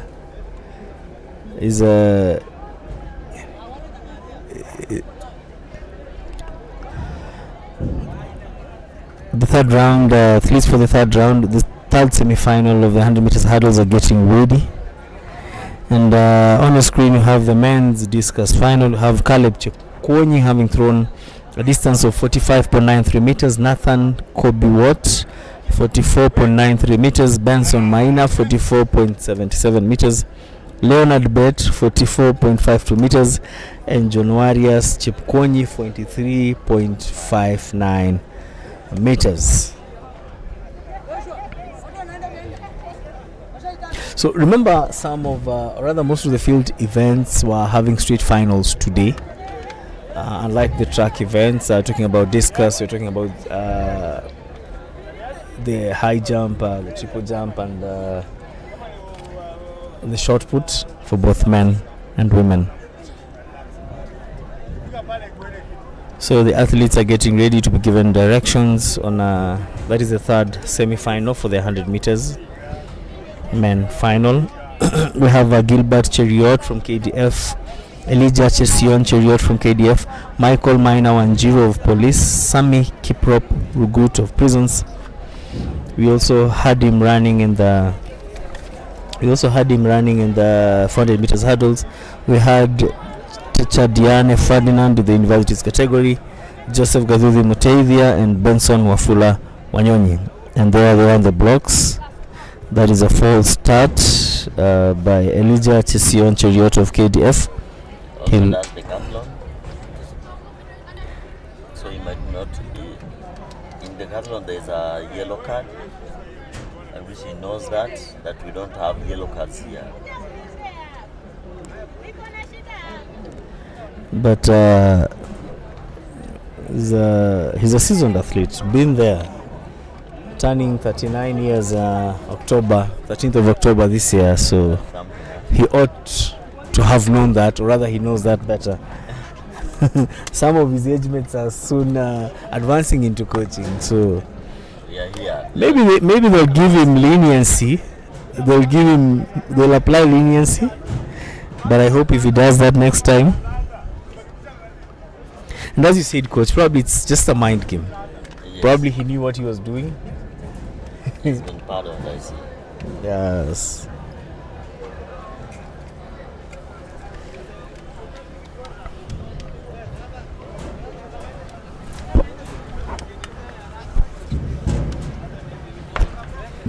There they go off the blocks. Sami Kiprop Rugut of Prisons had a bad start and has dropped out of the race. Elijah Cheriot of KDF seems to have burned out with the hurdles. There is one hurdler who didn't even come up the first hurdle. That was Sami Kiprop Rugut. And he did well in his qualifying round of 400 meters hurdles. I don't know what happened. He missed his steps. Yeah. In the 100 and 110 hurdles, you take 7 to 8 steps to the first hurdle. So maybe he did more. If you go wrong in your calculation, that's it. You're done. Because Gilbert Cheriot, fastest athlete takes 7. Gilbert Cheriot of KDF has won it. He did not seem to be a strong contender, but he has easily won it.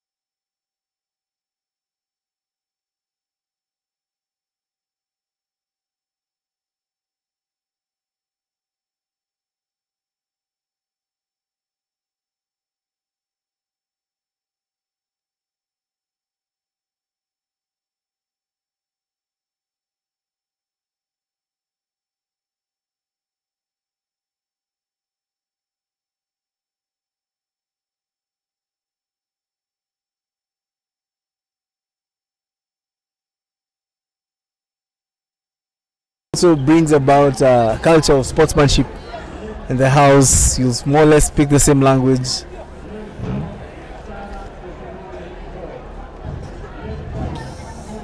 have the hurdles, the 400 meter flat. Started. So this is qualifying round 1 for the 400 meters women, and we have Rahab Ndirangu from Central, Winnie Bisieri Makori of KDF, Teresia Wangogi Karu of Nairobi, Sarah Bosibori Joel of Nyanza South, Eunice Kadogo Murandafu of Police, Nevia Mungira Mishira of Prisons, and Francis Jemutai of South Rift. There they go, awaiting for the gun to start.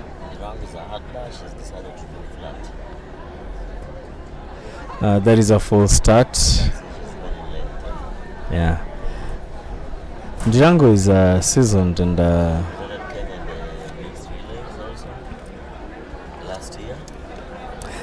and even over the 400 meters she has a the hurdles. Yeah, and for the hurdles she has a personal best of 58.35. For the 400 meters flat she has a personal best of 55.72 seconds. And this is an athlete also who has also attempted 200 meters, posting 25.17 seconds as a personal best. So I'd say she's among the top contenders in this particular race.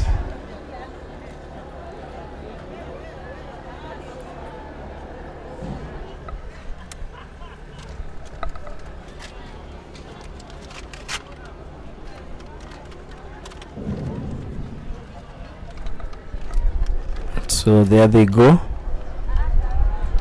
There's also another false start. I think the gun has refused to fire.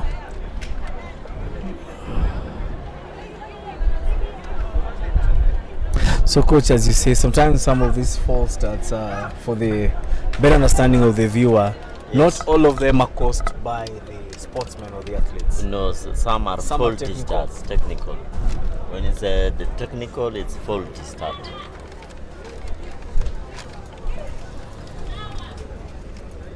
I remember even in one of these clips on YouTube, I can't confirm which race it was or which country. There was a stray dog that entered the track. Yes. Just after the gun had fired, and it was a relay, and the athletes had already sped off. I remember it also happened when I was running in Uganda.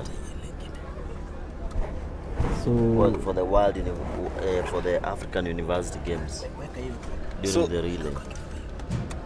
So what happened?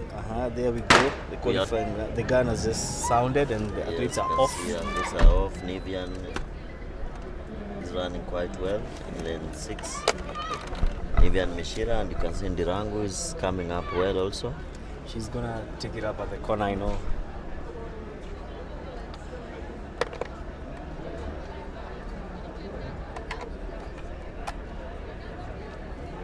Technically, Ndirangu is leading at the 200 meters because she's running on the inside lane. So that gives an added advantage. Yes.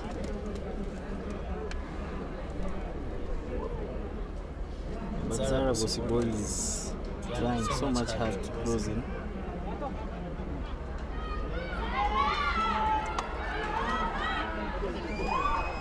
So good to see Sarah pushing.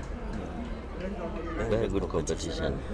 But Ndirangu, the winner. The last 50 meters did not want to burn it, because if she would have pushed it hard, probably she would have clearly burnt out Sarah. One event that gives you a lot of lactic acid is this 400 meters.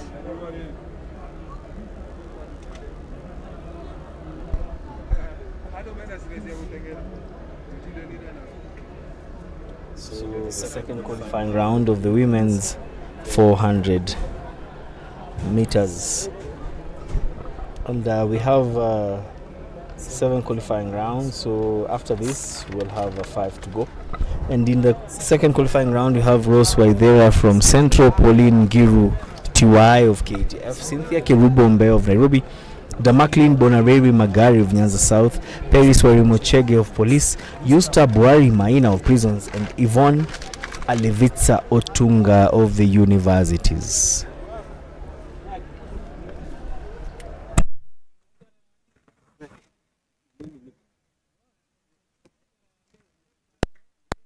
karatasi iko na njugu.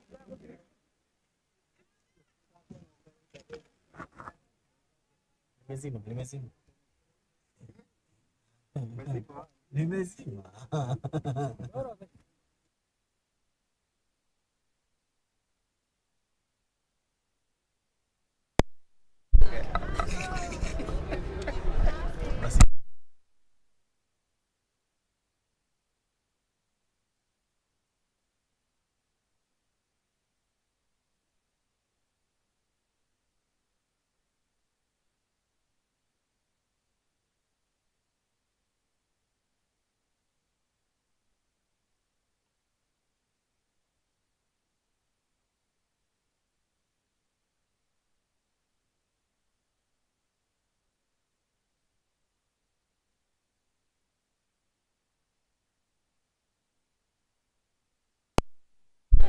Hizi imechomwa na jua.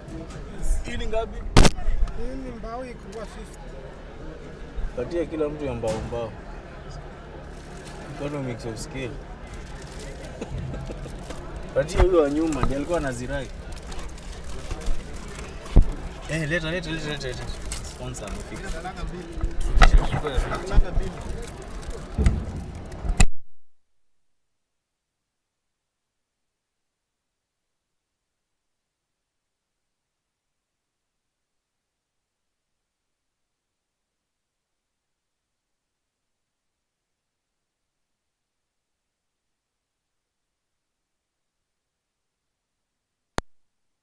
Well, the second round of the women's 400 meters has just taken off. The gun. This might be rather a slower race, coach, compared to the qualifying round where we had Busibori and Rahab Njirangu. Paris Warimo Chege of Police is a seasoned athlete. Damaklin Bonareri Magari equally a very competitive. Equally a very competitive athlete, and she has taken the lead.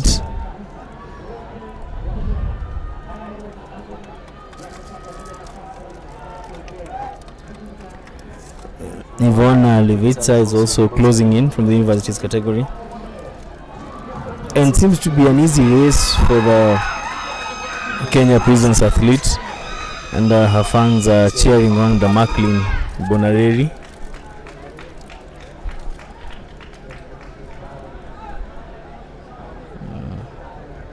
As you say, coach, you can just see at how everyone is holding their waist, bending, limping. After the race, there's a lot of lactic acid accumulation.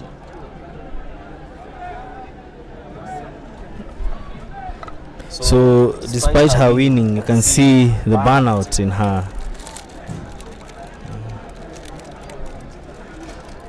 Plus, also the scorching sun is not favoring anyone inside here, inside this Thika stadium.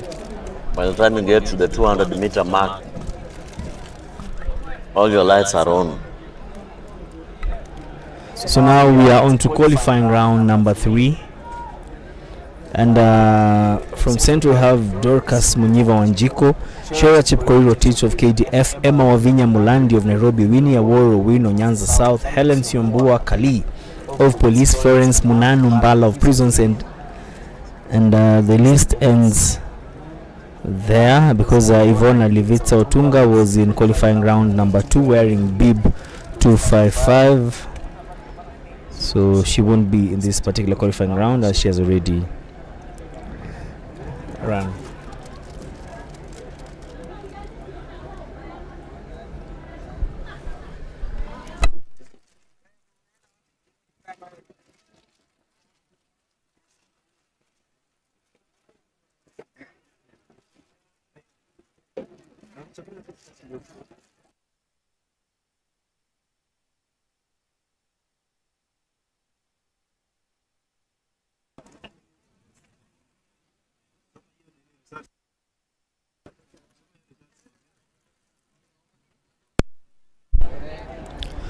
Well, a nice long shot of the Thika Stadium. For the discus women finals, we have Caroline Cherotich as the winner, having thrown 49.57 meters.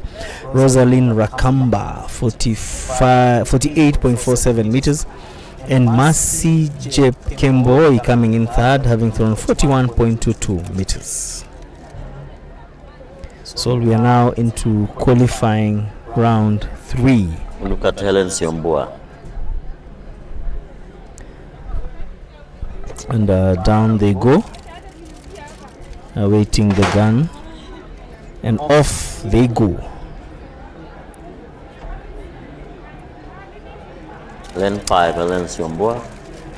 Coach, people have unique running styles. In communication, we call them body rhythmics. How you throw your hands, how you wave your hands in a particular manner. Helen Siombua is on the lead from police, having opened a very big gap. Remember, she's at some point Kenyan record holder over 400 meters. Now 200 meters. With 200 meters to go into 100 meters. Glad to see Siombua back. She had a very serious injury. Emma Wavinya Mulandi of Nairobi will come in second, and Shera Chepkorir Teach of KDF will come in third.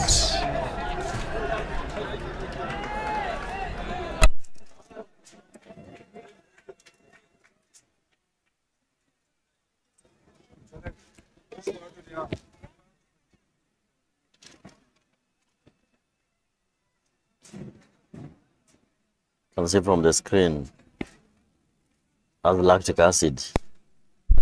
Yeah, the burnout is real. You can see one athlete is limping. She can barely stand up. You can even know the amount of training people have done after finishing the race. How they respond. Coach, is there something like overtraining? Yes, there is.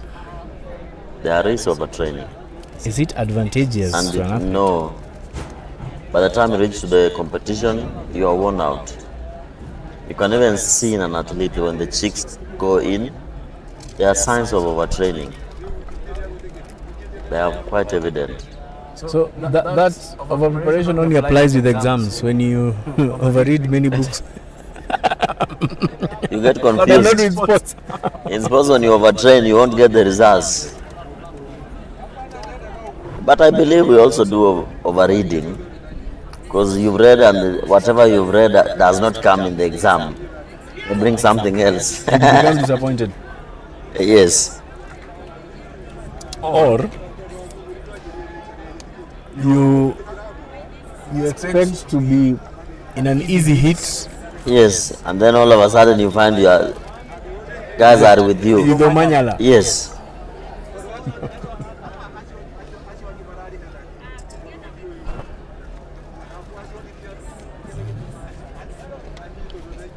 Very nice images of the fourth qualifying round. We have Faith Bukati of KDF, Pauline Wafula of Nairobi, Miriam Aoko Oyugi of Nyanza South, Susan Nyambura of Irimo, Vanis Kerubo Nyagisera of Police, and Josephine Nyamusi Nyakora of Prisons. Vanis Kerubo was at some point the Kenyan record holder. She's an African champion in the 400 meters hurdles. So, Coach, kindly just explain, rather decipher this. Why is it so easy for the 400 meter record to be broken? Why it is easy? It's not easy. It's not easy, no, but you're naming so many times. I mean, I'd give an example of other disciplines. Yes. Athletics. I'd give an example of a particular race where you have one athlete has been there as the record holder for year in, year out. Yes, year in. true. People even go up to the Olympic stage, nobody breaks that record. But in 400, you've already mentioned 3 in the past 20 Even in the hurdles, it's getting better because the athletes are coming up. It means people have just upped their game in that particular sport or discipline. And also coaches are learning the technicalities Yes. in the ring. There they go, off they go. A slow start for me.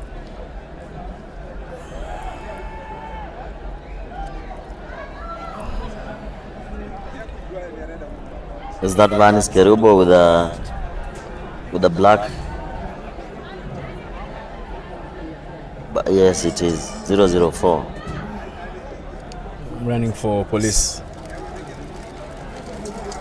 She's slowly closing in the gap.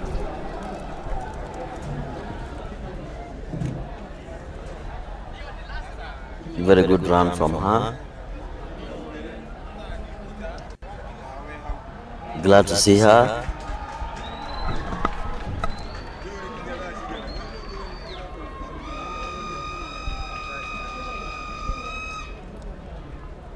It's a very nice race. I also like the competition from the one who's finished second. Yeah, and also Josephine Nyamusi Nyakora of Prisons coming in third.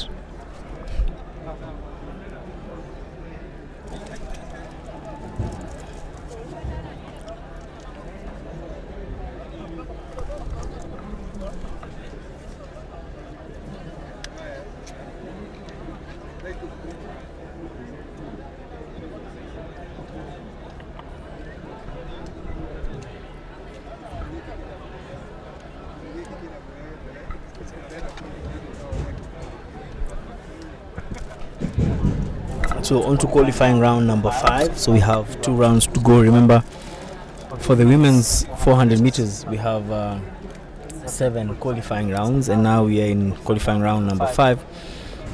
And Mercy Adongo Okech will be running for KDF. Emma Wavinya Mulandi for Nairobi. Sheila Jep Kosgei Kiplagat for North Rift. Nancy Wangeshi Mwangi for NYS. Nasaru Fesha, Eunice Kadogo Murandafu, Jacinta Abese. I've seen Eunice Kadogo in the qualifying round 1 name, but she wasn't there. I can also see it in here. I think it's a mistake.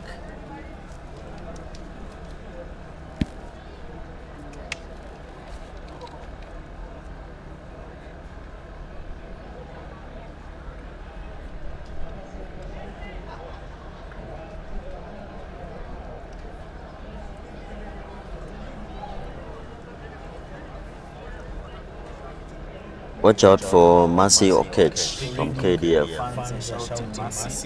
Yes. Also, the right side of the screen, those are some of her colleagues from the Kenya Defence Forces. So perhaps that would be. Mercy is the one with the Kenyan singlet.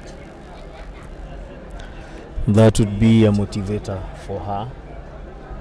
On lane number 2.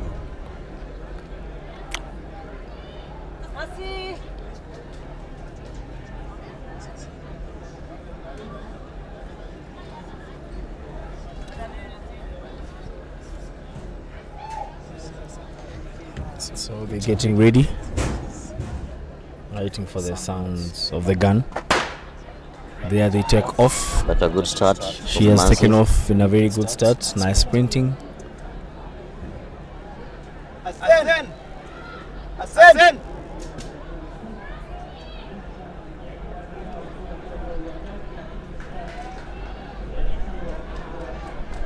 You can see good competition from Mercy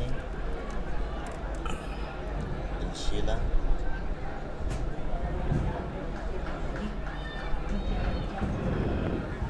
The two are the Olympics. The mixed relay also. Yeah, and you can actually tell from the competition at some point. I think she's decided to slow down.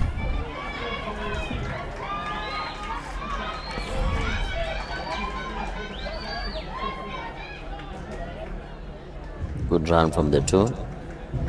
Yeah, Jacinta and Mercy, they are conversing, congratulating each other. These are two athletes who know each other very well.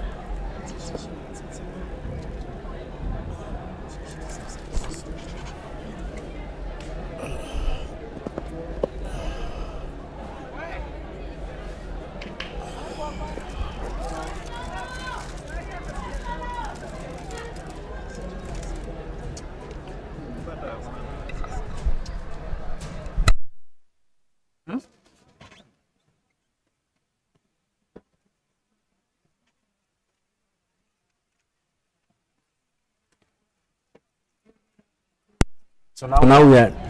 Ascend.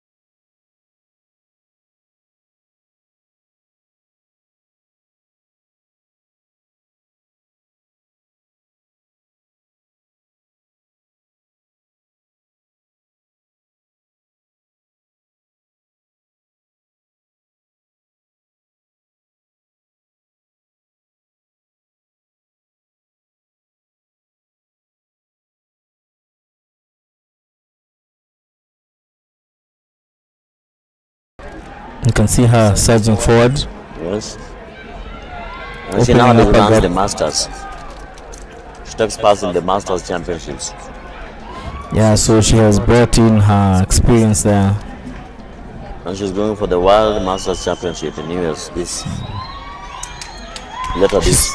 She seems to have gotten a slower hit, in my view. No, she's too strong for the rest. There she is, having finished. And there is.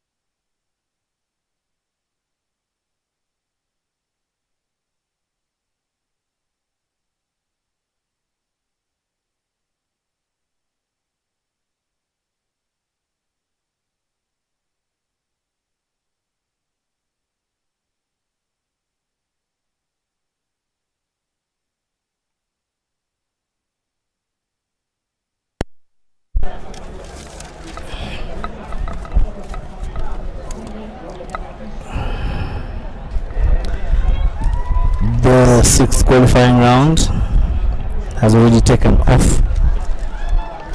Remember, this is an open event, and you'll note on your screens that in some of the races we have young and upcoming athletes, not very seasoned athletes in the various disciplines, but these are athletes that look forward to qualifying to the larger stages. Sheila Mahungu Mayenze of Prisons has just won, followed closely by Purity Jerop Kimalel and Naomi Kiplagat. So that was the 7th and the final round of the 400 meters qualifying.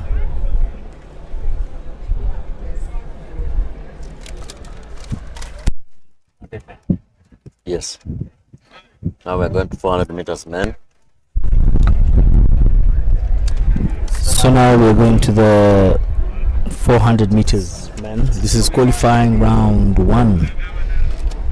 We have Jeff Mwangi from Central, Elijah Kingori Gitonga, Kip Kosge Frederick of KDF, Jaira Songeta of Nairobi, and Charles Nyamwea Monyoro, Elijah Monene of Prisons, and Kintalel Reteti Punyua of South Rift.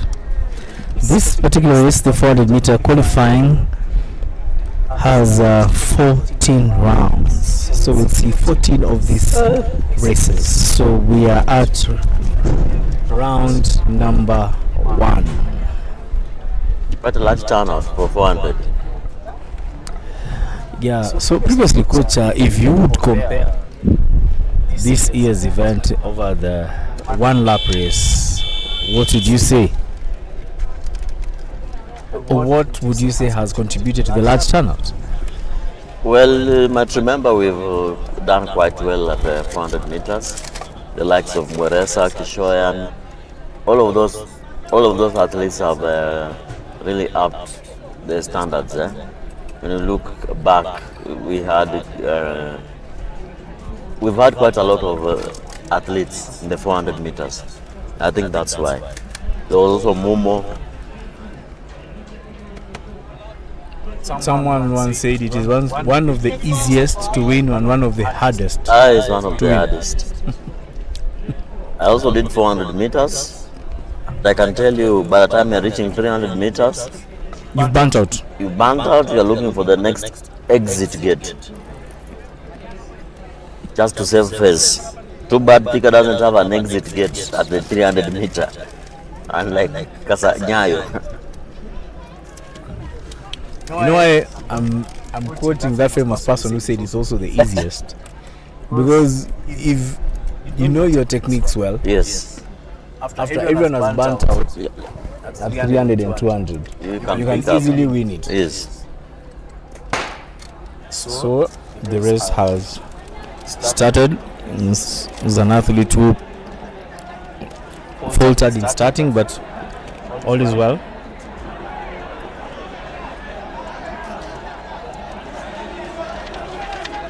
You can see Elijah Munene still leading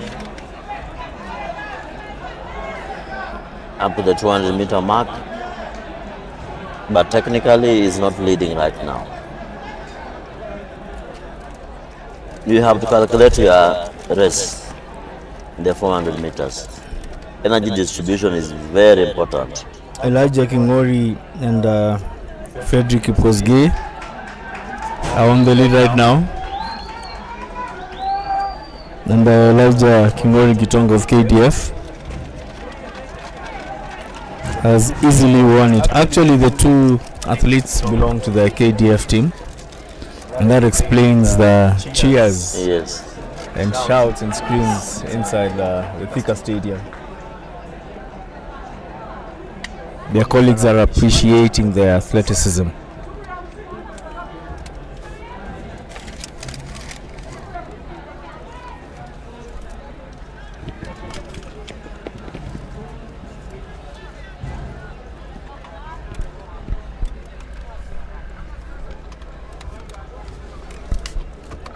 notable faces, Nyerere. You can see around, yes.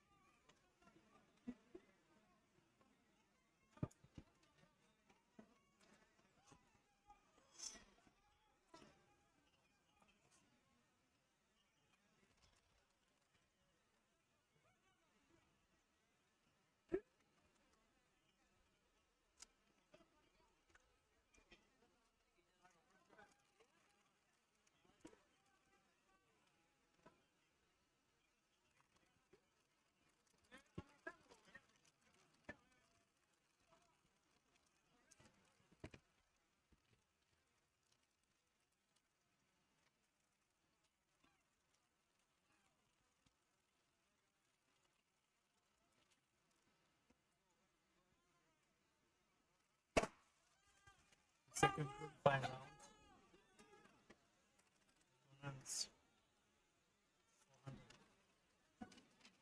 meters. Very quick. Elkanah is in that hit. Bib number 280. Has represented Kenya at the junior level. It's climbing up to the ranks, doing that as well.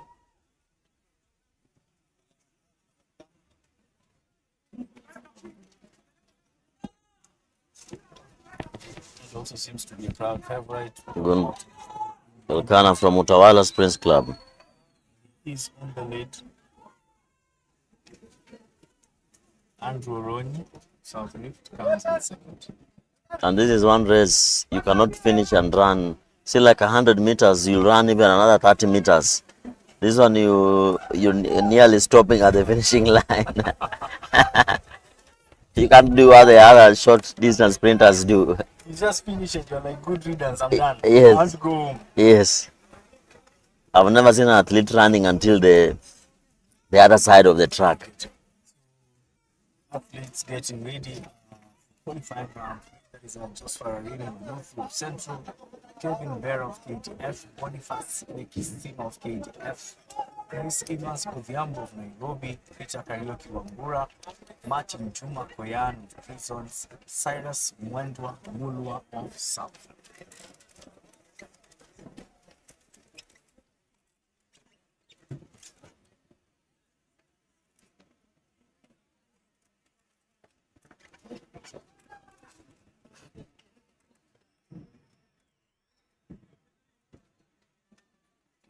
I can see Martin Juma right from 100 meters is also taking part in this one.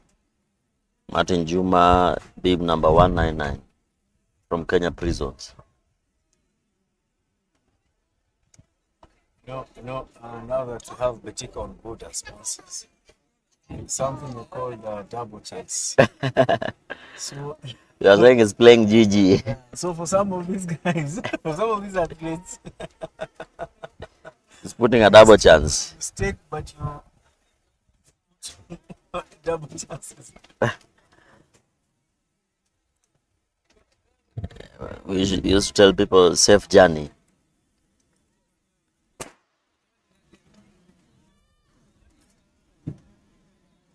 I like the starts. For sure, this is a journey. Running quite well, Martin Juma, the outside lane. Number 6.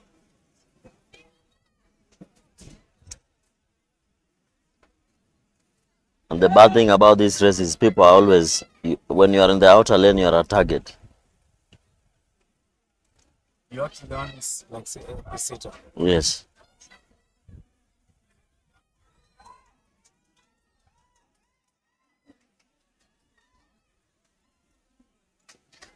He's won it, Martin Juma.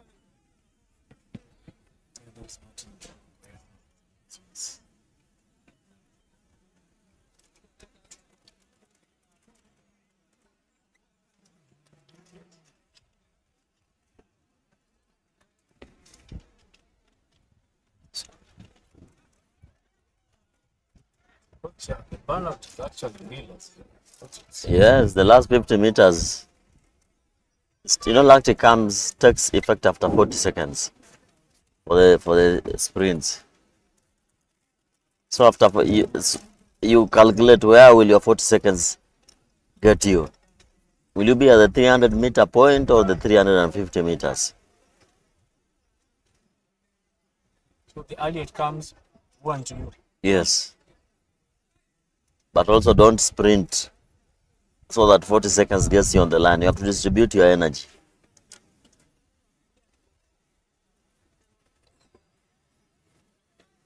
.400 meters is not a full sprint, so you have to distribute your energy wisely.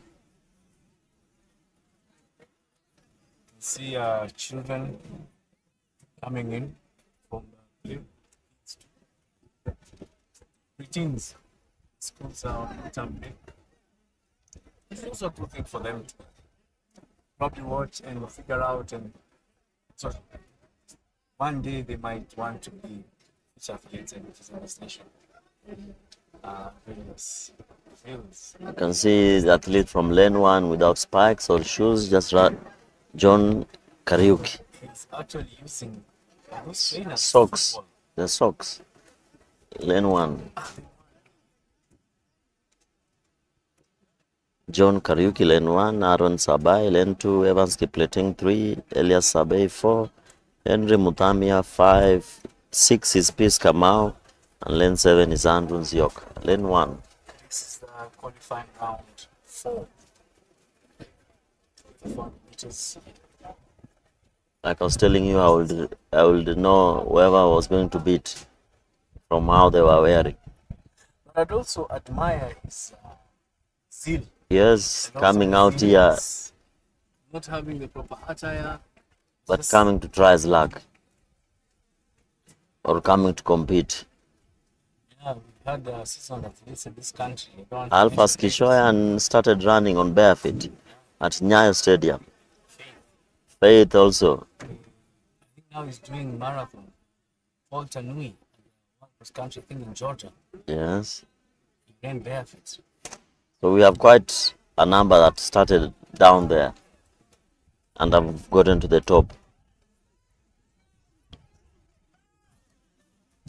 Lack of exposure experience forced him because left slowly, but he's trying.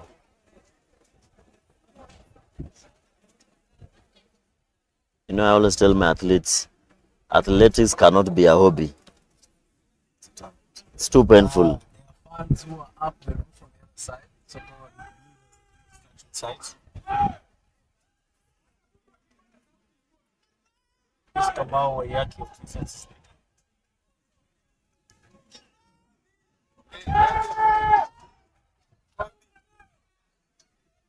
Very good run from him.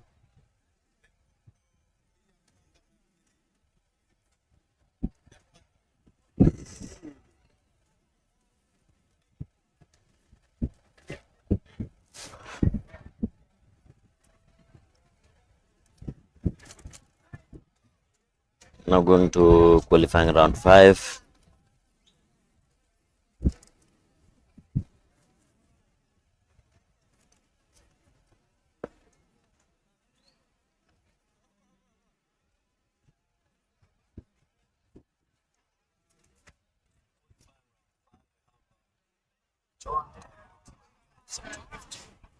Lawrence Kaniki, F. Stofa Mohere Marwa, as well, Gareth Fula Chen, Nairobi, Ronald Kirono College of Police, Nicholas Abuao College of Business, and Abednego Mbuta Olwa.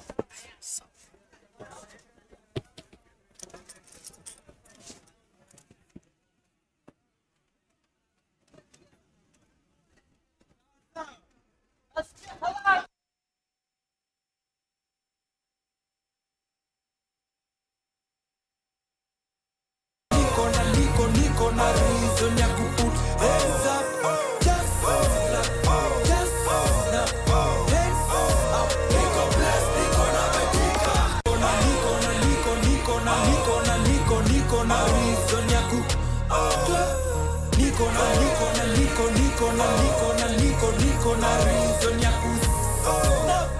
Niko na reason ya kuput hands up. Just hold up, just hold up, hands up. Niko blessed, niko na Betika. Niko na reason ya kuput. Niko na reason ya kusona. Niko na reason ya kuput hands up. Just hold up, just hold up, hands up. Niko blessed, niko na Betika. Niko na reason ya kuput. Niko na reason ya kusona. Niko na reason ya kuput hands up. Just hold up, just hold up, hands up. Niko blessed, niko na Betika. Niko na reason ya kuput. Niko na reason ya kusona. Niko na reason ya kuput hands up. Just hold up, just hold up, hands up. Niko blessed, niko na Betika. Niko na reason ya kuput. Niko na reason ya kusona. Niko na reason ya kuput hands up. Just hold up, just hold up, hands up. Niko blessed, niko na Betika.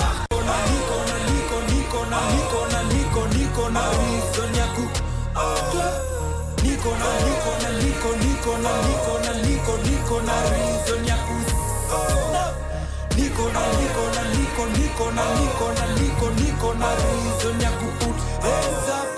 Just hold up, just hold up, hands Season assistant athlete from the USA. We had Alphas Kishoyan, we had Muresa who's still running, Sofishan still running, we had Momo. So 400 meters has been an event that we've performed well. Niko na reason ya kuput hands up. Just hold up, just hold up, hands up. Niko blessed, niko na Betika. Niko na reason ya kuput.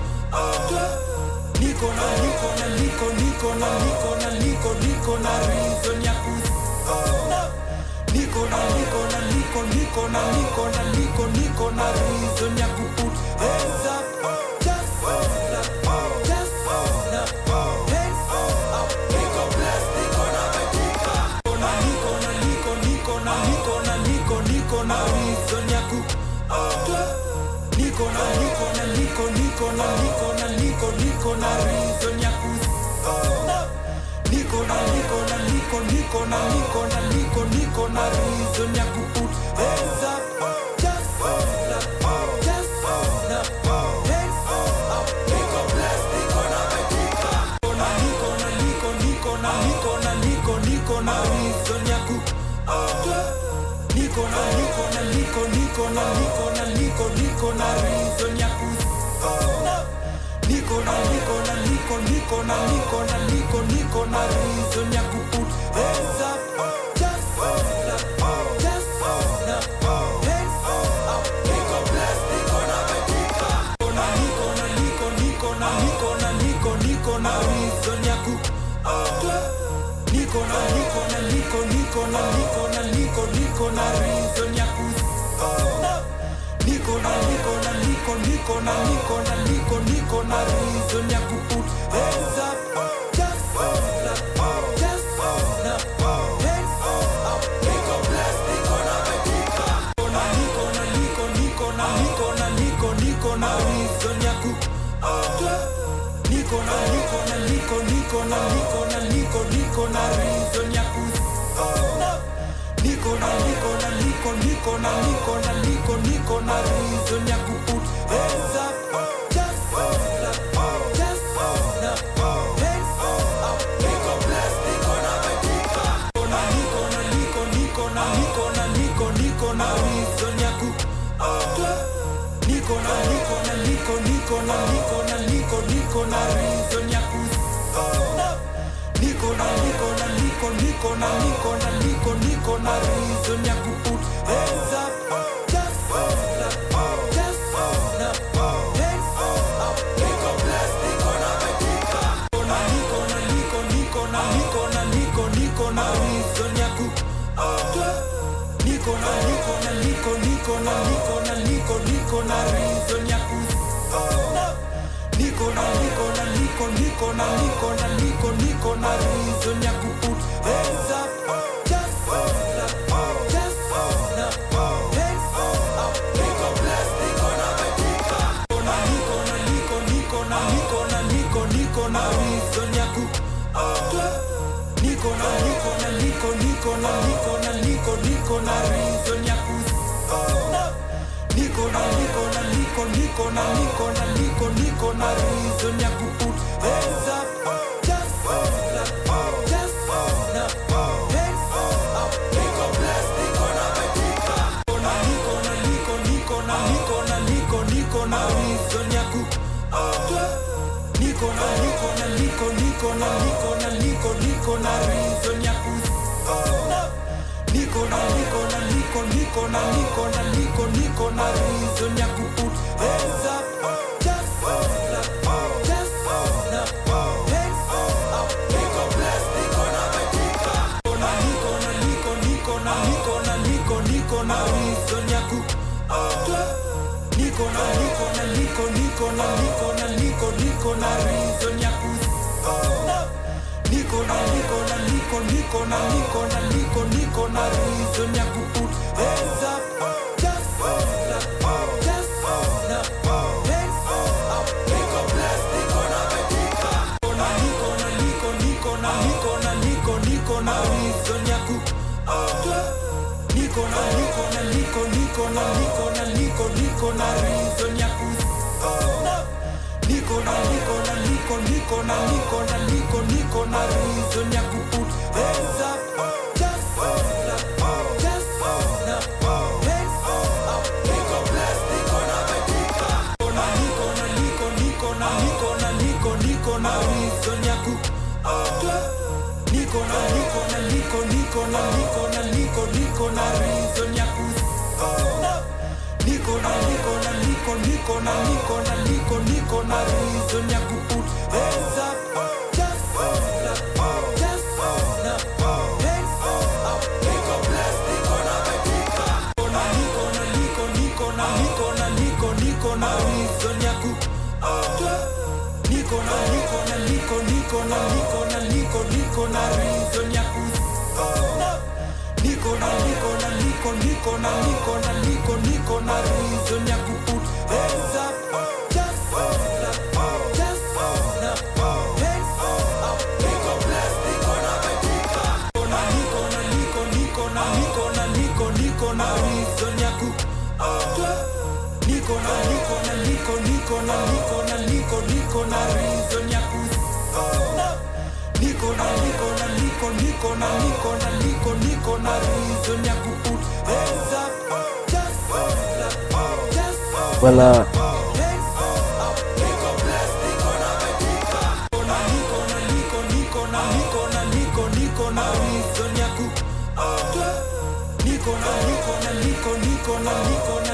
Niko na reason ya ku snap. qualifying round 7 was the finishing of Jared Nyambuekyo KGF as emerged victorious.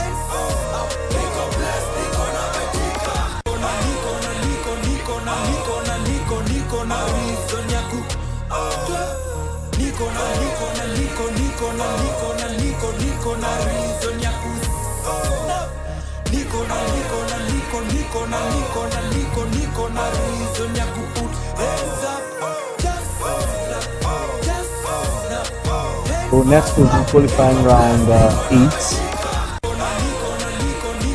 However, Freddie Kioko Chalo of KDF, Gabriel Armoy Mutekeri of KDF, Joshua Ondondo also of KDF, Davis Luther Angalo of NYS, Kevin Kipto of Police, Felix Kipnitich of Prison, and George Mutinda Mutuku of the University's Kategori, running in lane 7.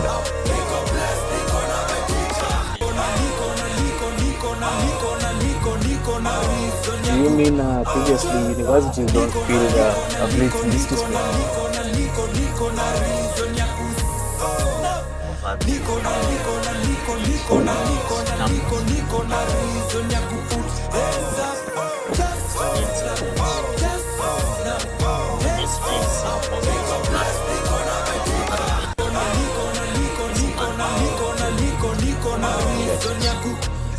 So basically, as you say, Very good uniform.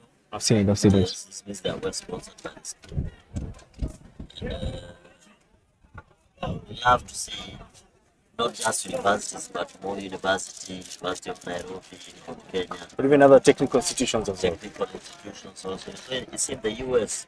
In the US, they get the athletes from the universities. I feel like one of our own Kenyan has gone to do our studies in the US. You get how powerful it is. Here.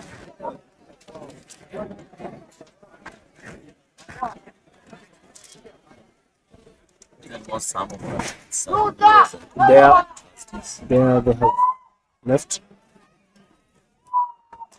That is qualifying round 8. David Luther Ndalo from Kenya Prisons pushing on. Then number 3.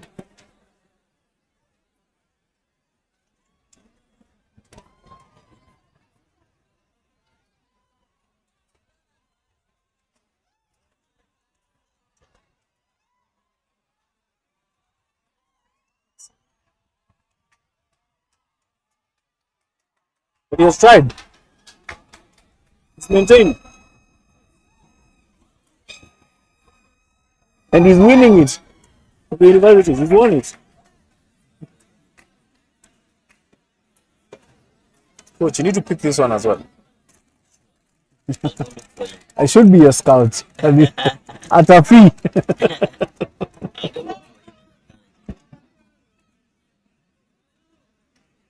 You can even see the reaction of the official who's going to take his details. Buses are not just for the studies. Not for sports. Not for sports. And if it's sports, probably particular sports.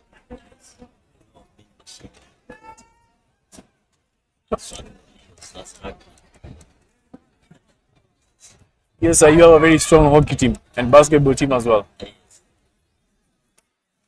So you can place them in certain disciplines. But for the record, even Omaya won 400 meters nationals and 200 meters when he was still in university. And there was no recognition at all. Yes. Manyala at some point, national still at university. I remember Manuel was doing. So they have not been behind, led at some point.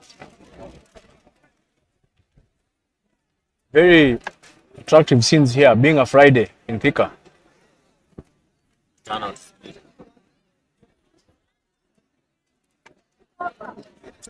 Like you said, people are walking here in pairs. It's like a picnic to some. No, it's a free outing, huh? So you start here, then after the races, you go elsewhere.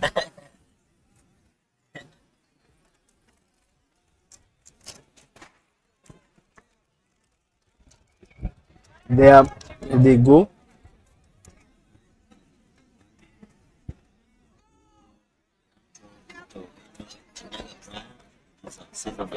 Tinaga has been there for a while, yeah.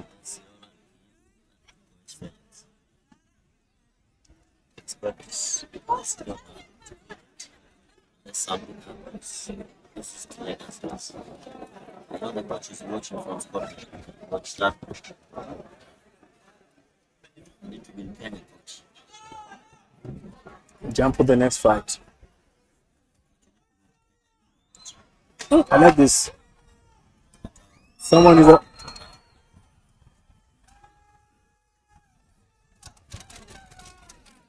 an easy week.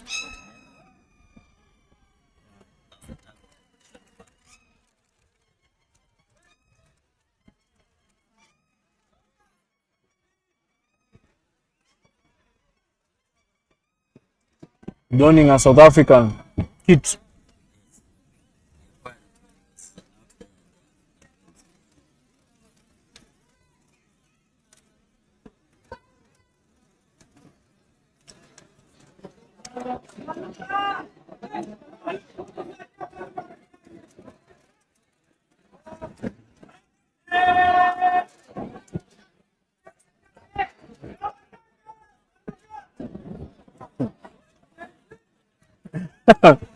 Qualifying round 10, another very queer attire for athlete will be lane number 6 or 7. So we have a qualifying round 10 for the 500 meters. Stephen Otieno Loach of KDF, Jonas Kipngeno Kemboi of KDF, Evans Kipkemei of KDF, Nixon Rotich Kipsang of NYS, Erastus Mbaluka Musilu of Police, Jeffrey Kipngetich Mutai of Prisons, and another Frederick from the universities. Probably the a typing error. So the guy in lane 7.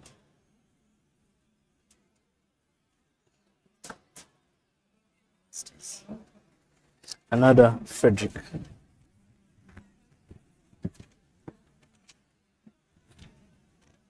We'll one day have a story to tell his children and grandchildren.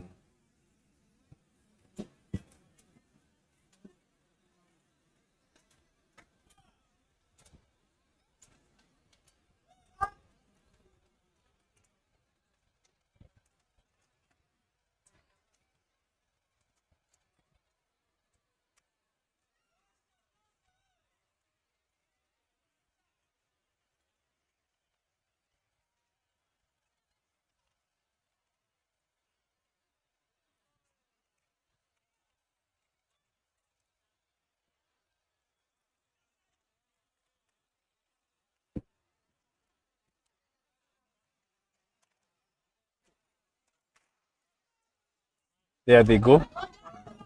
Couple of athletes delayed to get off for the start.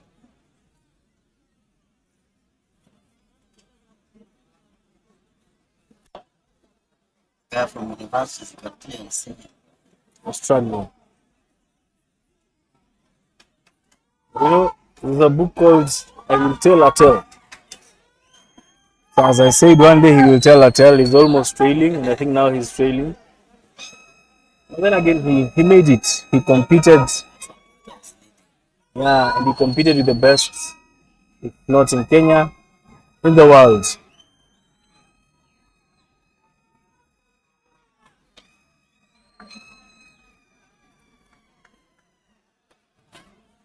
The race has just ended.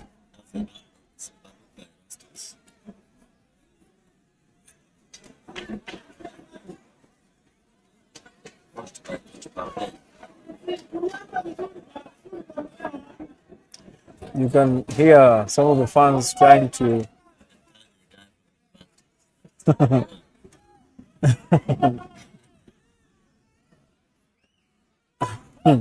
but he had a lane advantage at some point, for lack of a better word.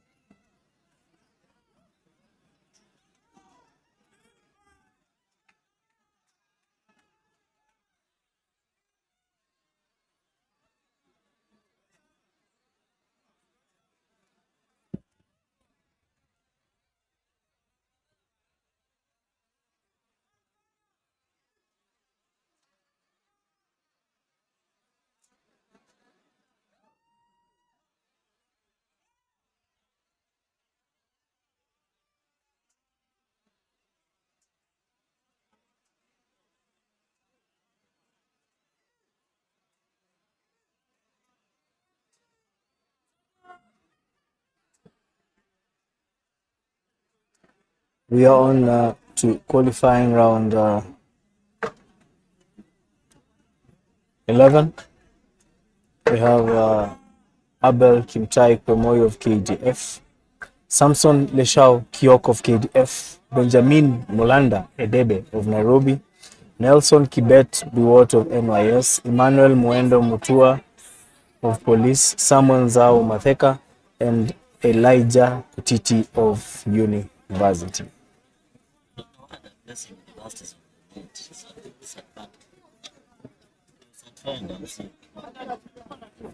400 universities has been allocated to the 8.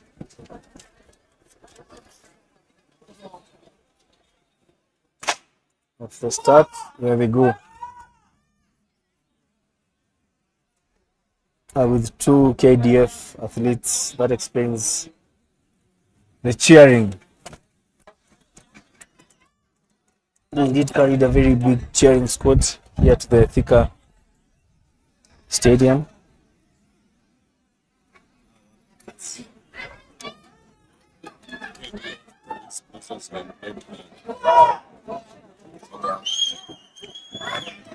Cards are changing at the leading pack towards the 200-meter corner. Now with the 100 meters.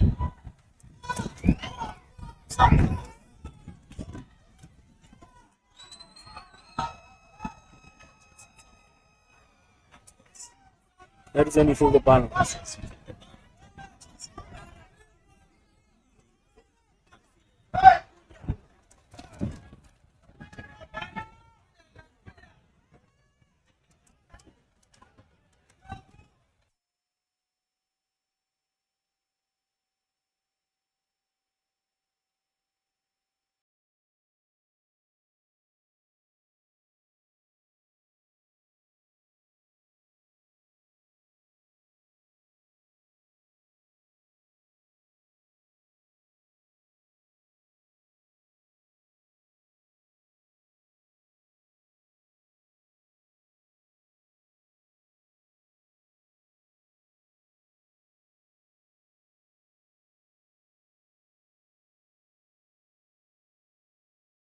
Rounds. Remember, the men's 400 meters has a total of 14 qualifying rounds, which is a record high.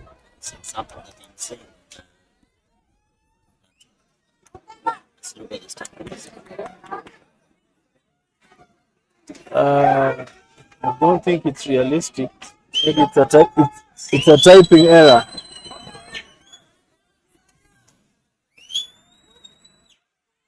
We are in qualifying round 12. John Tatia Koshal, Kevin Kiprotich Sakit, Rogers Vincent Amboga Titus, Mark Sanya Johnson, Sharia Bitari, and Ben Wafula Wanyonyi.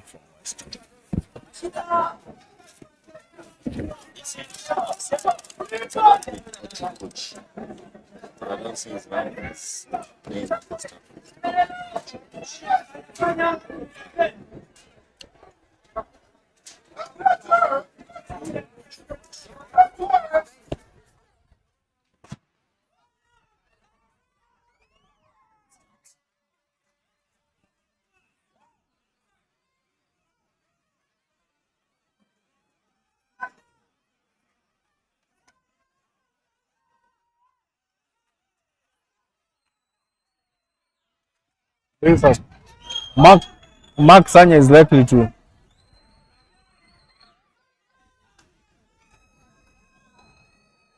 Mark Sanya might win this race.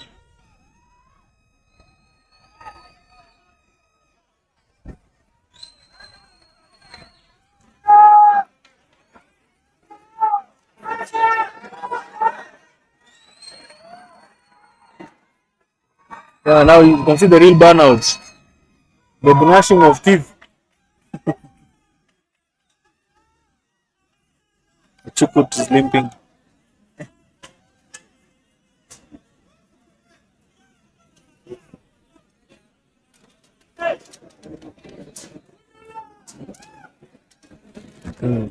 So Mark Sanya, an import from Funyula constituency has won the race.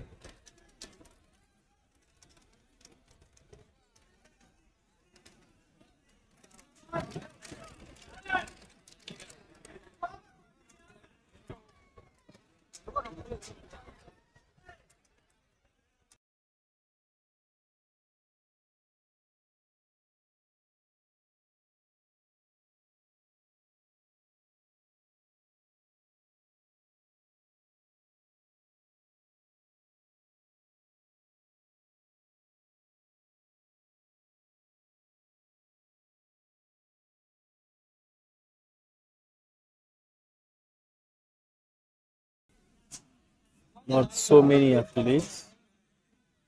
And you'll have Dennis Kiplagat Kipto of KDF, Gideon Kipyegon Korir of KDF, Franklin Kibet Kipurui of Nairobi, Alvin Misembuka, Benson Lekishon of South Rift, and Joseph Ouya Elma of Western.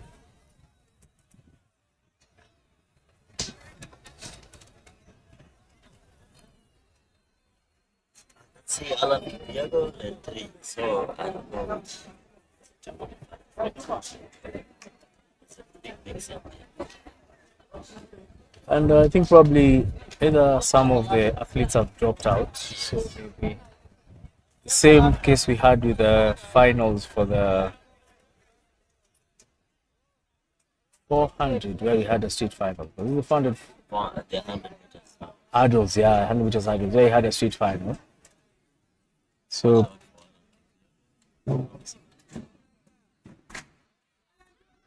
there they go.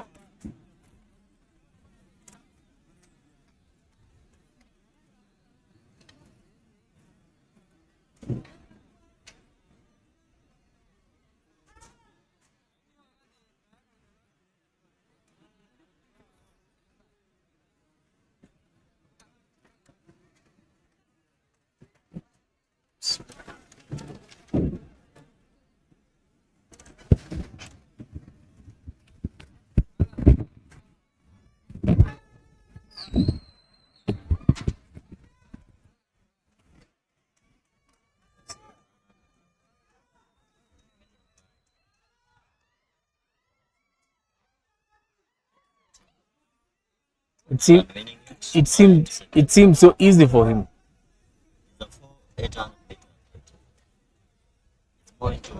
So 400. So he's done half the distance.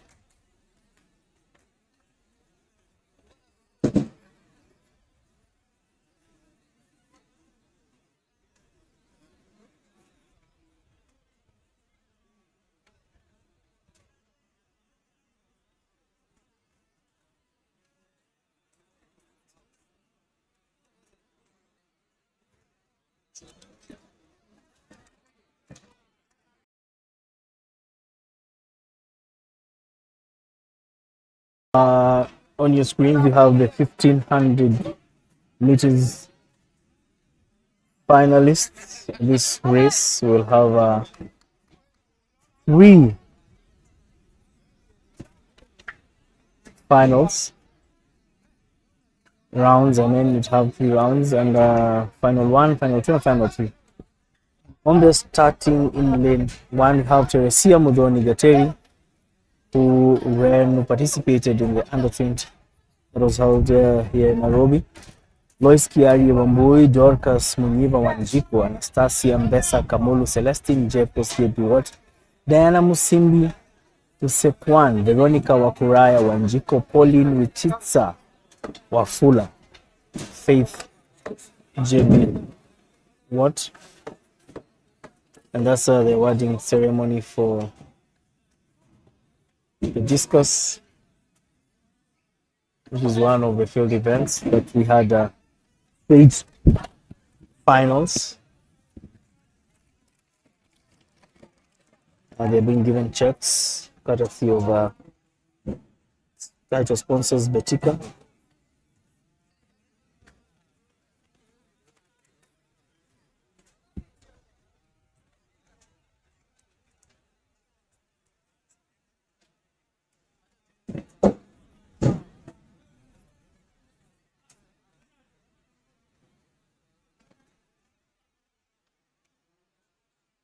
Paul Matui is handing over the checks to the winners.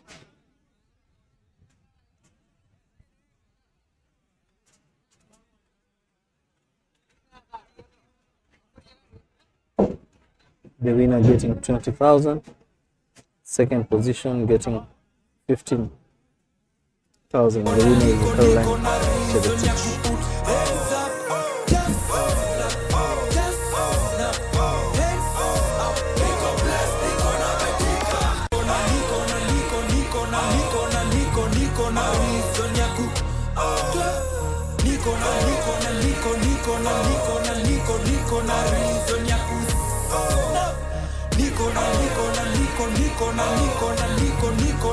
On the meter race began the first women's final.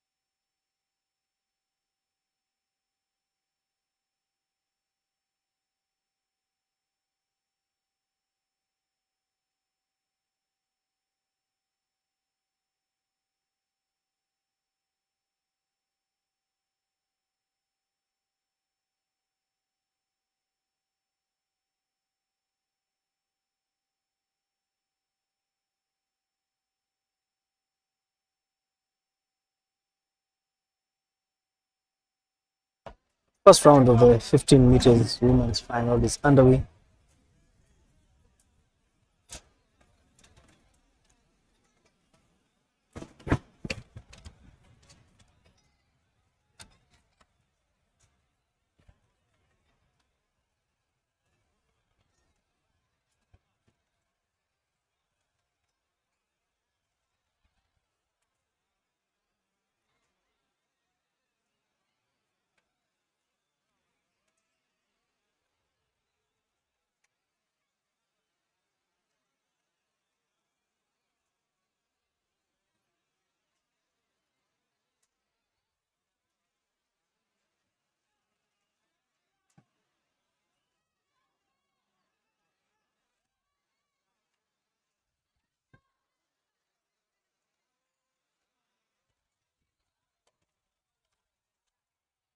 The leading pack consists of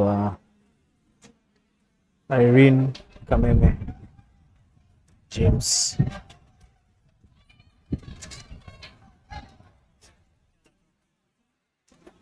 and Celestine Jekoski.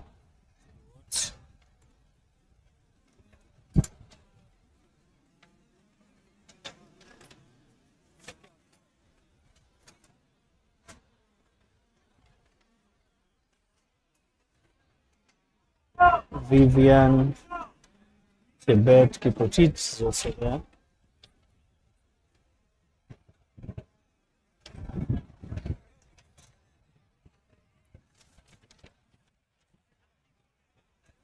As well as Frida Abuga Bosibori.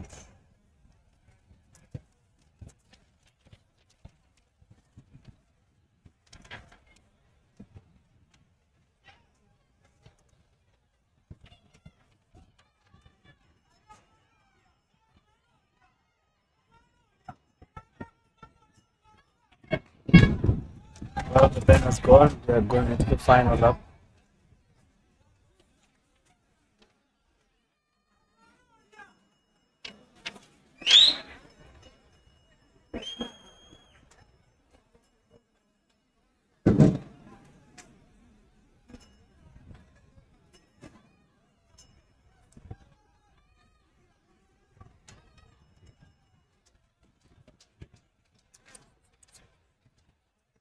Vivian Chegat has now taken an early lead ahead of Celestine Duwat.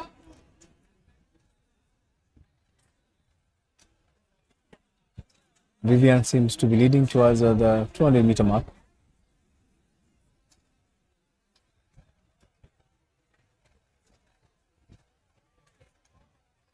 Indeed, she goes into the home stretch, sprinting hard and fast.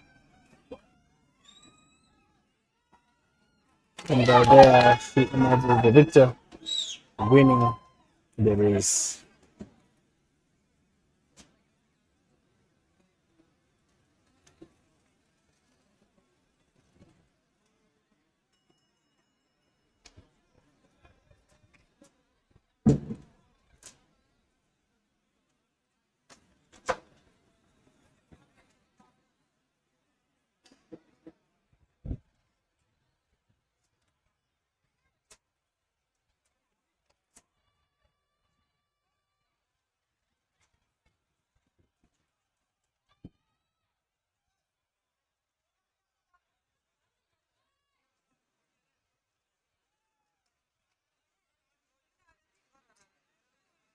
Next will be the second semi-final. Will be the second final of the day.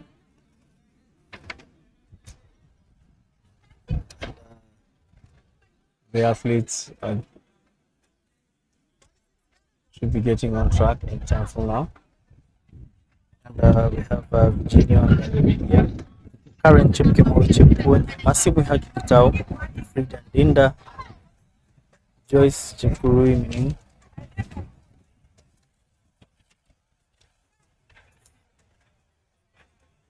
Lucy Nasirian Lelina, Sheila Jepkoge Kiplagat, and Chiptegei Masibo, Pauline Mohavi, Diana Nashipai Sorora, Cynthia Jerotich Kiprop, Josephine Mukui Musau, Jacqueline Cherono, Gloria Chepngetich, and Magdalene Chepchumba.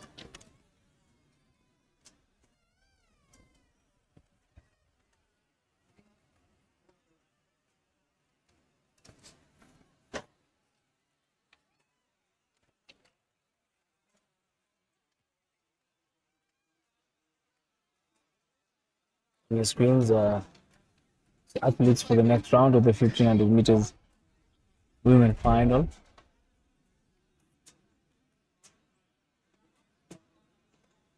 Awaiting the final call for them to get onto the track before they proceed. There goes the gun, and they have taken off.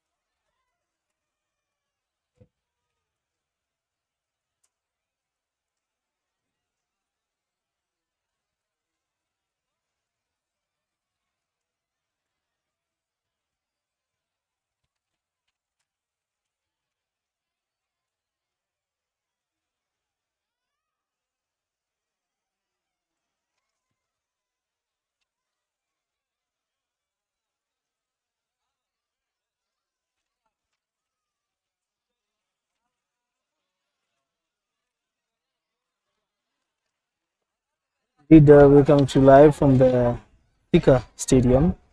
This is the second AK Betika track and field weekend meet that is being held here at the Thika Stadium. Remember, this is a two-day event that will be held today, that is the 20th of February, and tomorrow, that is the 1st of March 2025.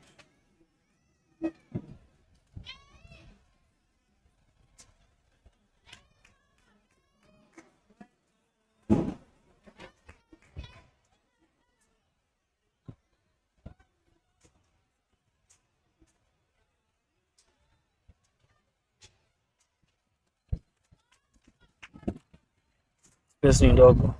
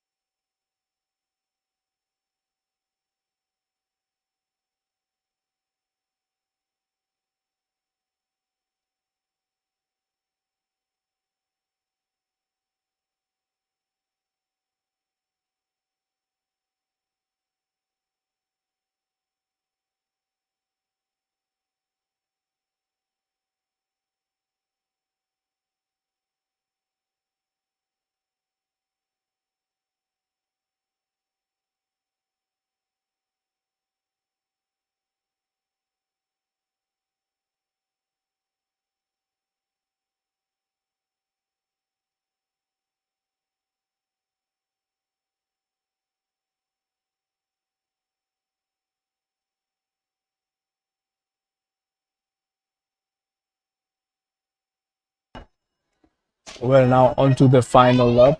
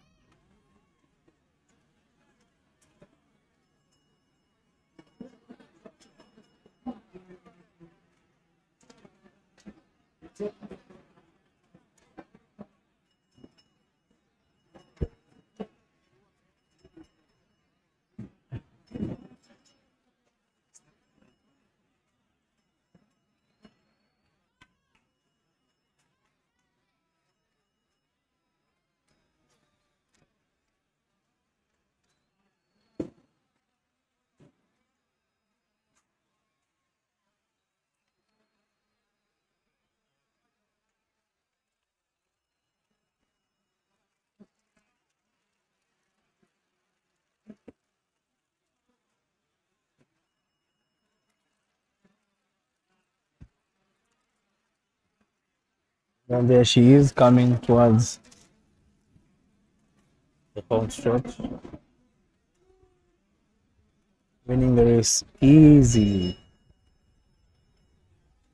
She still looks strong.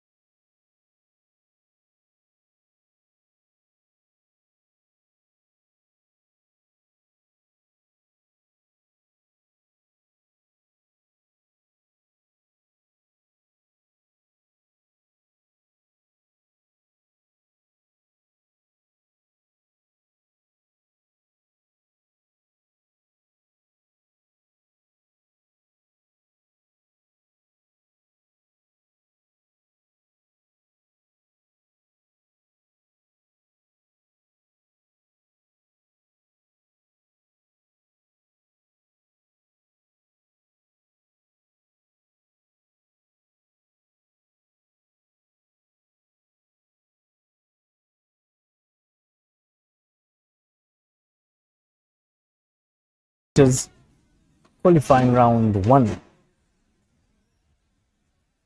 for the women, and we have Rahab Ntirangu from Central, Jen Mirigo Ndihuri of KDF, Sheila Mahungu Mayenzi of Prisons, Alice Mora Makori of Nairobi, Stella Kathini Nzuki,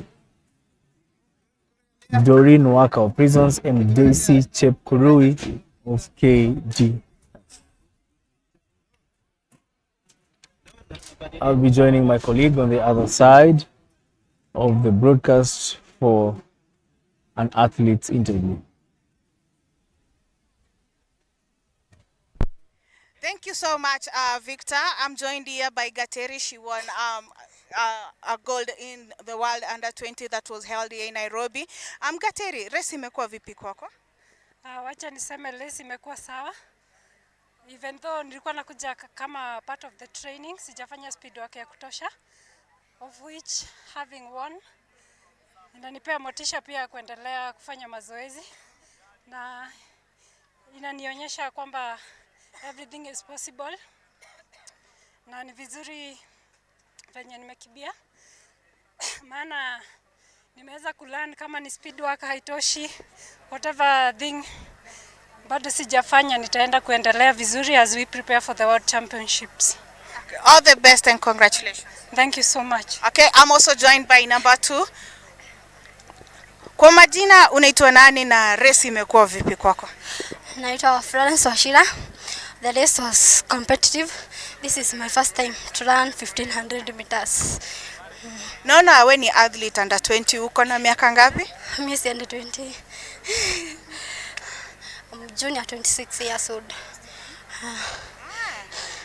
So sahi unajua kuko na rap nini the wristband ndio ina identify under 20s and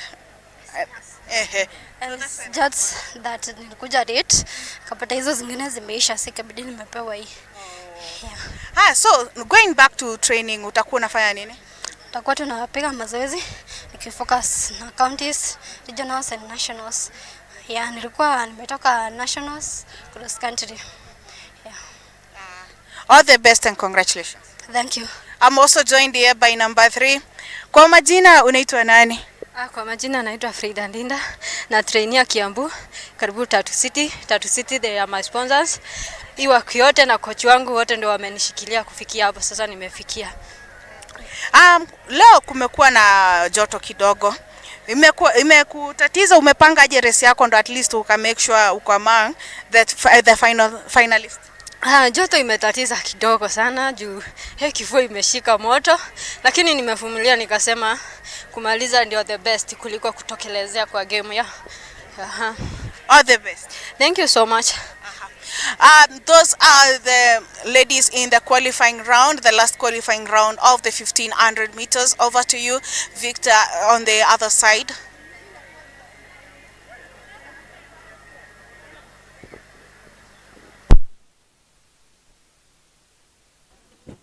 Racing track there. Those were athletes, the top 3 athletes from the 1500 meters finals. And now next we await the start of the 200 meters women's qualifying round 1, where we have Daisy Chepkuri of KTF, Doreen Waka of Prisons, Stella Zuku, Alice Morama Kori of Nairobi, Sheila Mahungu Mayenzi of Prisons, Jen Mirigondi Huri of KTF, and Rahab Dirango in the first round. This particular event will have 10 qualifying rounds as it stands now, according to the start list, with the men's qualifying rounds following up shortly. The men's race has 22 qualifying rounds.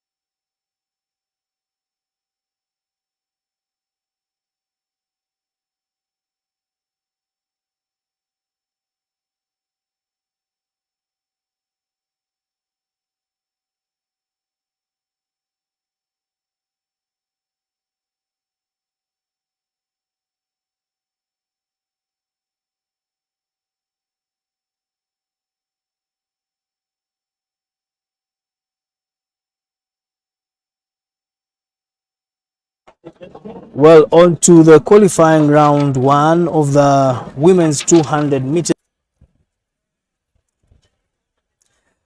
Coach, there seem to be lots of hits in this. We have a total of 10 hits for the women. Is this round 2 or is this? This is round one. This is round one. Is it hit 1 or hit 2? Hit one. Because I'm seeing Esther Bagari and Masio Piero and Kimbonge. They have been listed in hit 2. I think probably they've decided to. The first one being Yeah. in 1, the next December in 2, Lucia William. It's like a final now. Yeah. The fast athletes. And there you go. Was a false start. It's a false start.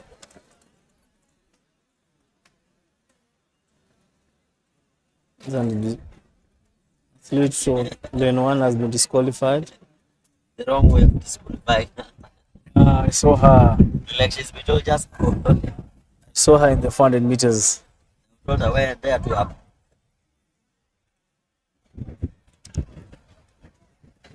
The right way is to come back to their lanes.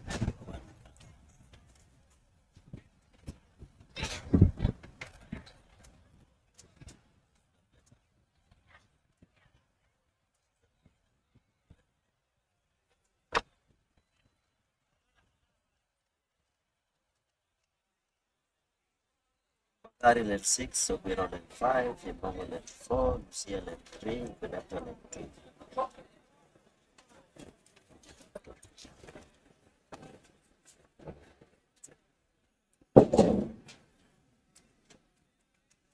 So, onto your marks. Another false start. Athlete lane 4. Magari twitching on the road also. On track, the sense of that. But basically, as you pointed out, coach, exposure and normalizing using these things probably enables an athlete in future Sprinters need more of this. not only to be awarded, or rather to be given when they come to such meets. That is when they get this blocked.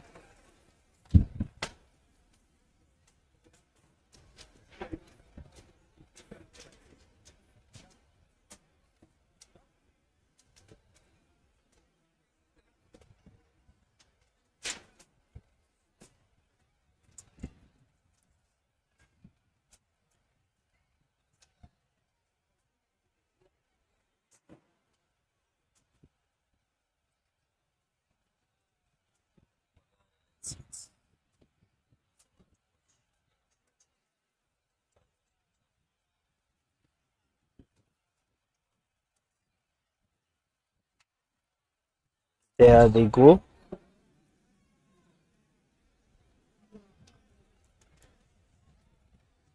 It's day and night. She has already sprinted off, giving her best. Indeed, it is her as the winner.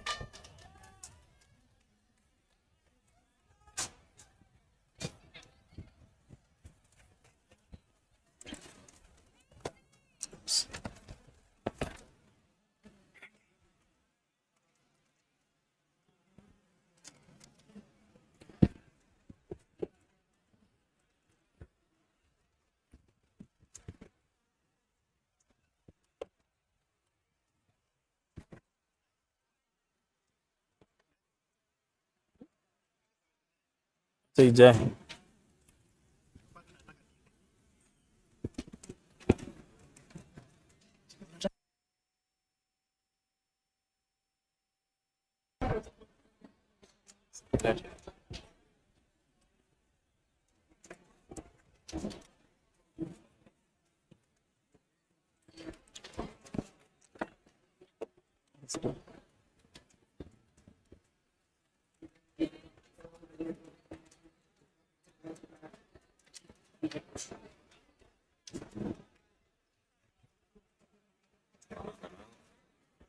To another round.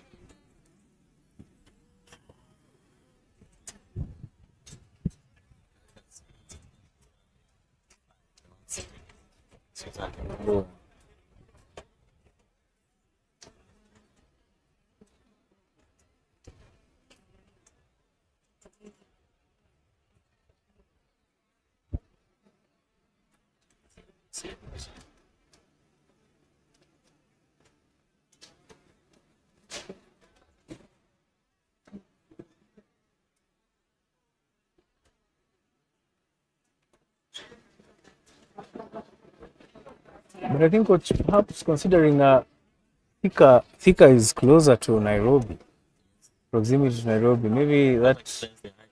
Thank you. Yeah, that explains why we have so many athletes. Because especially athletes from Eastern region and Central, as well as Nairobi. Because you've shown me a couple of athletes from Utawala.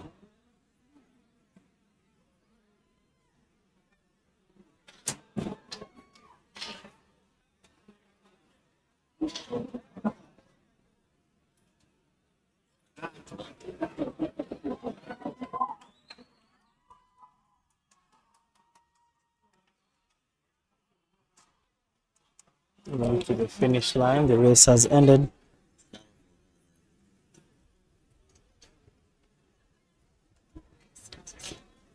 She negotiated the corner very well, well calculated. Eyes focused on the finish line. In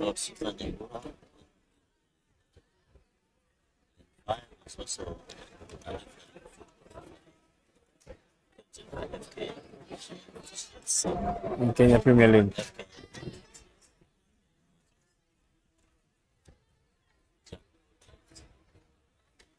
also a good way of keeping fit.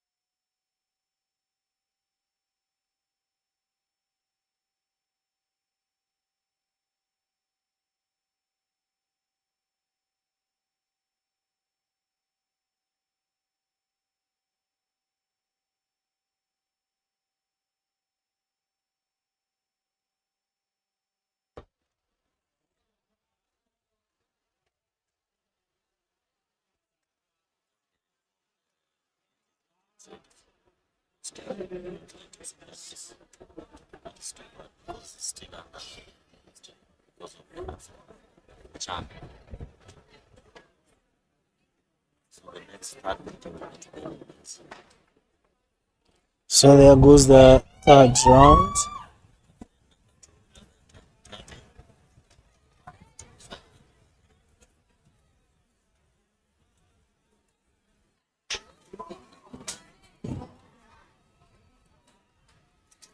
It's a very tight race.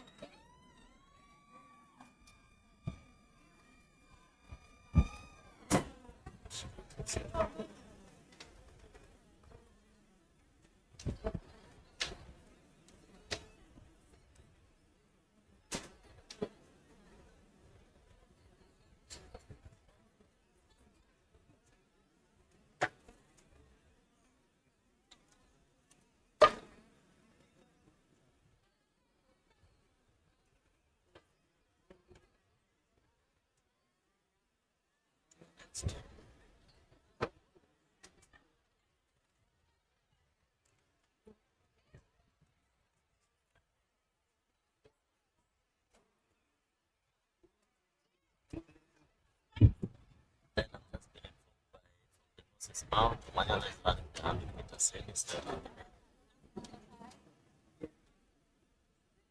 Expect a faster time this time. Of course.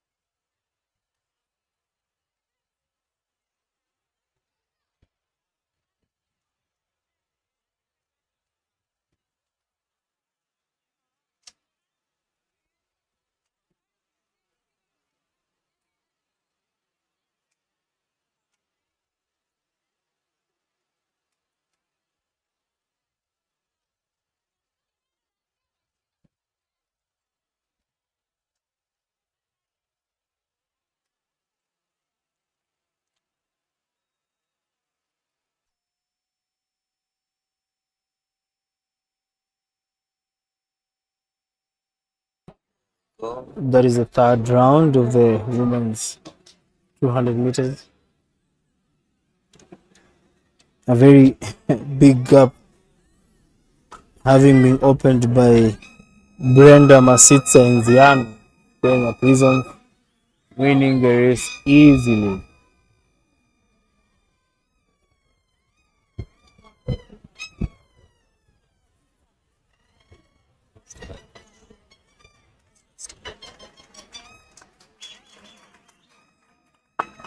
Monique is the seventh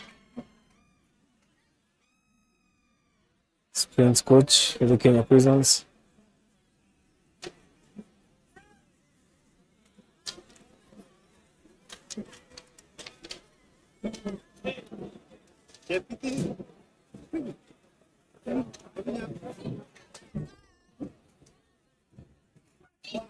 So athletes in the fourth round are getting ready.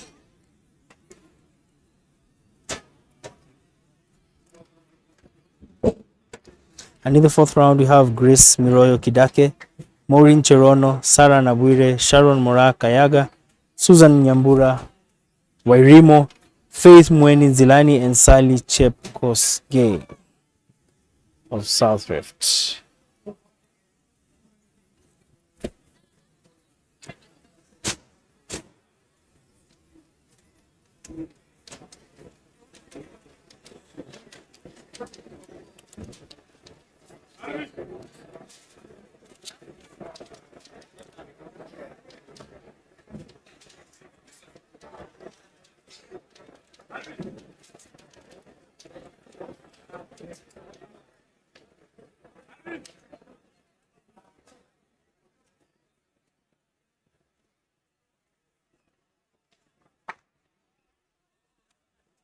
The race has just begun.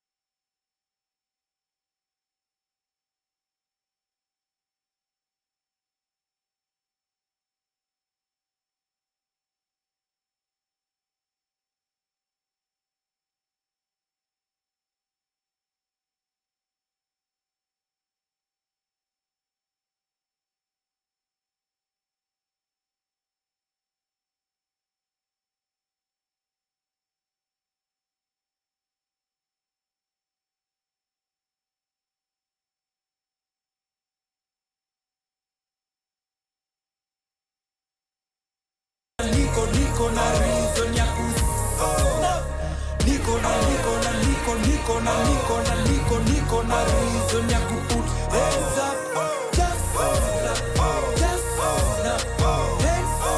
Well, in this qualifying round, we have Betika has won, and we had Hafsa Ali Abdile from Coast region. Of course, she didn't make it, but coach, as you were talking earlier, having people from other regions that are not well known for this sprinting events, I'd say, is an encouragement to the future of sprints in this country. We've seen a boy from Northeastern who's funded. Now we have Hafsa doing the 200 meters.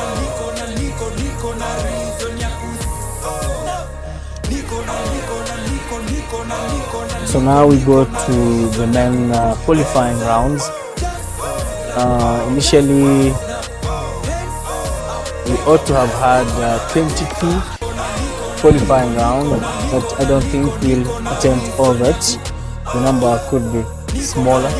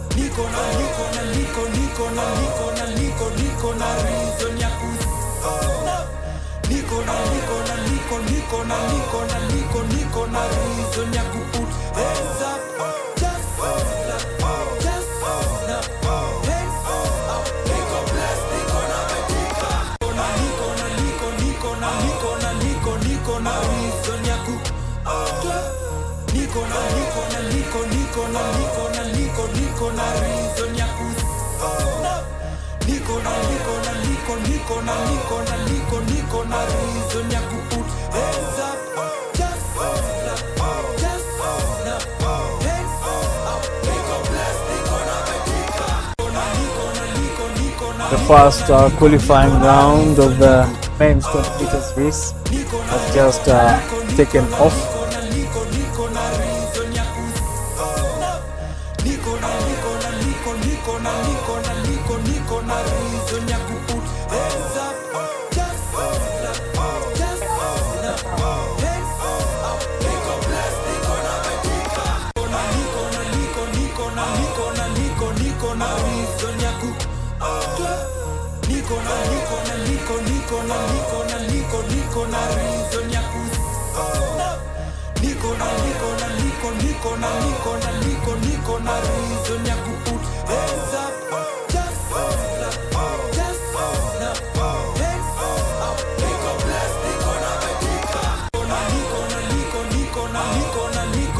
na reason ya ku niko na reason ya ku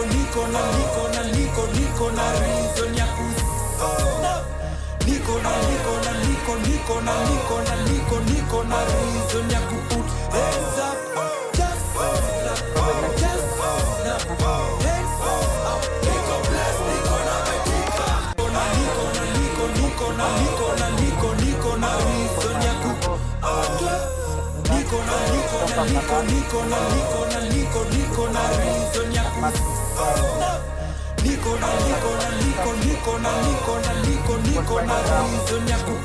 Coach, the fact that the event is in Thika, nearness to Nairobi and the eastern and central regions, does it explain the high numbers in some of these races?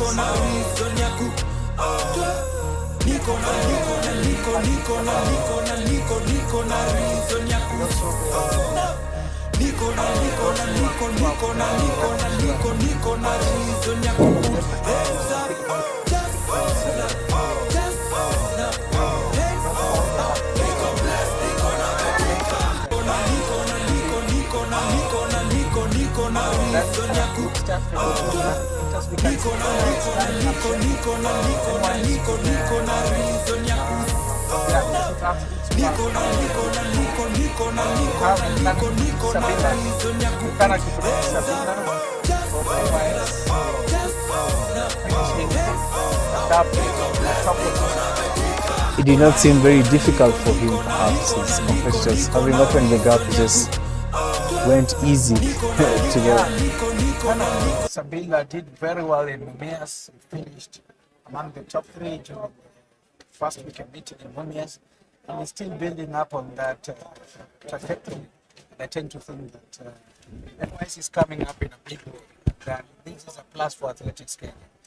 This was a sleeping giant, but with their top guns now here, I tend to think that they are going to give prisons, police, and KDF a run for their money in this short event. The qualifying number 3, 200 meters, we have Dennis Mwai Wangui, Evans Kibet Rom, Simon Buru, Dennis Nyongesa, Eric Busena, Texas Unyango Geda, and Abel Atako Mzee from the universities. Those are the participants in the qualifying number 3, qualifying round number 3.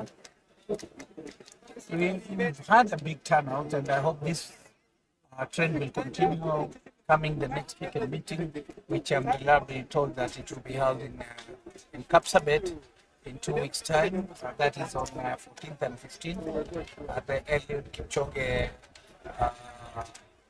Stadium, which is in Kapsabet. That is where we are going to have the 3rd weekend meeting. But the most important thing is to talk about Thika. We've seen a big number of athletes who have attended here, and being close to Nairobi. the city, it also gives us a plus, and also the expense of coming to Thika is minimal compared to going to areas like Hills and Kapsabet. The third round looks very competitive. It's very competitive. For the 100 meters. We're seeing why coming, also pushing there.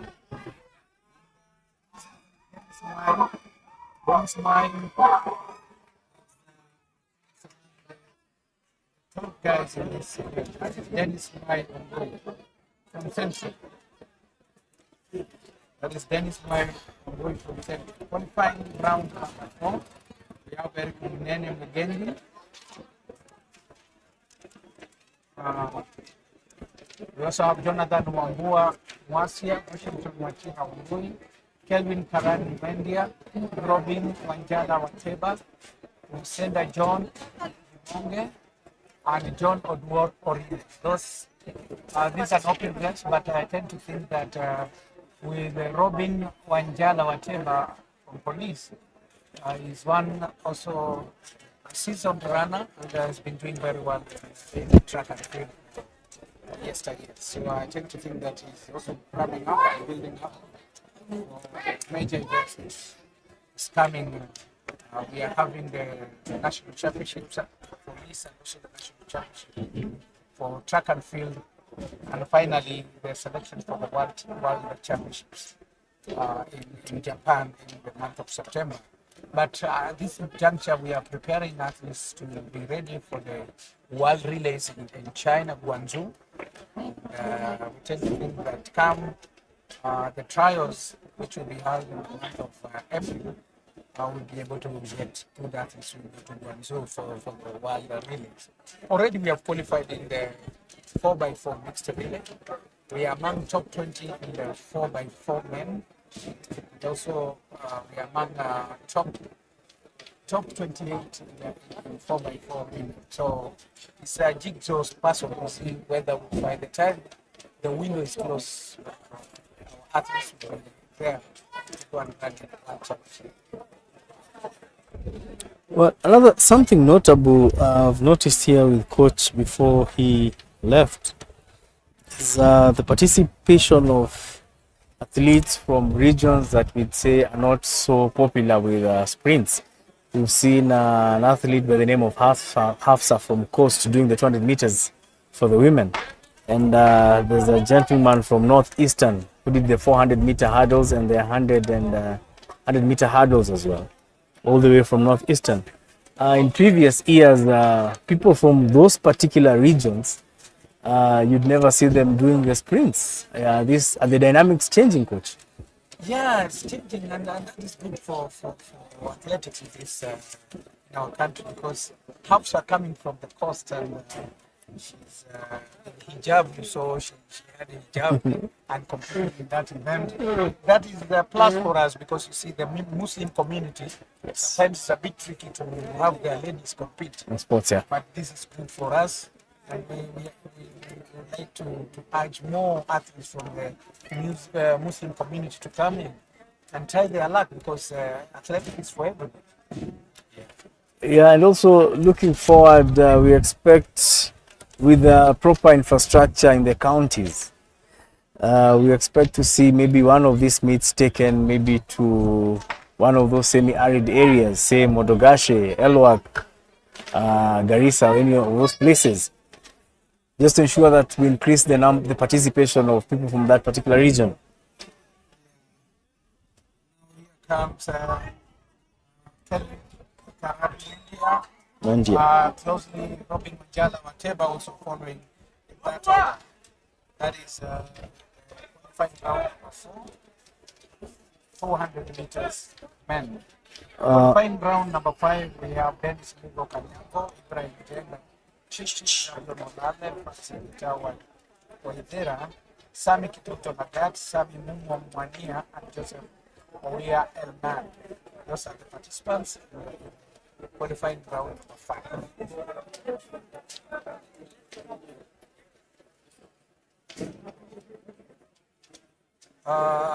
About the infrastructure, it's very important that our county governments come in a big way to assist revamping their infrastructure, because, for example, if you look here at this time, it's a marathon track, but we need to have, for example, for us to be able to have very competitive runners in sprints, we don't need marathon track, we need Tata track.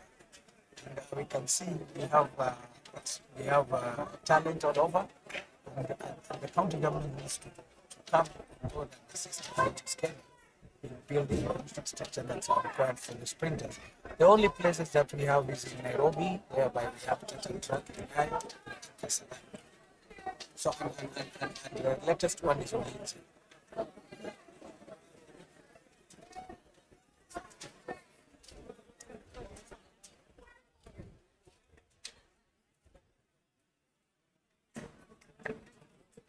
Well, on to the 5th round. Off they go.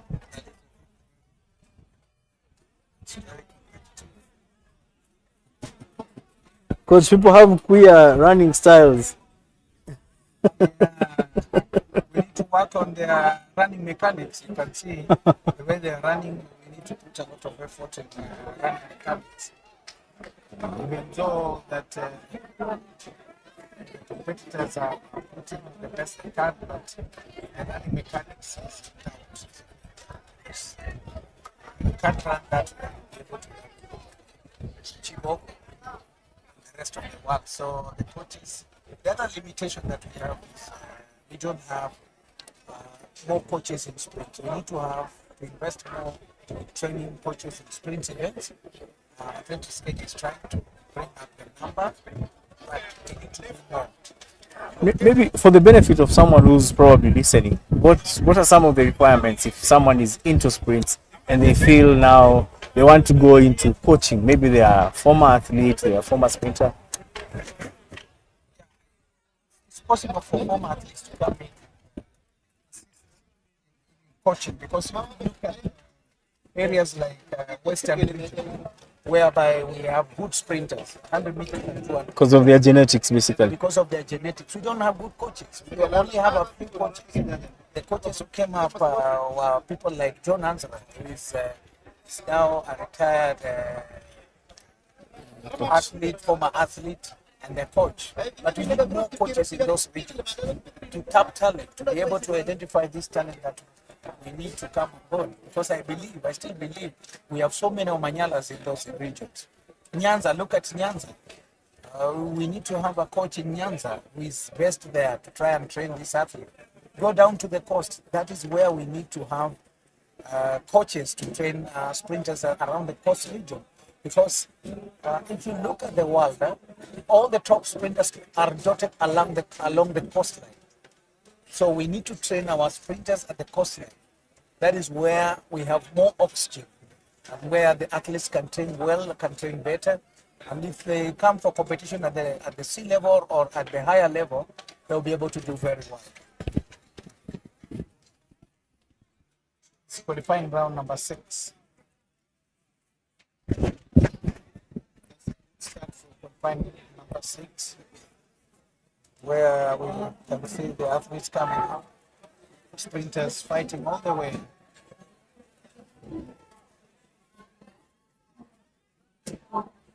That is Michael Juguna Kichuki and George Karanja Njenga. George Karanja Njenga coming for that strong finish. Actually, coach, the duo this is their 4th race of the day in the sprints, and I think that's exemplary well. Having that much energy to push despite the temperatures here and the sun. The temperature is conducive for the sprinters. They like when warm sprinters. That is good for the sprinters because of their muscles. The only thing and the only major setback is that if the athletes are not properly hydrated, then there is a problem there. Because the muscles need to be highly hydrated so that they can be ready to sprint in such events. And it's important that all the athletes do hydration. What we are seeing, the federation is giving all the water to the athletes after they have finished. But they need to do the hydration so that their muscles are flexible enough for the competition. Qualifying round number 7, Jeff Mwang, Cheriot Brighton, Robert Bolt Gaku, Musa Auma Oloch, Michael Maina Wanjiru, Kevin Odhiambo Orinda, and Rioba Willis Nyamuhanga. Those are the participants. Willis Nyamuhanga from universities, Kevin from prisons. And here they come. The qualifying round number 7.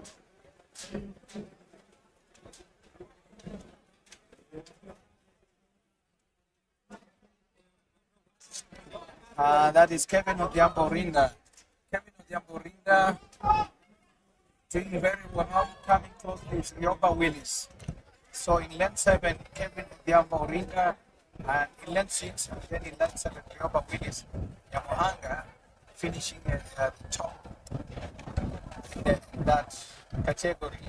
Qualifying round number 7. We are going to qualifying round number 8, where we have Nahashon Kariu Wanjiru, Freddy Kioko Kialo, Festus Kasioki Waita, Rodgers Bogo Nyambu, Lodio Ingolan Samuel. Lodio Ingolan Samuel, Martin Juma Koyano, and Daudi Logida Mzirai from the university.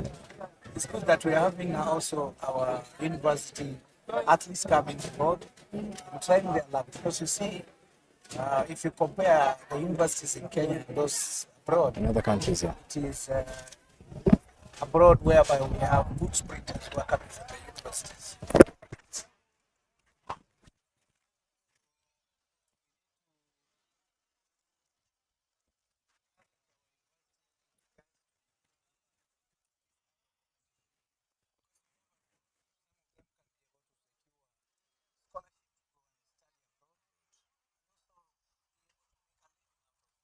But I think also for the universities, also the willingness of the handlers, be it the dean of studies or the administrators or their vice chancellors or whatever, I think also plays a part for them to have come this long to accept them to take part. Yeah, of course.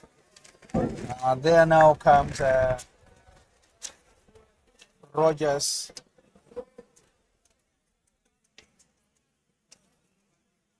That is round number 8.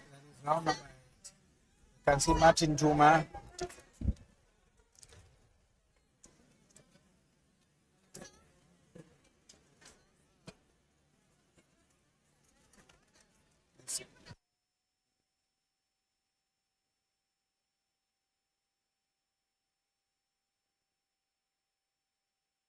Round number 9. Round number 9. We're going for the qualifying round number 9.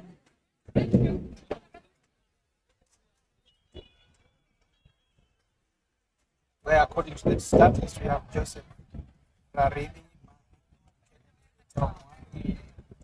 John Bosco Kiteti, Ryan Mwakisha Mamba, Chris Kamau Moses Marando Zai. That is qualifying round number 9.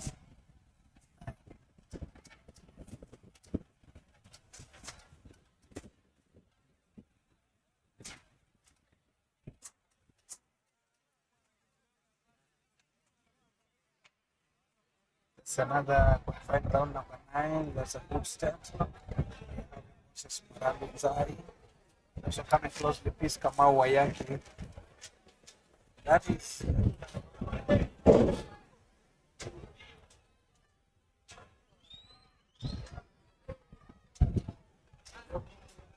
I like the way he slows down towards the finish, having realized that he's leading. No one is trailing him. Selection of those who go to the semi-final. So you need that energy to push. You need to control yourself and be able to save your energy for the next round, which will be the semi-final. We're going for qualifying round number 10. John Stephen Otieno Watch, Dennis Mwenda, Ronald Kiprono Koech, Nicholas Wao Kola, and Onesmus Sioka.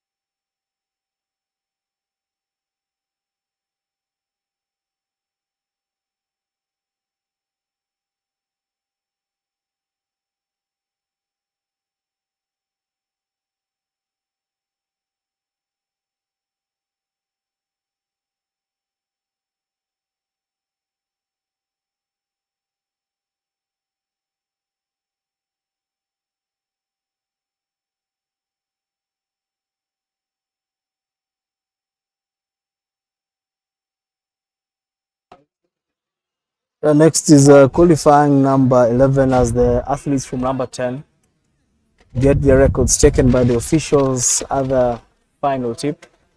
Those for qualifying number 11 getting ready to set off their blocks.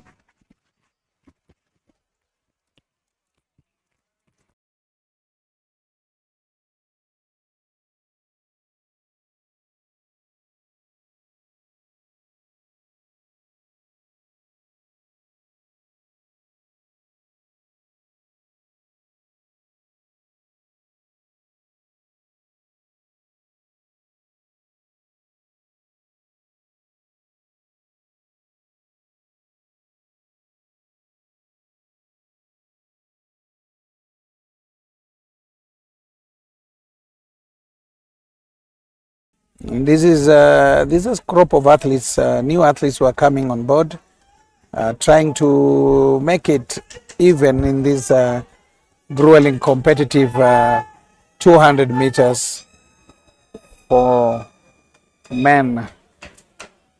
We've seen there Gregory Sitati, Eric Kimathi, all doing their best to secure their chance to enter the semi-finals. We are going to qualifying round number 12. So far, this is the largest group we have ever had in any weekend meeting. The first one was in Mumias, and now we are at qualifying round number 12. In qualifying round number 12, we have Elias Kirimi, John Titia Koshal, Daniel Mwema Maithia, Paul Musanzala, Dennis Kimeli, Nicholas Kimngetich, and Moses Wafula Wangwa.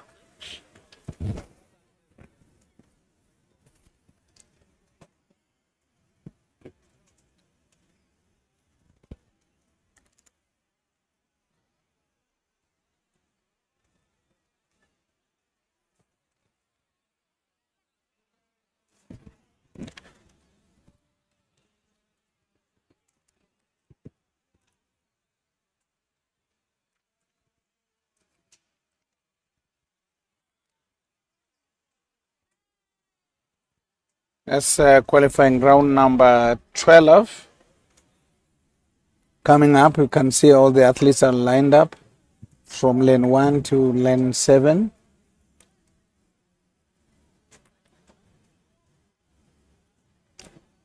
It's a big challenge because this stadium has only lane 7. You can see up to lane 7. It's a challenge for the organizers because we have a big number of athletes who have attended this second weekend meeting here at Thika, and this being the first day, these are the qualifying rounds, and that is qualifying round number 12.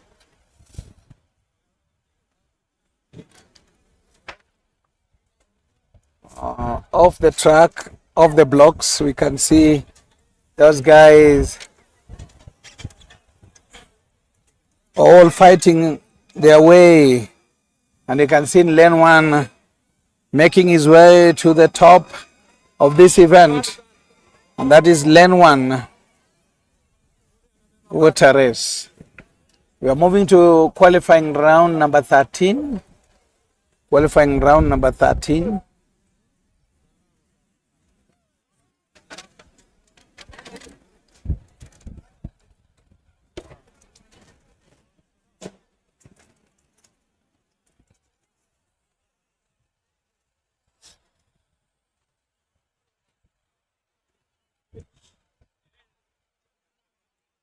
Brings a bit, a lot of emotions. See fans cheering, jumping up and down. Yeah, because this event is only event that the athlete displays their strength, their power, and also their speed, which is very crucial in preparation for these athletes. You must be able to develop the power, the strength, and speed, which is very important. For me, the killer of all is the relays. Oh, the relays.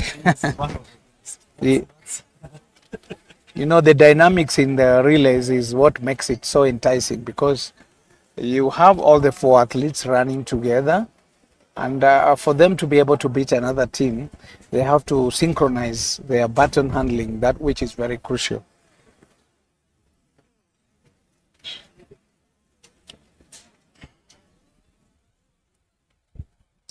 There we go. The next one is qualifying round number 13. We have 22 rounds. We have 22 heats. So we are going to round number 13. Qualifying round. This is heat number 13.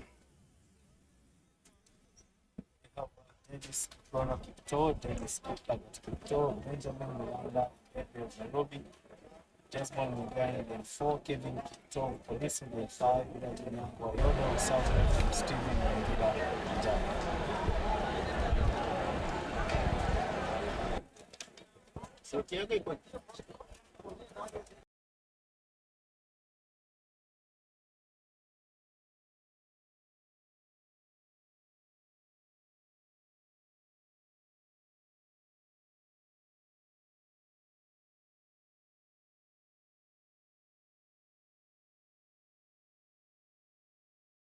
So a clean start of the blocks. Closer to the 100-meter mile.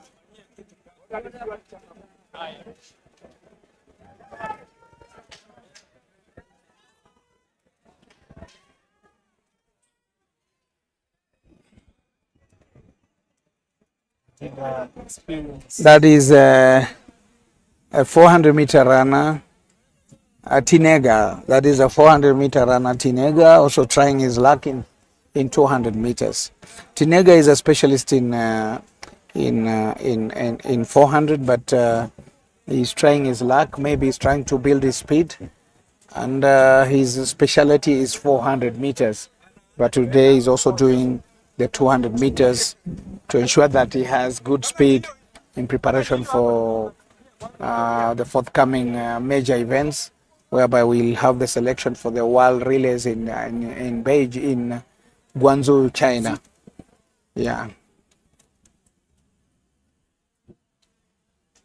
That is qualifying number 13, heat number 13. We are going to heat number 14. Qualifying rounds, heat number 14.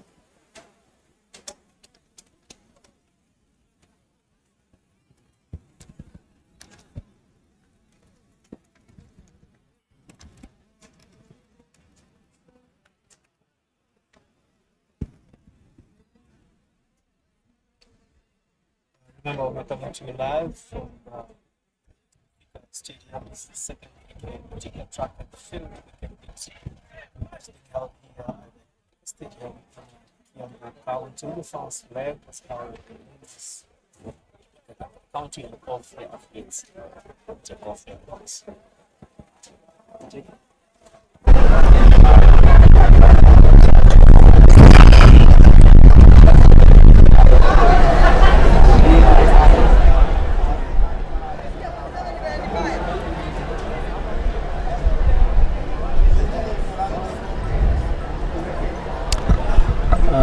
Today being a Friday, as the day proceeds, the numbers of the fans continue increasing. Remember, in the morning, these stands here, half this terrace was empty, but now you can see people trickling in,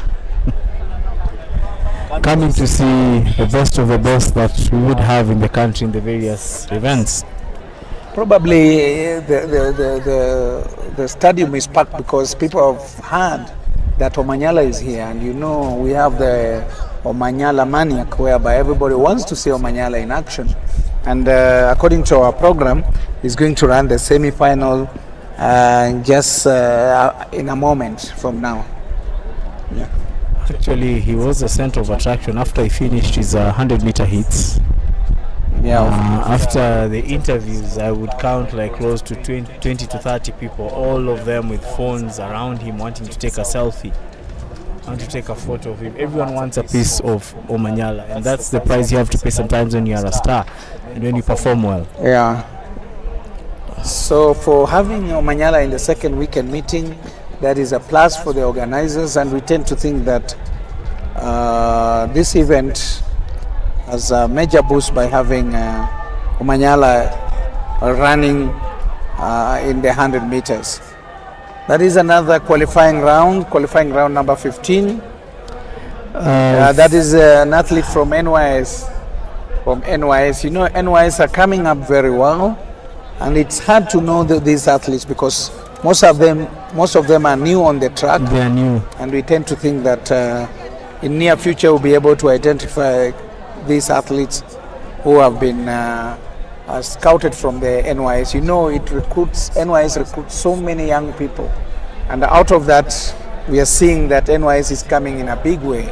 In the near future, I think they will be offering competition to the prisons, the police, and the KDF, who have been dominating in the sprint event.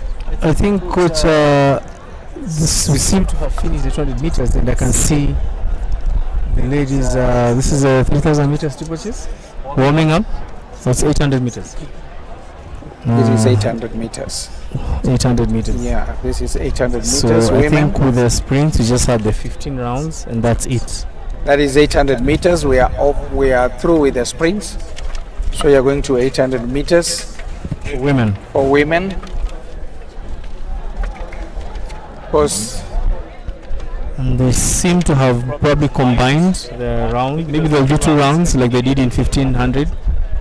Yeah, this is 800 meters. Looking at the numbers on the track.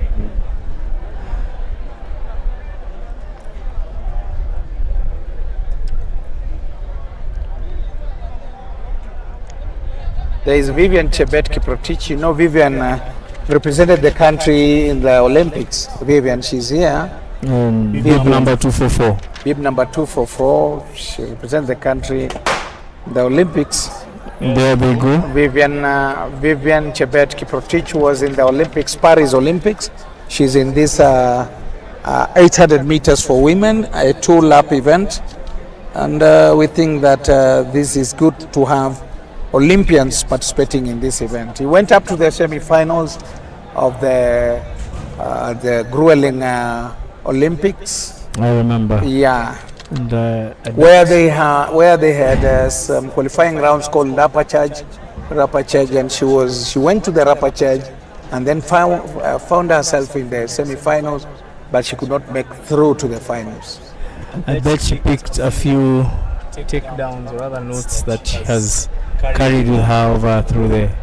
So Vivian Chebet Kiprotich with bib number 244 represented the country in the Olympics, and she's here at the second weekend meeting here in Thika. We also have Mary Ngige Wangari. Yeah, we also 683. We also have Vanis Kerubo Nyagisera, number 004.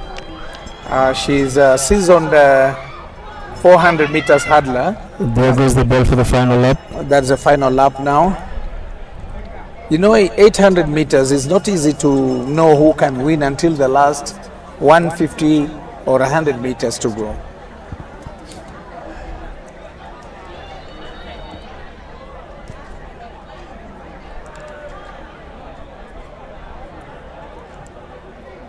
You can see they are making their moves at the last 200 meters. Everyone wants to remain in the leading pack. Yeah. Just to position themselves for the last sprint towards the finish line. Yes.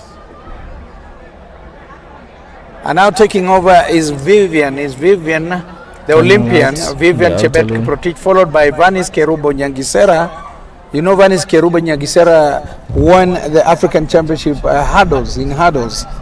And now she's there coming in the position 2. But Vivian, the Olympian, going and taking his strides towards the finish line. And he has finished in that top position. Vivian Chebet Kiprotich and Vanis Kerubo Nyagisera.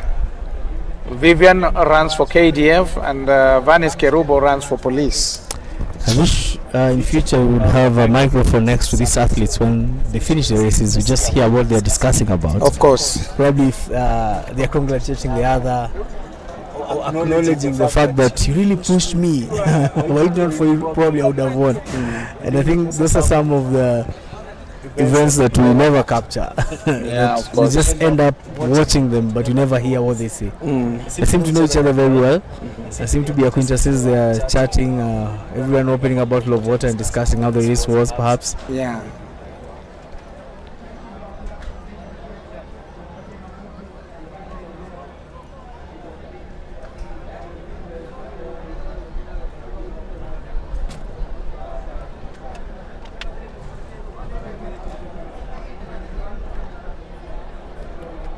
We have another group of athletes coming in. I think this is the second semi-final for 800 meters.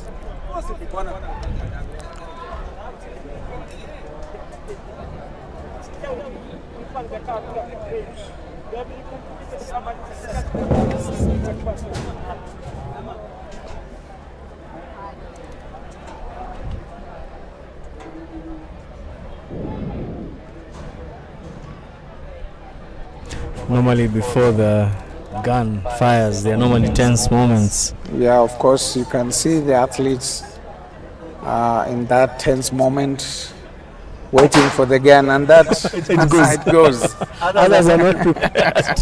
Yeah.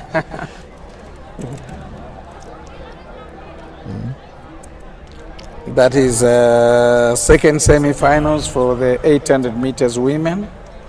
That is another grueling event, 2 laps. Very nice choice of shots by the Athletics Kenya production team. Yeah.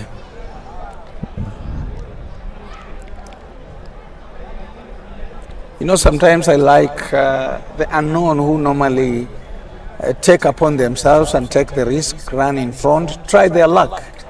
And the seasoned athletes, they normally have a tactic whereby they just wait for the bell and then make their move.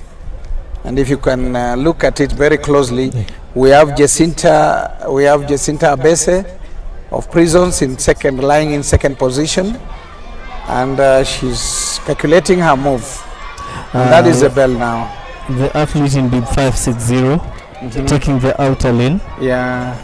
Probably she doesn't care covering the long distance. All she wants is to be in the leading pack. That is it. Abese now, Jacinta Abese. Jacinta is Abese leading. now leading, athlete from Kenya Prisons, leading in that event. She seems to be jogging though. Yeah. That is a running style. You look at her lanky legs, and she's from the Prisons, and you can see she was buying her time the first lap, and this time round she has decided to strike. She reminds me of a 1500 meter athlete, Nixon Chepseba. Yeah. So you can see she's alone there, a lone ranger, going towards the finish. And the fans are very happy. The fans from Prisons, I think most of them are from Prisons. They're very happy seeing one of the athletes coming in front and getting the top position. Jacinta Abese from Prisons. She doesn't seem to be tired. Talking of Nixon Chepseba, I remember the popular photo after the hits, and there are athletes from Europe who were down on the ground, and Chepseba was walking in between them, having won. He hadn't broken any sweat. He seemed very strong. That is how normally the 800 meters, you just make your calculation and know when to make your move. But it seems that tomorrow we shall have a very good competition between the top athletes. Vivian Cheriot. Vivian will be in that contention. Vivian Chebet Kiprotich, Venice Kerubo Nyagisera, and Jacinta Abese is going to be a seesaw battle. And remember, Betika is offering awards to the winners. The number 1 slot is paid 20,000 Kenya shillings. Then we have 15,000 for number 2, and then number 3 will be given 10,000 Kenya shillings. Now we have the men's first qualifying round for the men in the 800-meter race who are going to the start line. Notable names and a couple of newbies whom we cannot predict, although we expect a stiff competition for the underdogs. As Coach Moneki puts it, you might lock out someone and they end up surprising even the big names. Yeah, and you know, they have the qualifying standard. It's not just a matter of running. They have the qualifying time, which is 150 for men in these 800 meters men. And if I look at the start list, for men we have more than we have Jacinta, leo umeweza kushinda, weather iko joto kidogo. Ukilinganisha na mbio ya leo, mazoezi ni nini utaenda kuongezea hapa na pale? Mazoezi mbio ya leo si mbaya, ila nitaenda kuongeza tu speed kidogo. All the best and congratulations. Thank you. We are also joined by Our Lady from Mongolia. Magnolia. Utaangalia kamera hiyo upande. Kwa majina unaitwa nani? Francisca Chemtai. Francisca, geuka kidogo hivi. Francisca, leo umeweza kupambana na umeweza kufika hapa, umekuwa namba 2. Ulikuwa umepangia race yako vipi? Vizuri. Na ukirudi mazoezi utapanga nini? Napanga mazoezi vizuri. All the best, We also have number 3. Number 3 is kwa majina unaitwa nani? Pauline Mhonja. Pauline, congratulations. Mbio ilikuwa rahisi. Umejipanga vipi? Nimejipanga poa. Mazoezi ndo bado nafanya. Considering hii ni race yangu ya kwanza. Sijaikimbia, so si mbaya. Una feel leo umekuwa motivated? Yeah, nimekuwa motivated sana. I hope nitaingia final, at least nione tena niko wapi. Yeah. All the best and congratulations. Thank you. Those are the 800 meters ladies who have finished top 3 in the second qualifying round. Over to you, Victor and Coach Mwaneki, as we continue with the men's 800.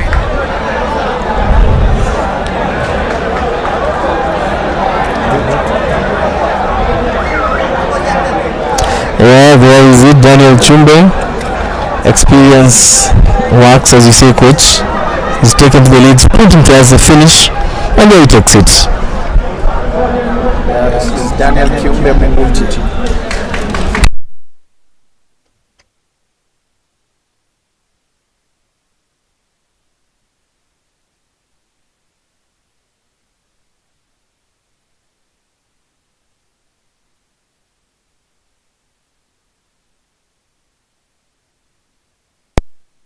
Mimi ninafikiria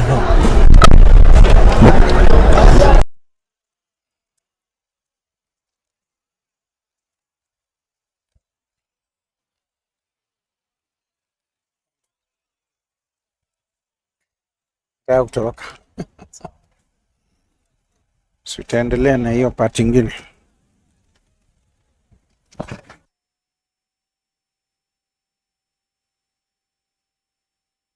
Well, coming in is the second qualifying round for the men's 800 meters. Remember, this is a distance that has seen Kenya done exemplary well in the world stage, producing the likes of David Rudisha, breaking the world record, running under 141 at the London Olympics in 2012. Recently we had Emmanuel Wanyonyi also exemplifying good results at the Olympic stage, and he did this in the world stage.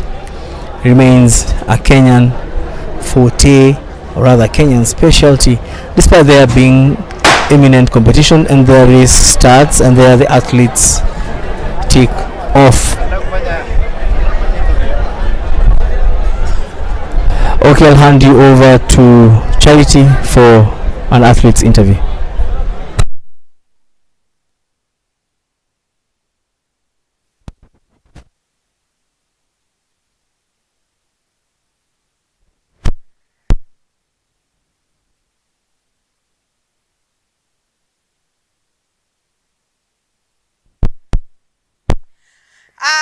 Thank you so much, Victor. I'm joined here by Daniel Munguti. He's won the first qualifying round for the 800 meters. Munguti, preparations, how have they been for you so far? It's the start of the season. What's your plan?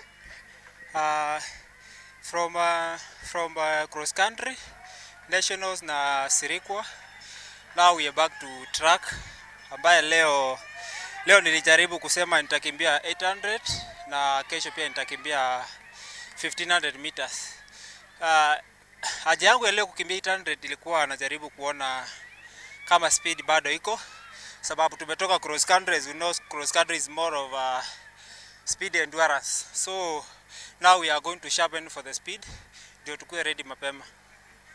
Which race will you be preparing for on the road to Tokyo?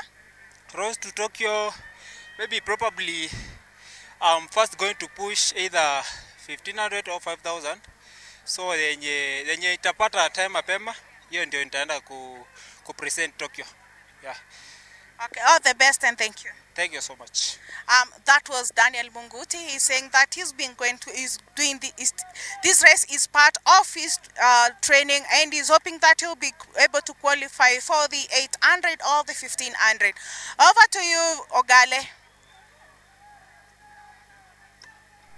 Well, thank you very much, Charity, and indeed we've just finished the second qualifying round of the men's 800 meter race. Indeed, it was a very competitive one compared to the first heat, having athletes such as Cosmas Kiplagat, Ian Gishuru Gishigo, Aaron Seribai, and now on your screens you have athletes for the third qualifying round.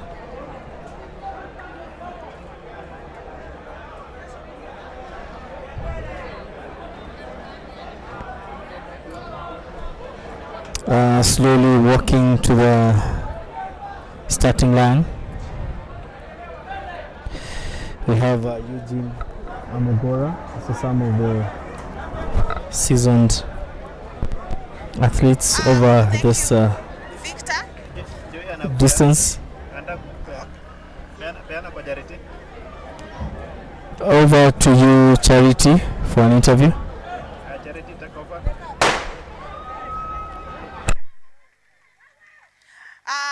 As the third heat for the men goes on, I'm joined by the second heat winner, Dominic Bangretunye. Sorry.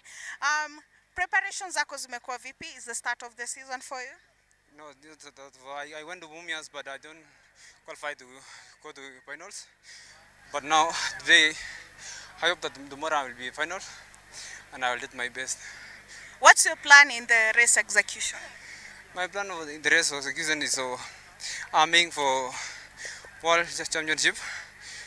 That's my aim now. Will you continue with the same race, 800, or are you preparing for another race? No, it's only 800. Thank you. All the best and congratulations. Thank you.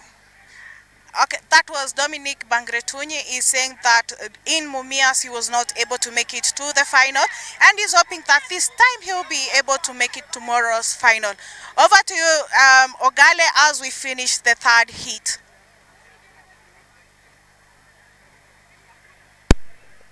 Well, this is the final lap of the third round of the men's qualifying for the 800 meters. And indeed we have Elias Kipchumba on the lead, having opened an early lead in the race. He's dashing fast towards the 200 meter mark, but slowly the athlete in second place might be catching up. He's looking at his watch as he nears the finish line, and indeed he has won the race.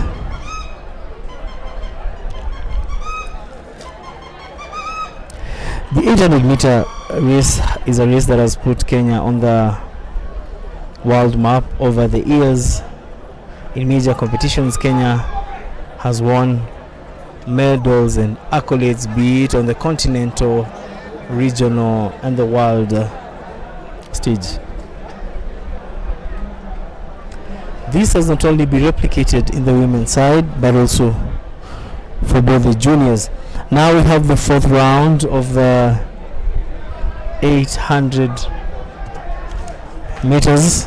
The athletes are slowly walking in and they are distant far. You can see other athletes waiting at the entrance gate.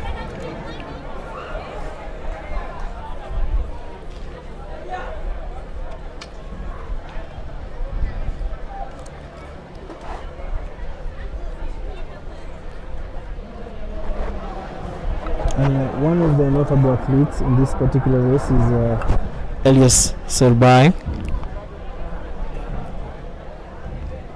who's donning bib number 436, and off they go.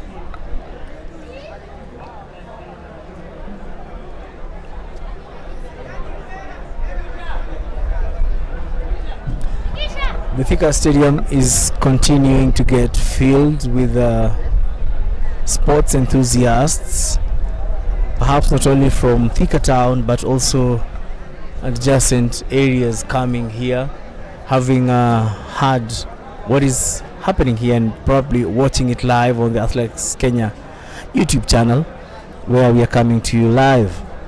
And remember, we shall also be here on the 1st of March for the second day of the second Betika, aka Betika Athletics Kenya weekend meet, having done the first in Mumias.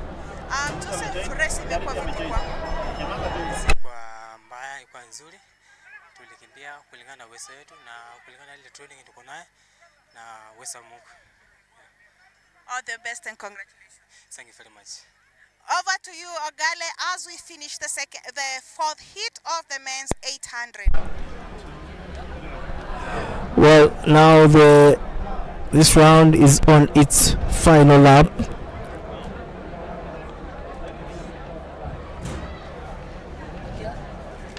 And it seems to be a slower heat compared to the previous two that have just ended.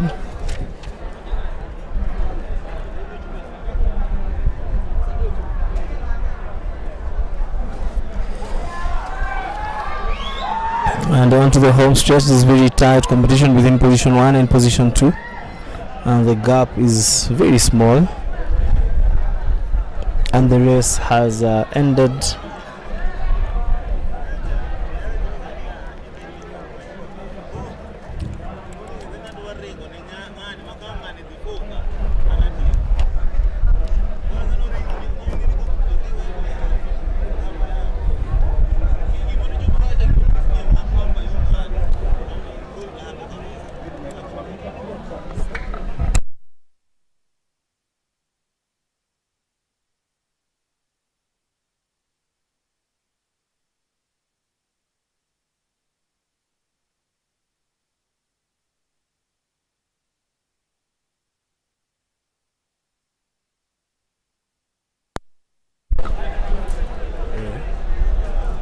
Well, another round is of athletes. Another heat is coming in. This is heat number 5.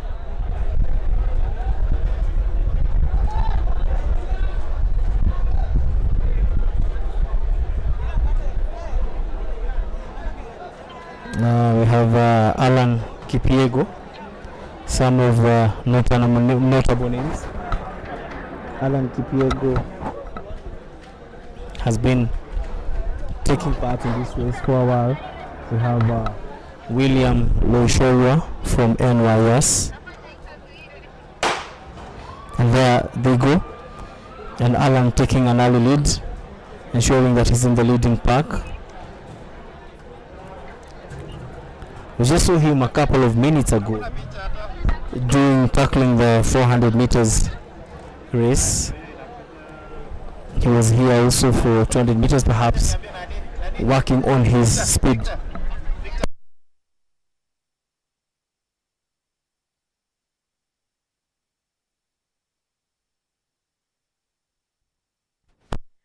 Thank you so much. I'm joined here by Obadia Kipleting. Obadia, The second lap imekuwa kali kidogo, mumekimbizana na number 2. What was going on in your mind?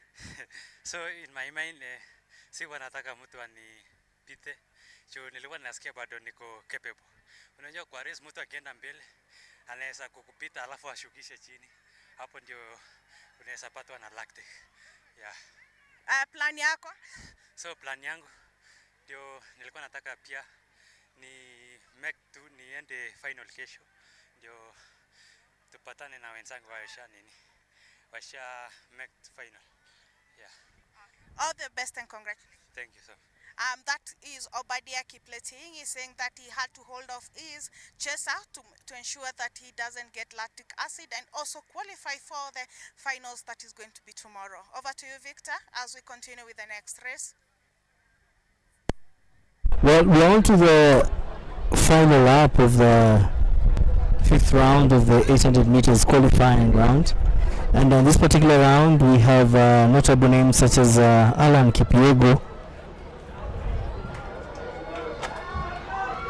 who's a seasoned athlete having represented Kenya in major stages and is easily dashes in a sprint finish style to finish in position 1, followed closely by William Loy Shorwa of NYS. And remember, NYS coming this time in as an affiliate of Athletics Kenya for the first time, and we expect them to bring in stiff competition going forward, and competition that will help positively the sport to grow not only in Kenya and also in beyond, and also to give them chances to be able to represent the country at major world events. Now, another qualifying round of the men's 800 meters lining up at the start. The crowd seems to be having their favorite candidate, the favorite athlete, Emmanuel Kipkurui of KDF, in bid number 582.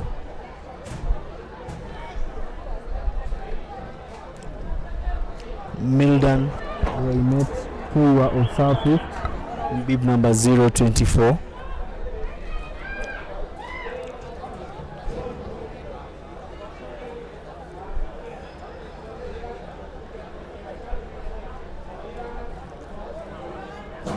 There they go onto the start and they take off.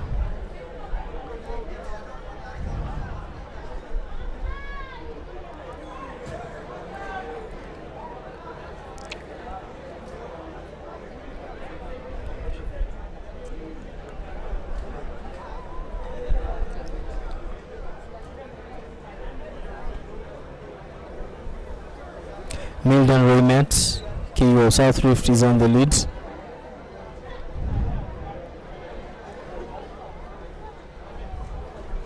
Ensuring that no one catches up, using his experience having represented Kenya in various wild stages.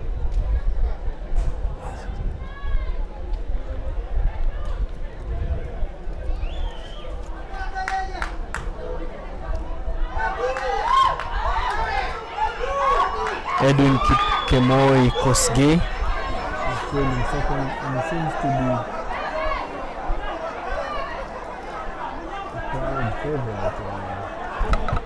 be the crowd here is shouting his name, chanting his name. Edu, everyone is shouting Edu. However, Mildan has opened a gap that we'll see Edu closing. Another KDF candidate is coming from the outer lane, has already overtaken Edwin Kipkemoi, using his longer strides to try and closing the gap as the athletes head towards the 200-meter mark.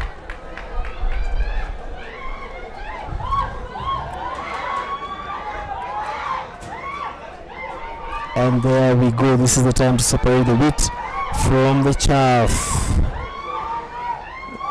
Mildan Remet Kewa has managed to win the race.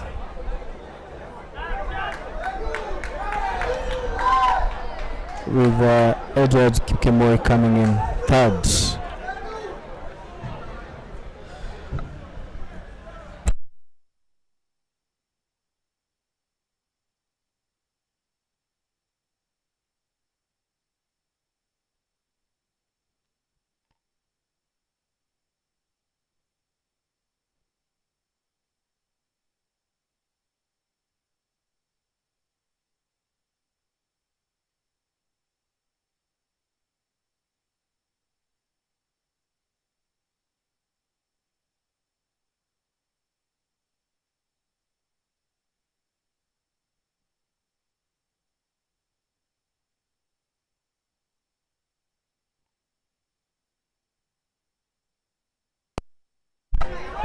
Now this is the 800 meters man.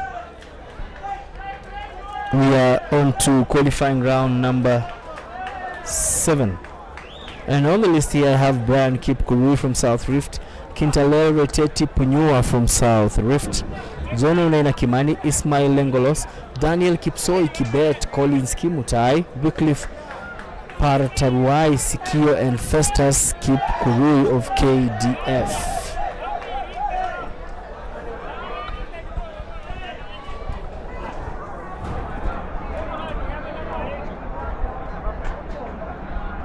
The race is about to begin. Team attention, and we have Brian Henley of police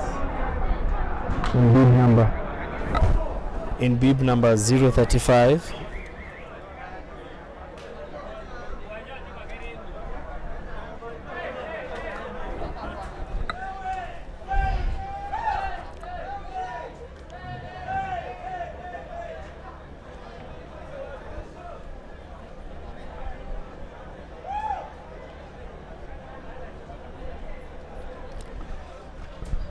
Basically, when you look at the demeanor of some of these athletes, you can clearly tell that who is a front runner in a particular race and who is not.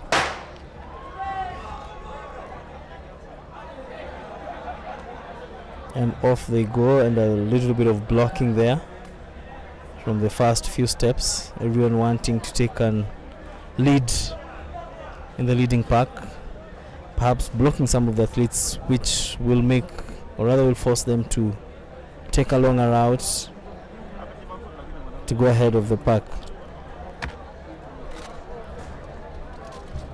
The race seems to have slowed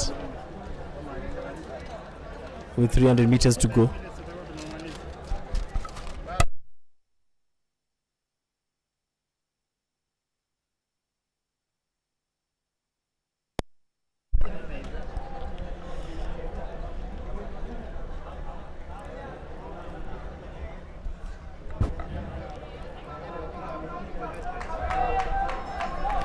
Well, on to the final lap. Bib number 454 is leading. That is a David Kipkoech Torotich.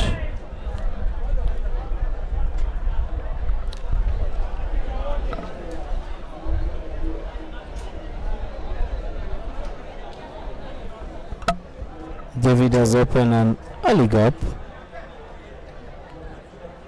which all factors held constant, he could emerge the winner.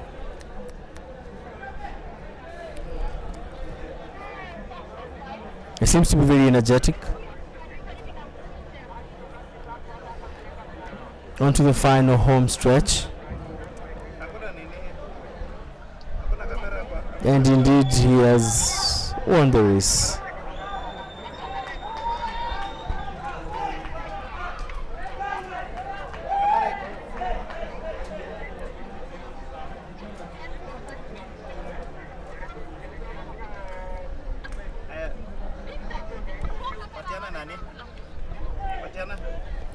Well, over to you, Charity.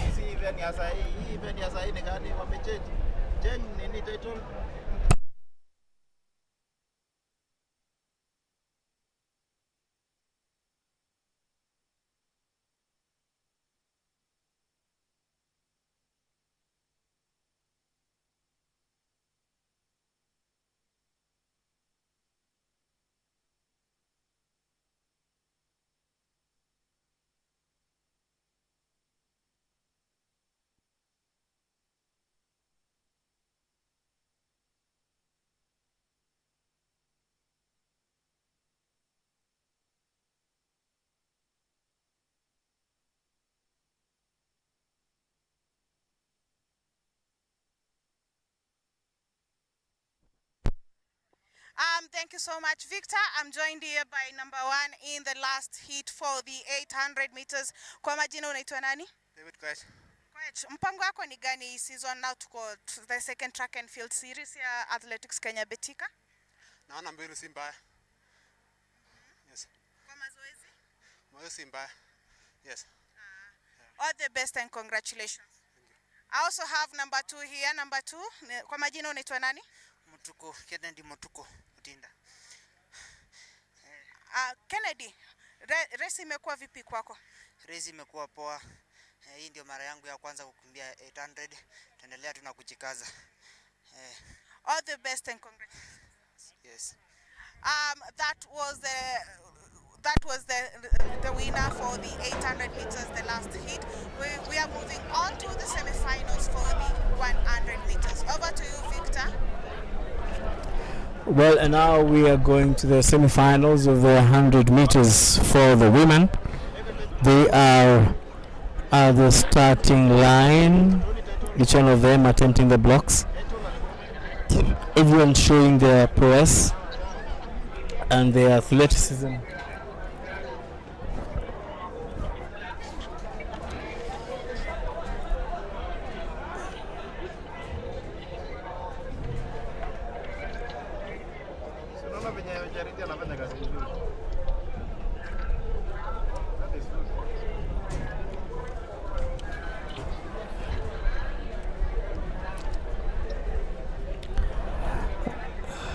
Well, we have one of the technical team just ensuring the blocks are in order.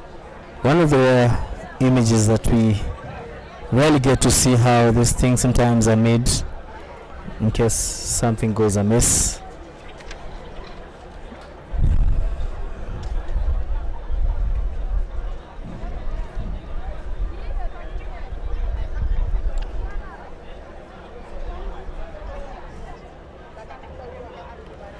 So we have in bib 598 in lane 2.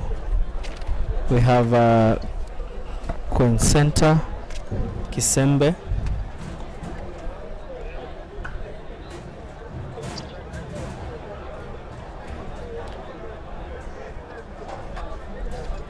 Susan Nyambura Wairimu is in lane 3.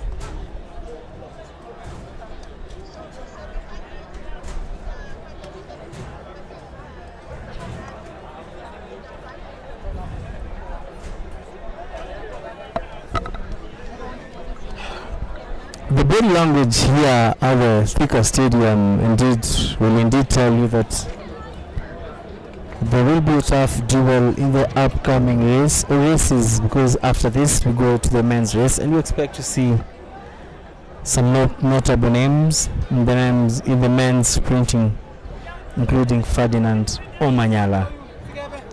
Eunice Kadogo Murandafu is in lane 4.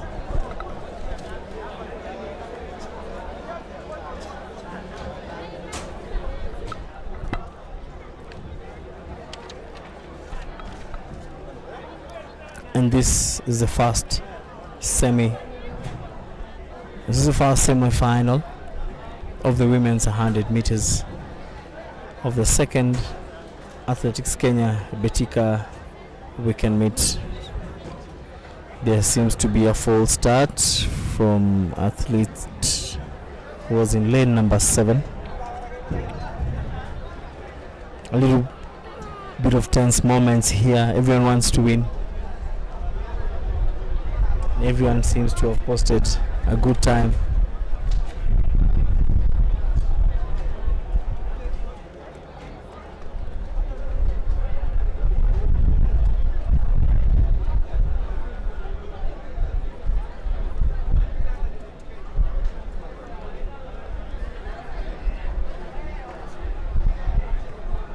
There they go. Another false start.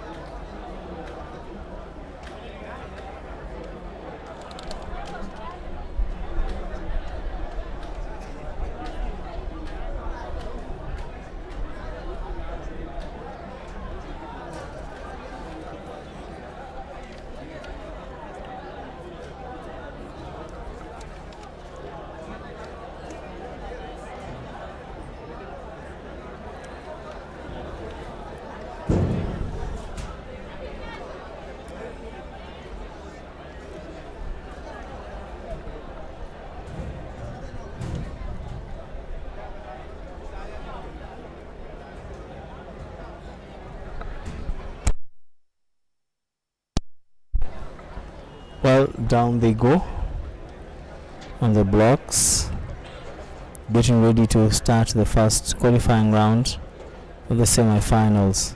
There they go.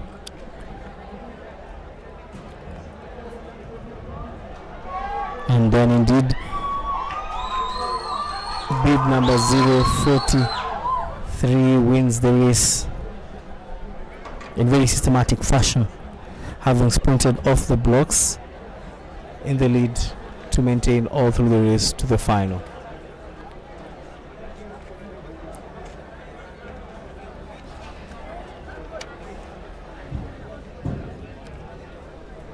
That is Eunice Kadogo Murandafu.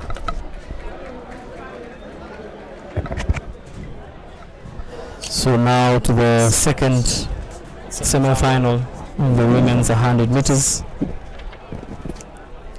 Remember, Eunice is a silver medalist, Africa Championship. So for her it was very easy. Yes.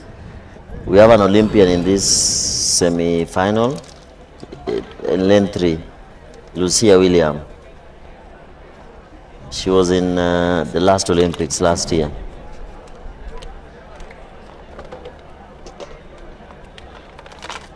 Then we have Millicent Ndoro in lane 4.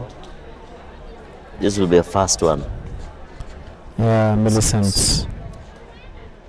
We have Mbagari, the national champion. We have Doreen Waka, lane 6. She seems to have taken some habits from Maria Mutola. The African speedster. Yes. From everything from her jumping, even how she's swinging her hands. I remember I used to watch lots of sprints. The days of Maurice Green, Marion Jones, and Frankie Fredericks of Namibia. Yes, Frankie. Those days you only had KBC. That was in the 90s. Yes, and by the time you are watching the race, when it reaches 100 meters, they are throwing adverts. So actually come along. During 100 meters, they bring adverts for Bata, Colgate, Kiwi. And then during the 10,000s, now they are bringing the race.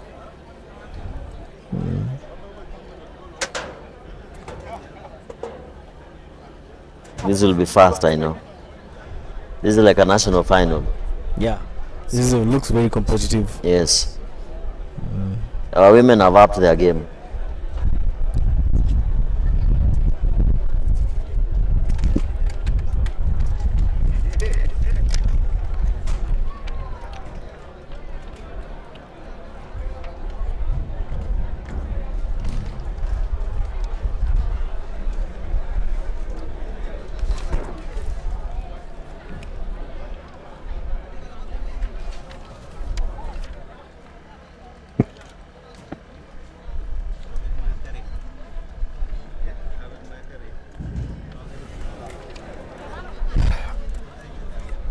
There they go into their marks and off to a start. Clean start. Lane number 7 seems to have delayed in getting up, and indeed, as you said, it's really a tough one. Oh, Doreen Waka led from the gun to 70 meters, then faded away. Yeah, these are the moments I was telling Coach Moneki. I wish we would have a microphone capturing these moments. Oh, yes. After the race, what do these guys tell each other? What do athletes tell each other? Do they tease each other? Do they congratulate each other? Congratulations. Sportsmanlike. I think sports fans would like to hear what they tell. It's true. Yeah, what they tell each other. So now on to the men's first qualifying round.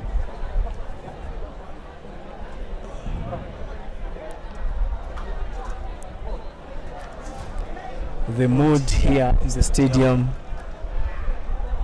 and the numbers have increased. Everyone wants to take a glimpse of the track. Over to you, Charity.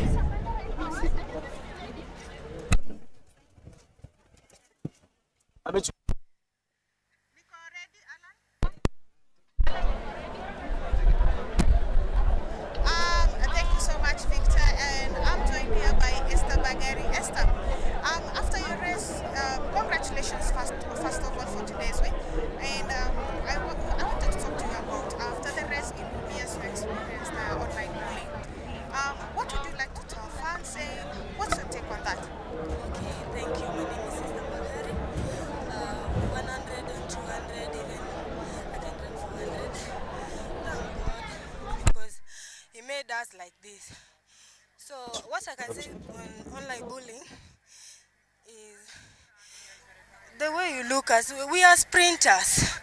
You can't bull a sprinter that he look like a man. You know someone is bullying. I can guess he took my picture. What an example I can took there. He took my picture, then posted, then say I'm looking like a man. Other ones say I'm a weightlifter. Many things, but I can't guess wrong for what they were saying. Is right, because when you see me, I look like a muscular person, so I can't judge myself, because as a sprinter you must be in a gym. You must do a gym, so you can't say that you will be a slay queen, a slay queen body. Then you say you will run as a sprinter. You can never run. Doing gym. Kitu naweza ambia wale watu wenye wanatusi watu wenye ati wanafanana wanaume. It's so bad, because watu wakumbwa hivyo. You see, tulijipata tu in this situation. You see, umependa game, umependa race. You see, kuna such thing coach anaweza kuambia ufanye, inaleta mwili yako ikae hivyo. You see, kama unafanya 100, hakuna vile utakimbia 100, mwili yako ikue tu. You are looking like a slay queen ya tunakimbia 100. You can never look as Shakari, Alfred, such example like those champion. Kuna mtu mwenye hajaunga mwili, wameunga kabisa. Perhaps nikukatizie kidogo. Kwa training yako sana sana ina entitled nini ndo uweze kukimbia kwa sprints na upate nguvu ya kuweza kukimbia kwa sprints? Yeah, entitled, unaona nini? Kitu inafanya ukimbia is a power training, of which that power training is a gym iko ndani. Hauwezi fanya speed work without a power training. That is a no. Even Omanyala is doing a power training. So siwezi sema ati you can't do a power training then ushinde kukimbia. Okay. Thank you so much. That was Esther Bagari talking about online bullying. We head over to as we look at Ferdinand Omanyala's performance in this heat.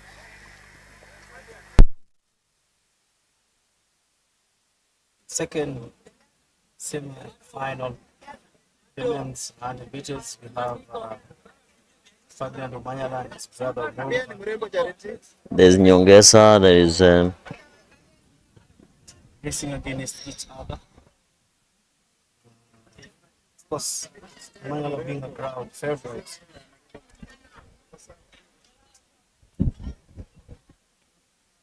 Everyone will really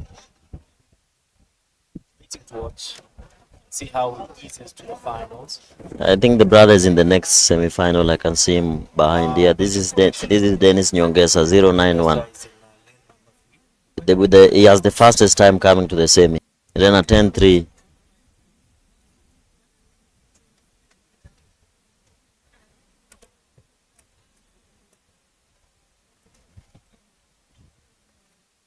Well, we're going on to walks. Coach, the tactics you're talking about. That's what I told you. You have to throw everybody off. Throw everybody off. And you know they have time to adjust their blocks, eh? But you just wait for the moment. The athlete in lane number 4 seems to be wondering what's going on, considering he has Omanyala on his right hand side. Lane number 5.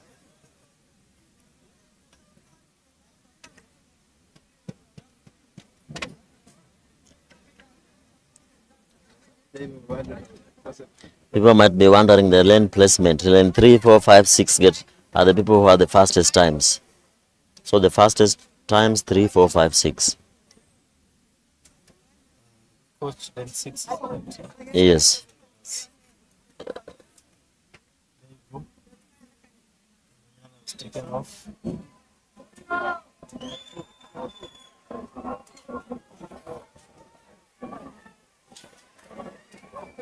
Omanyala is in a class of his own.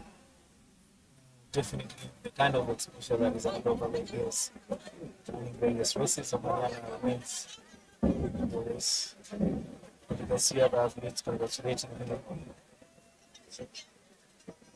Everyone wants to have a share of Omanyala. Even the Newfoundland athletes, that's a very nice. He's greeting everybody that he ran with, every competitor. Even the officials seem to be excited. Everyone wants to take a photo with Ferdinand. Everyone seems to be excited. Even others are coming from the tent. With their cup. And give the price you pay for becoming a star, the champion. It's been long since Kenya we had such a star, considering we had maybe the long distance, likes of Kenya, Betika, Peter Matelon, the list is endless.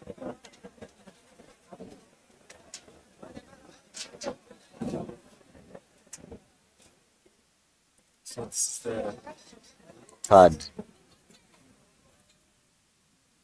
Heat of the men's 100 meter. We have Isaac Omurwa on lane 6, in lane 6.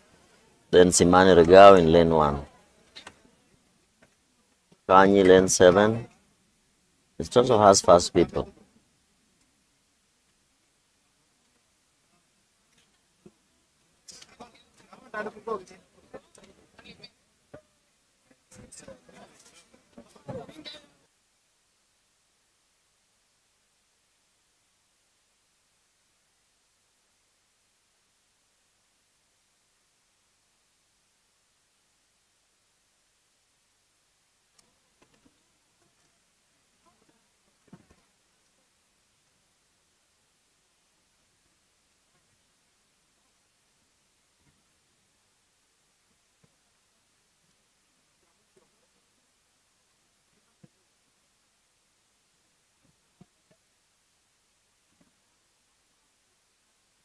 You have to secure your blocks, or else it will move backwards as you are on set position.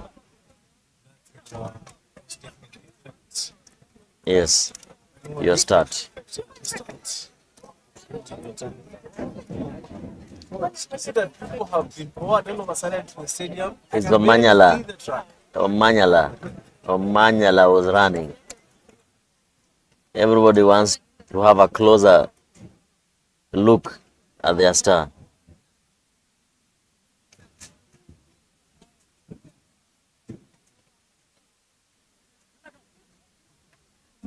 Basi ya mwisho ikiisha, ukuje pale kwa basi tufanye preview.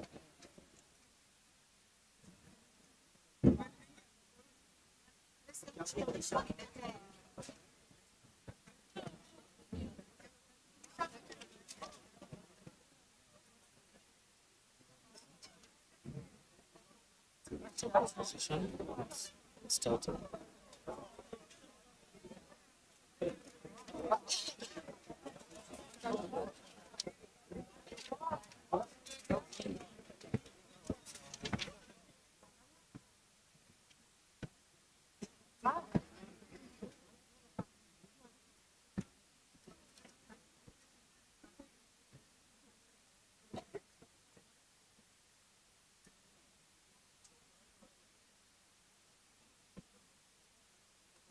Lane 4 is empty.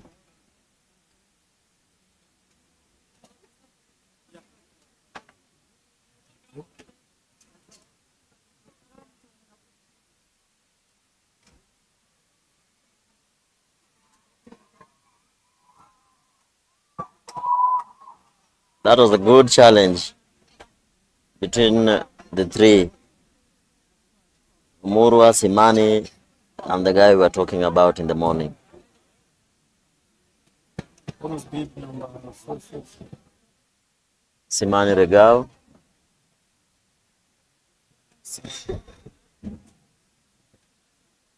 Though he tightened up a little bit towards the end. Seems to be having a bright future. Yes, he's only 20 years old.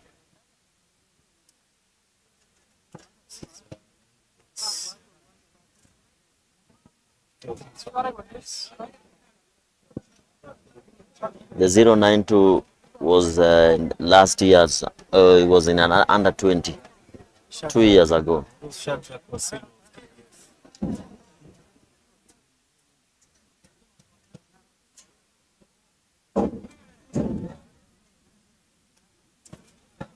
We have 2 NYS guys.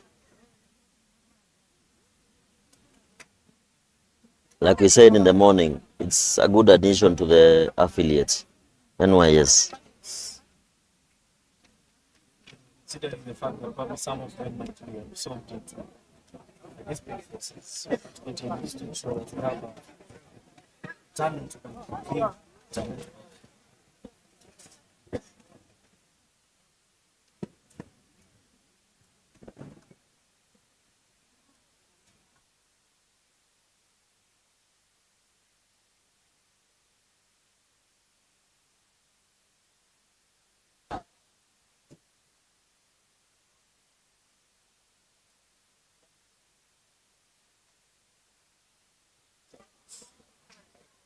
Wasike 068 leading. Moses Wasike.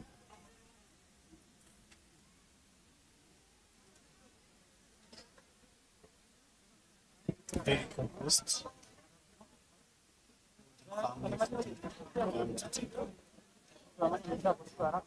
Moses Wasike is always a very fast starter towards the season.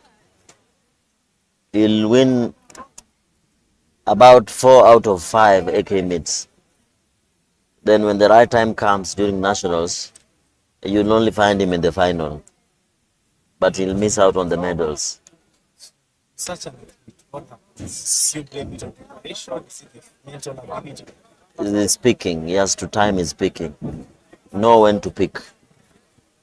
See, Boniface Maressa, 5, or not long at 5 or 6. 6. This is 5, the last one. There are 5 of them.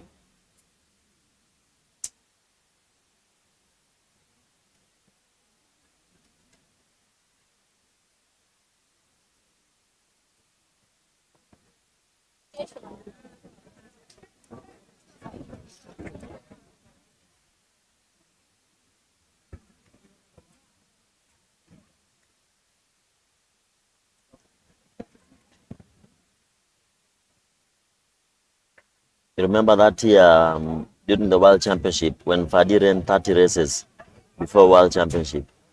Then during the World Championship final, the same is, the guy was just tired. So last year he reduced the races. This year you've not even seen him in the indoors. So the coach is trying to see what is the best formula for him. You have to adjust because this year they're looking at World Championship. That balance has a trickle-down effect. Yes.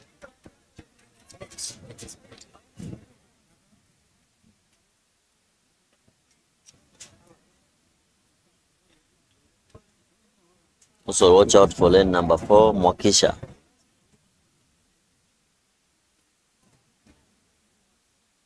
Mweresa, lane number 6, 456 is the man to watch. Lane number 6. So this is the last 75. The men's Just remember we're coming from a 21 hit to a 5 semis.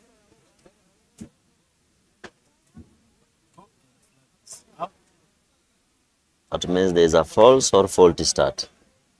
Either.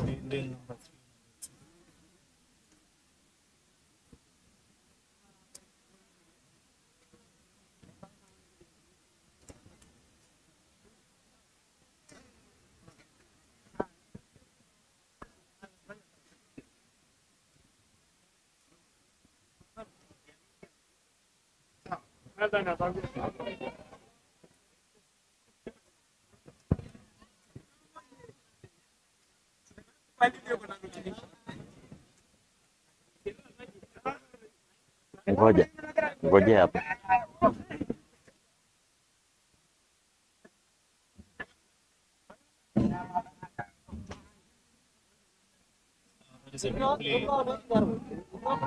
This has really taken off.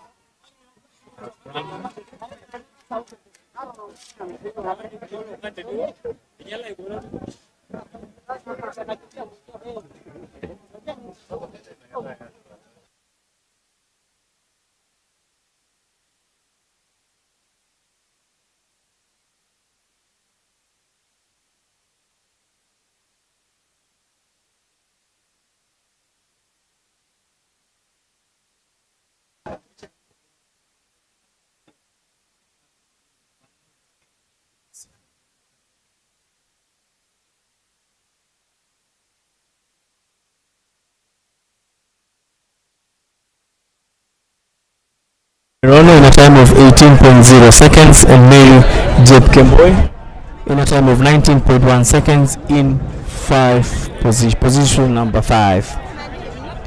And indeed, that was the final event of the day.